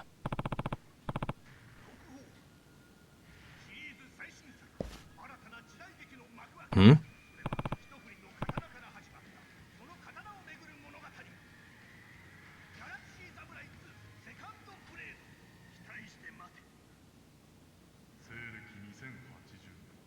Yagami-san! Are you serious?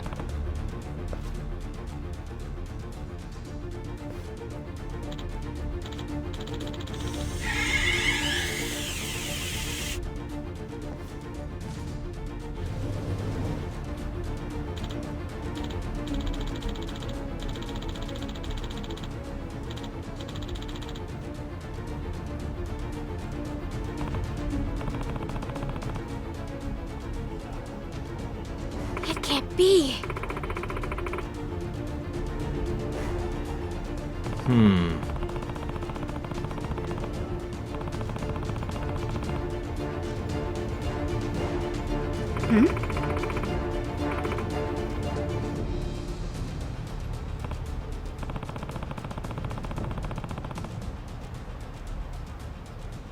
Yes.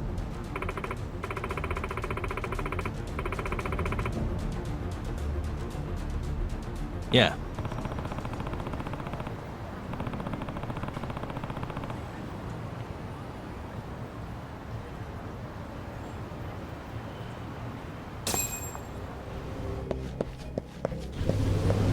Hey.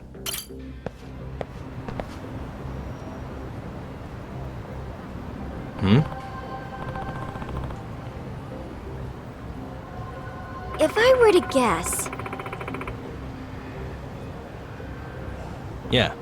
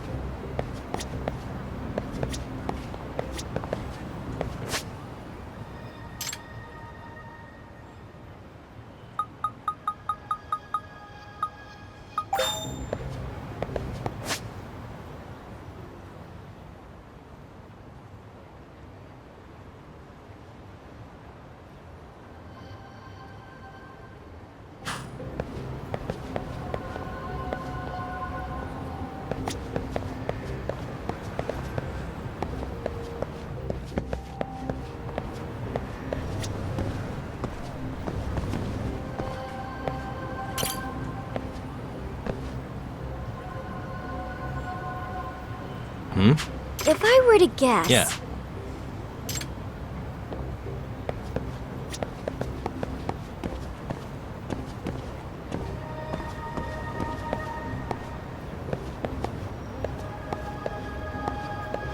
What the?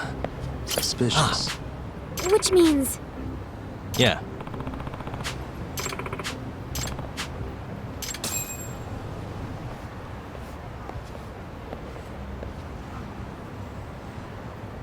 excuse me.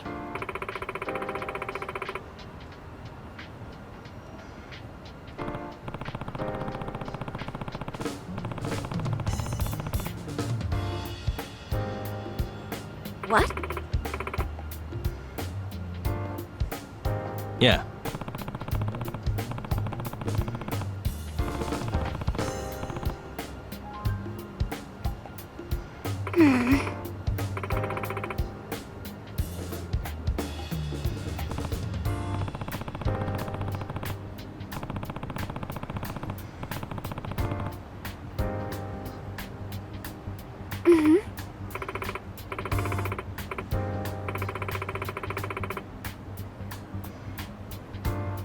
Yeah.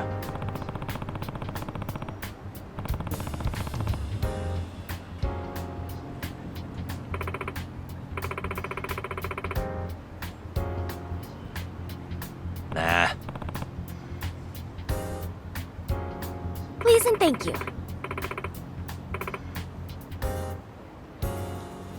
Gotcha.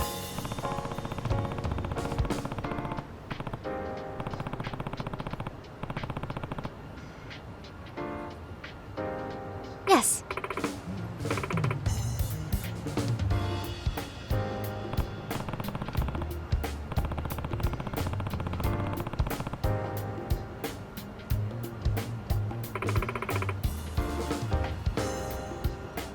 What?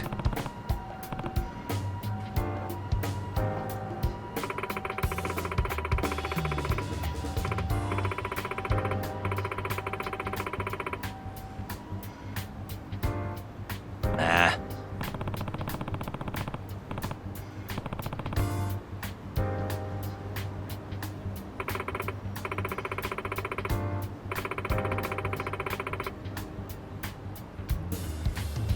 Nope.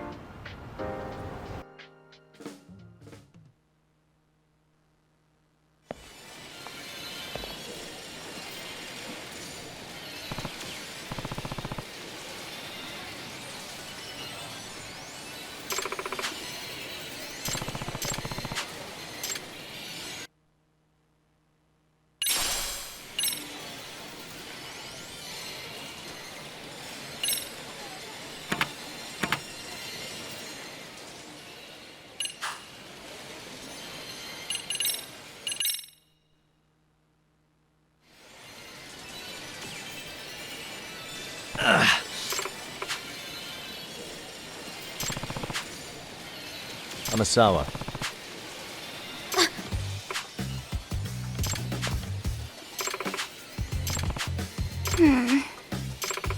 What? If I were to guess,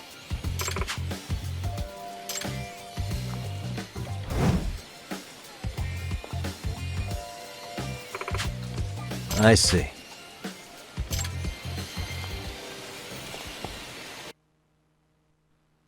Speaking of burdens, have you been studying for your exams?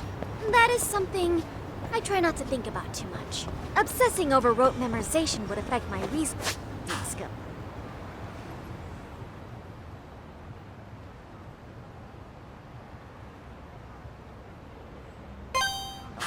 Well, I reason that you shouldn't let your club activities get in the way of your studies.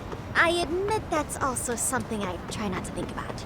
That doesn't sound like the Amasawa I know. Gotta face the facts sometime. Oh, stop it! Oh, brother. Oh, you're off then?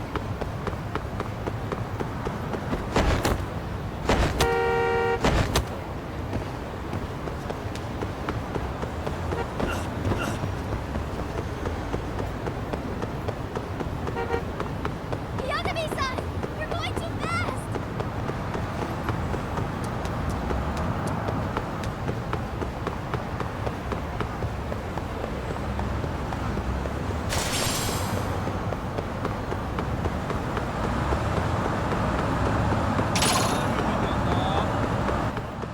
Great.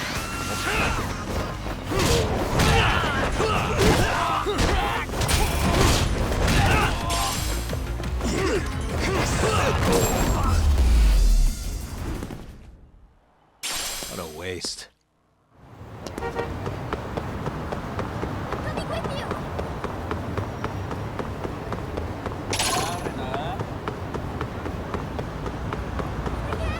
Keep going!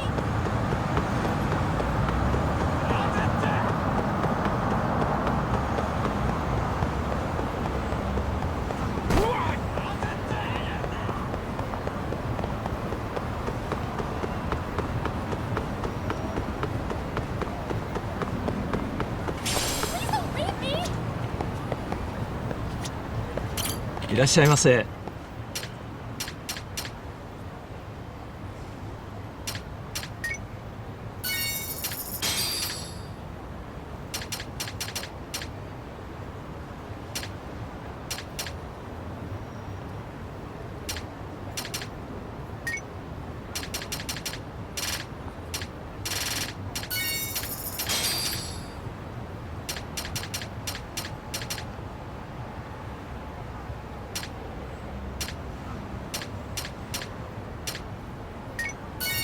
ありがとうございます。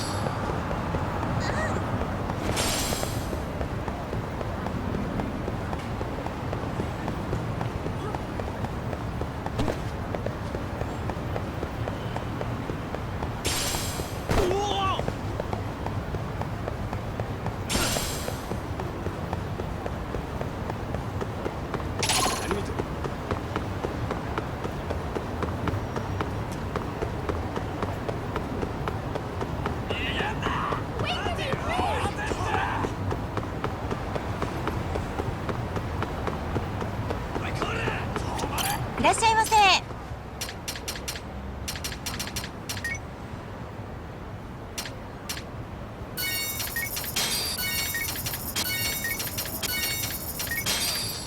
ありがとう。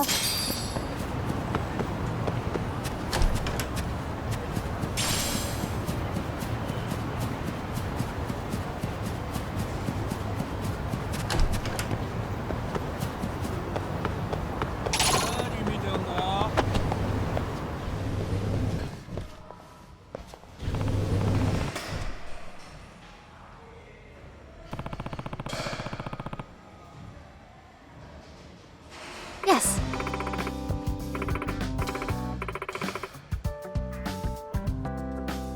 Hmm?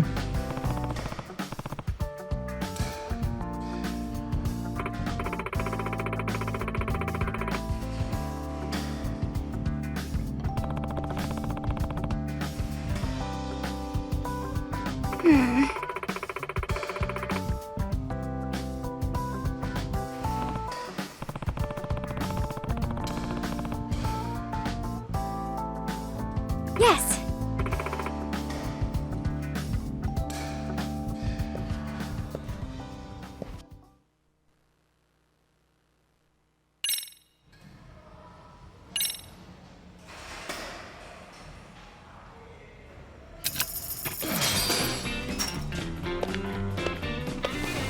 Here we go.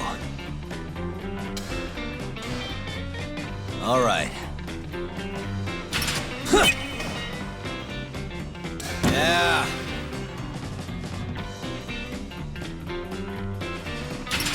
Huh.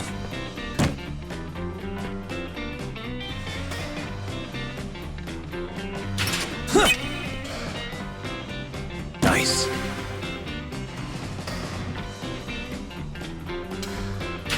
Huh. Yep.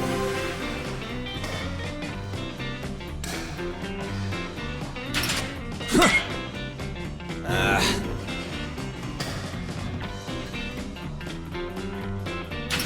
Huh. Yeah.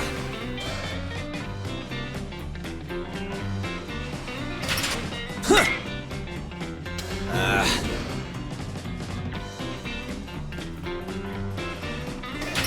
Huh. Nice.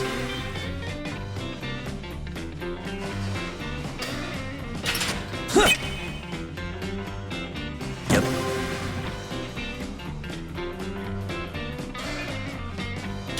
Huh. Nice.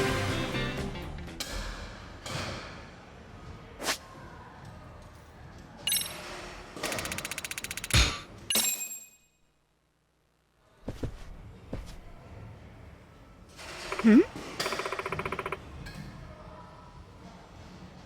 Nah.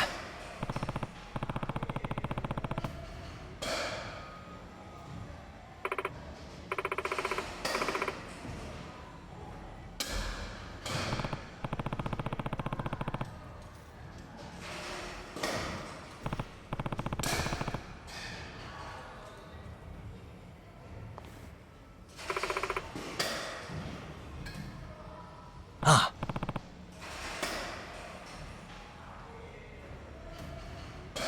Hey.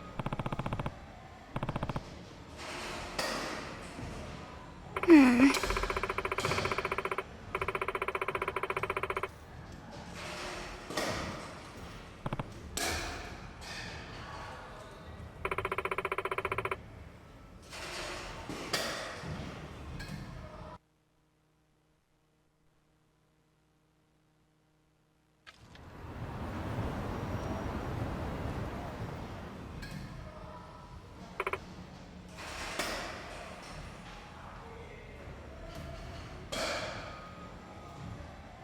Hey.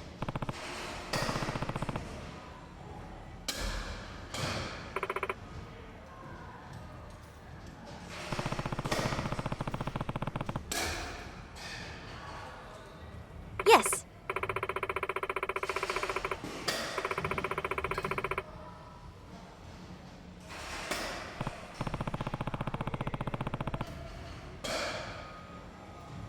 Hmm.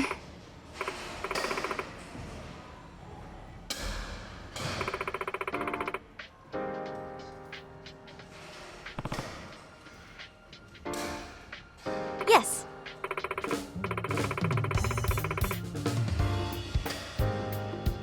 Oh.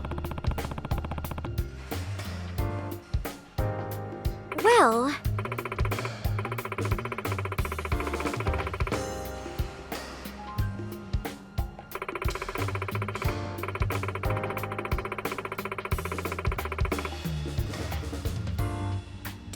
That being said...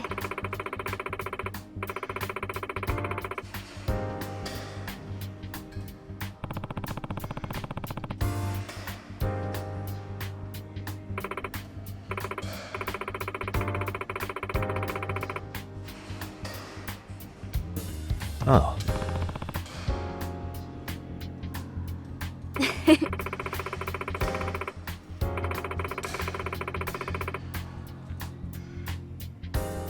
Hmm?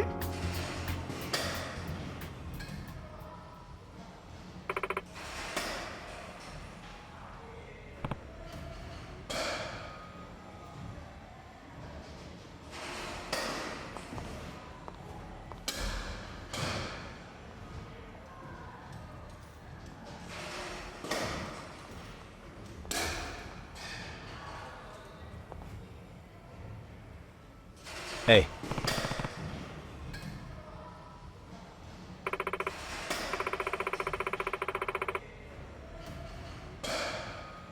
Huh? Well... Hmm?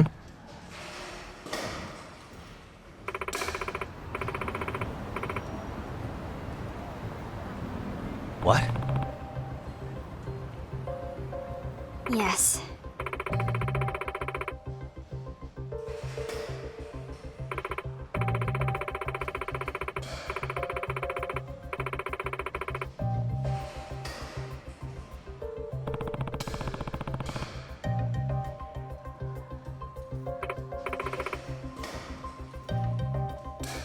Excuse me.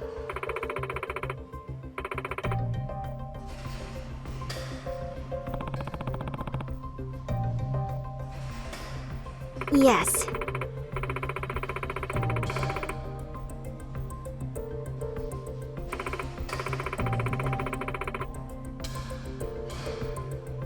I see.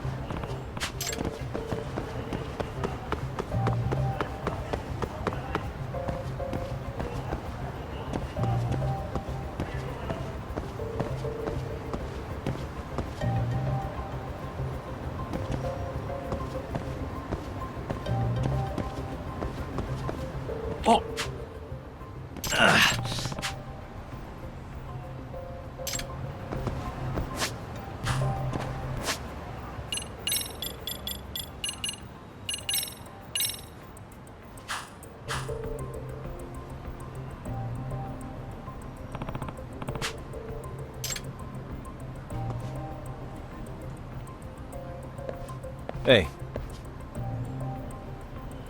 Hmm? Oh. Yagami-san!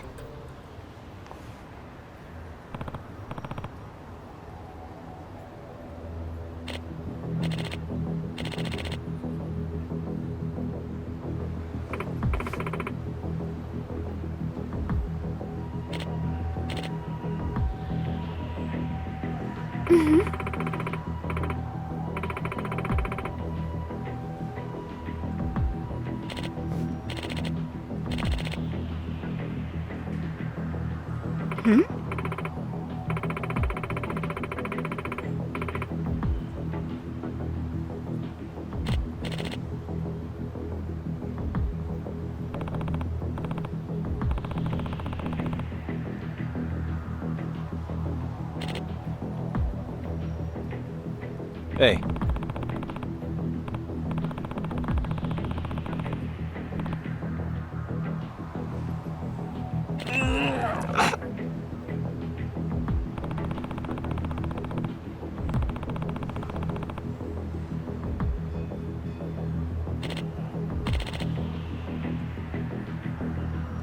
Hey!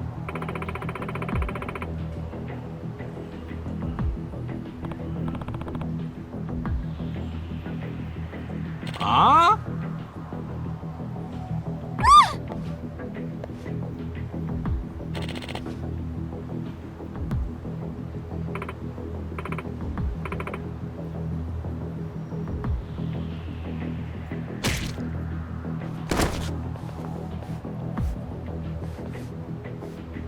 Amasawa.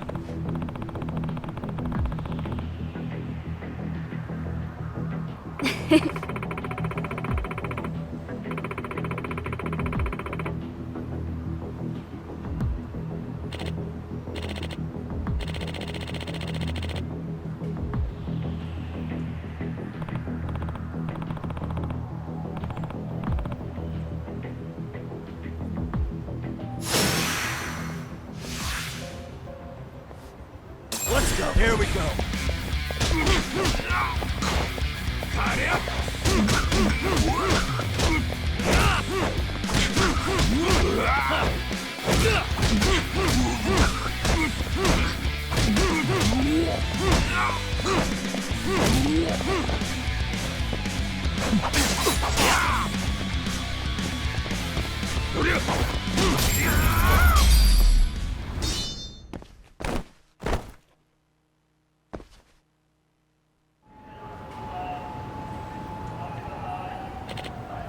Hey.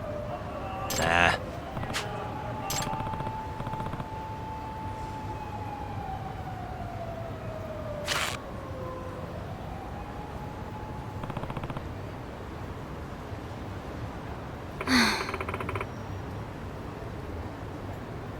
Yagami-san.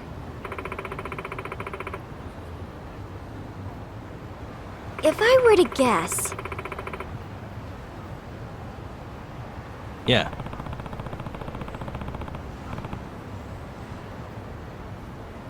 Yes.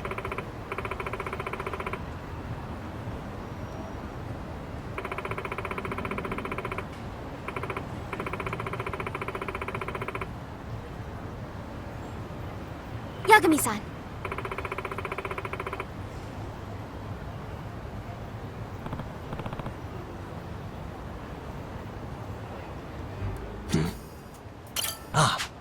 What?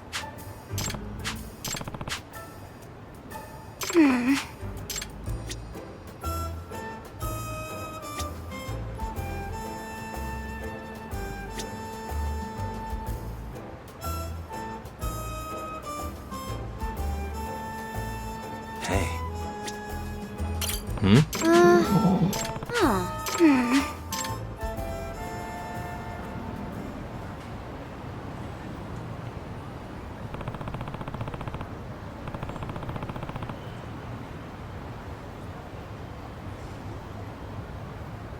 Which means...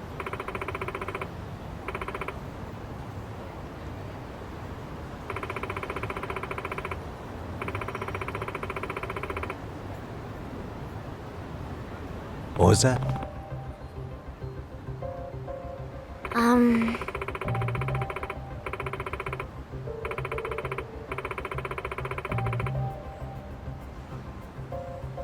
If I were to guess...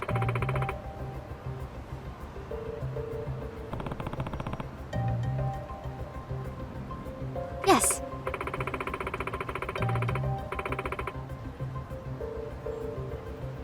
I see.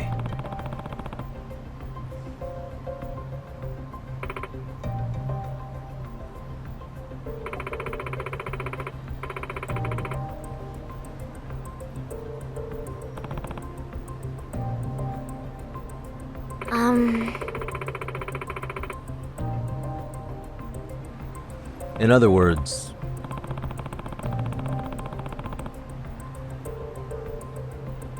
Yes.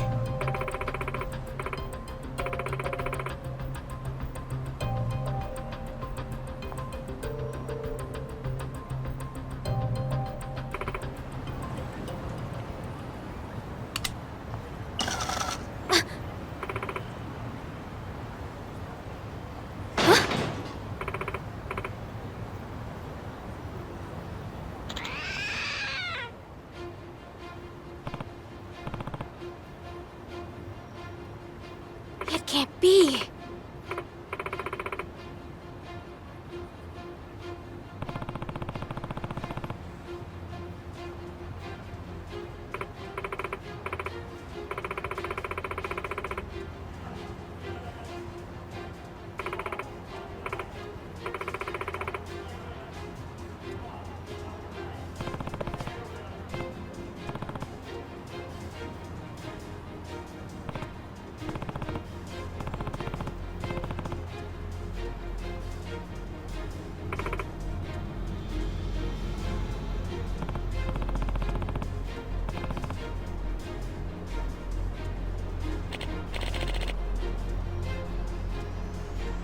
No way.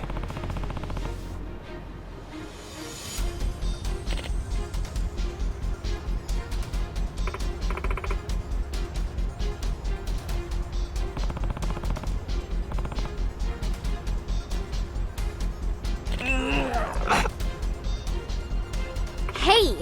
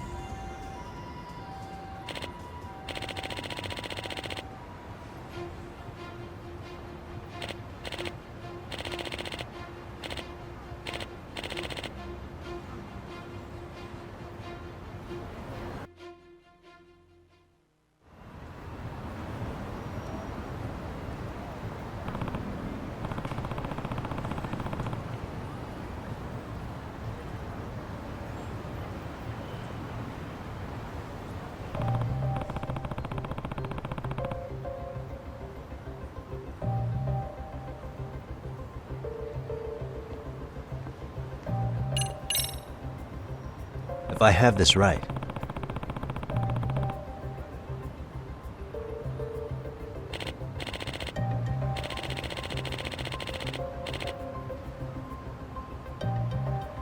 Hmm?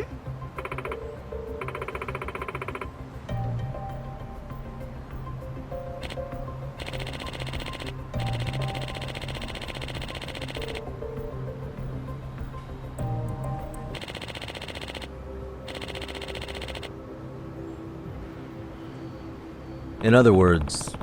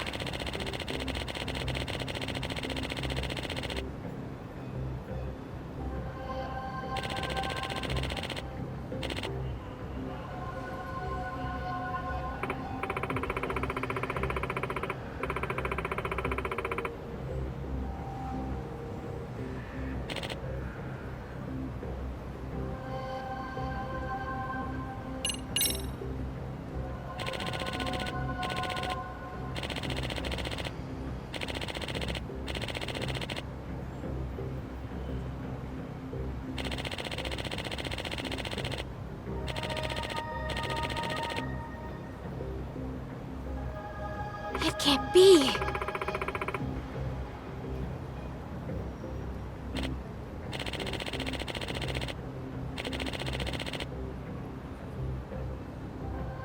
That being said,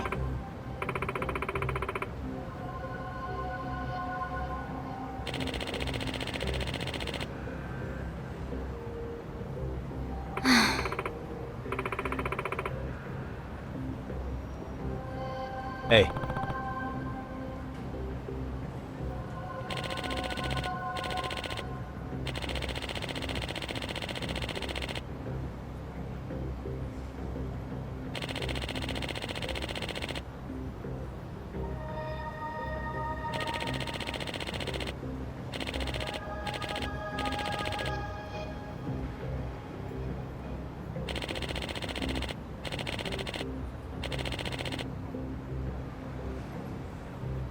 what?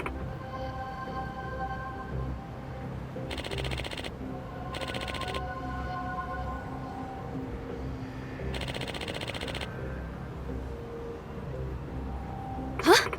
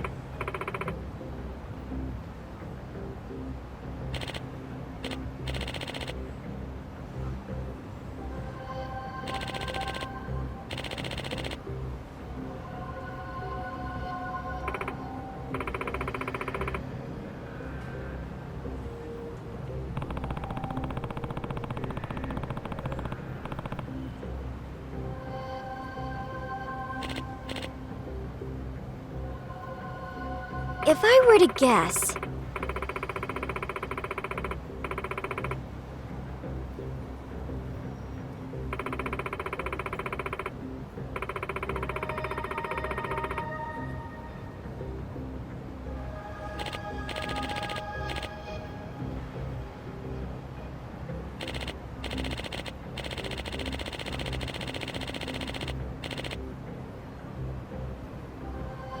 Nah.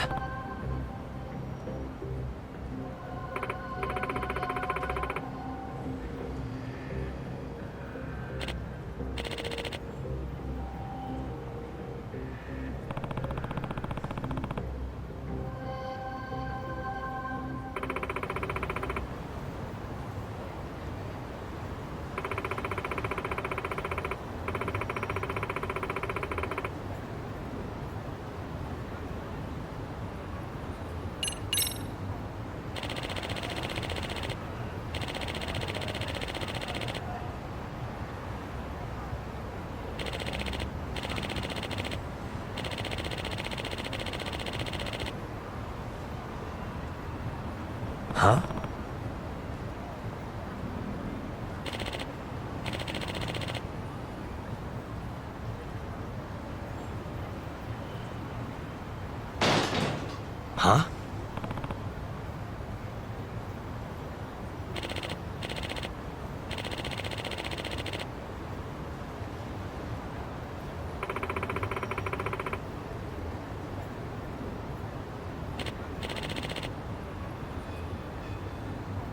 Huh? huh.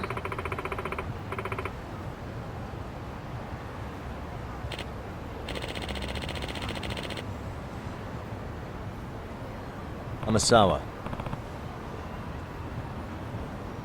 If I were to guess...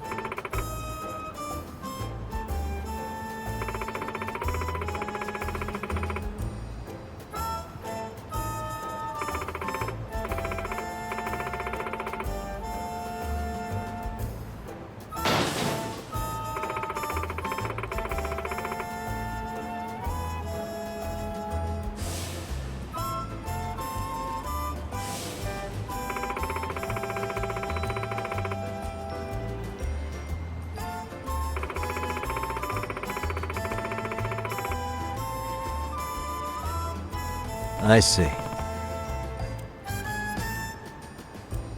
Which means...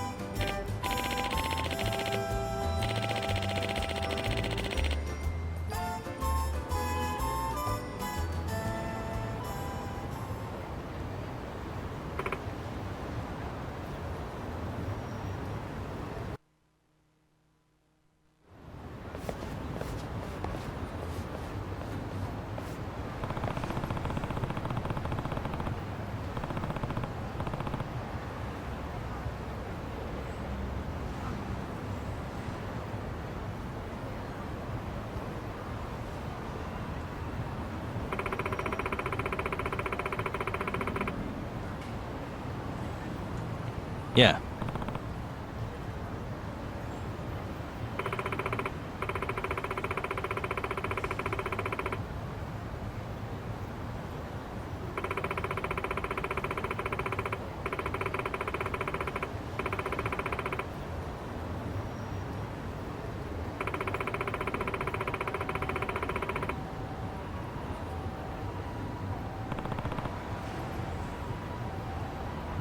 Amasawa.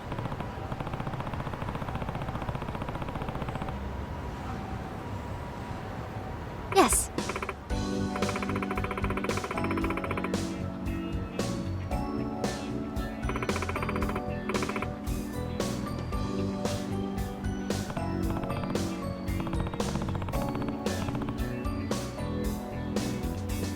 Huh? Yeah.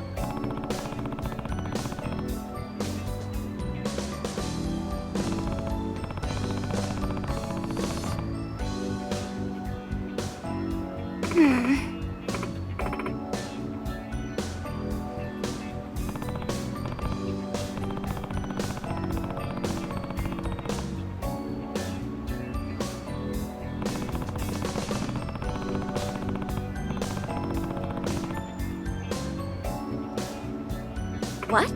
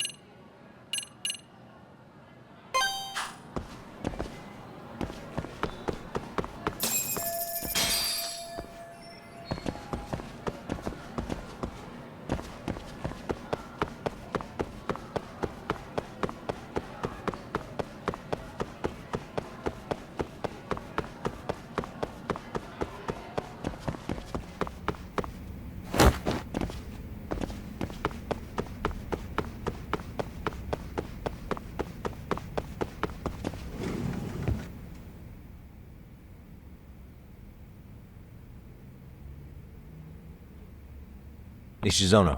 Ah. Yeah. Hmm? Yes. Excuse me. Huh? Yes. Please. Gotcha.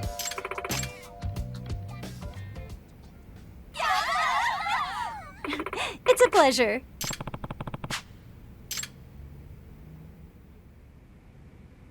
Got a song in mind?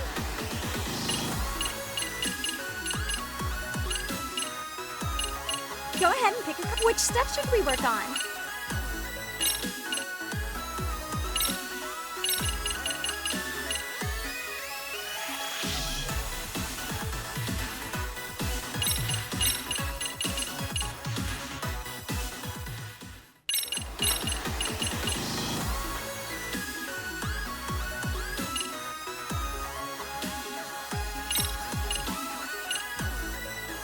Go ahead and pick. Got a song in mind?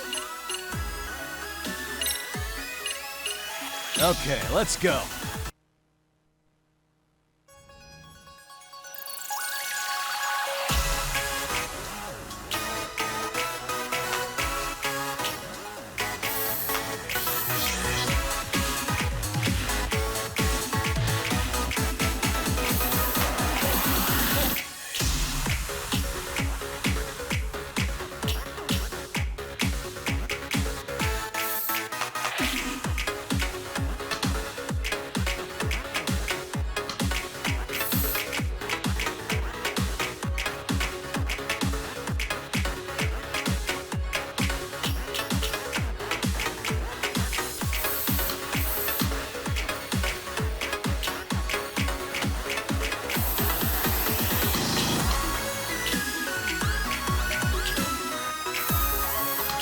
And a 1, and a 2.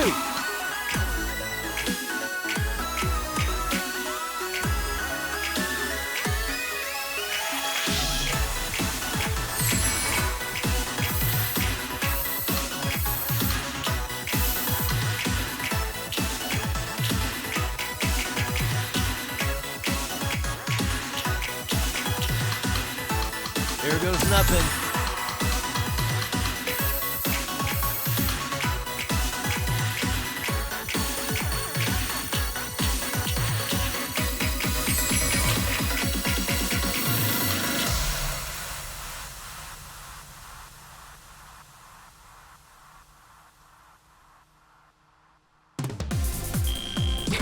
Hey, we're looking good.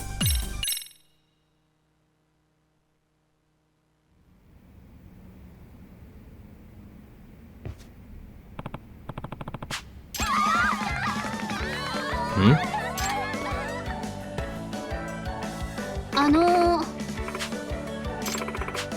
Yeah. Excuse me. Yeah.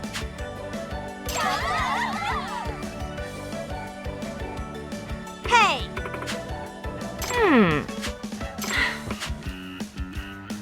Yeah.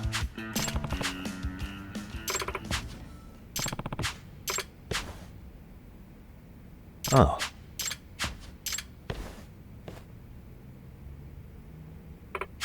Sayaka-chan! Ah.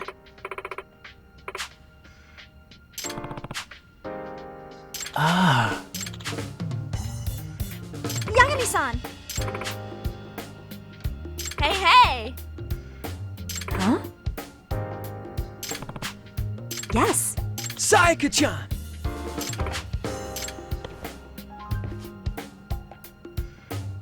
Yagami-san! Hmm? Are you serious?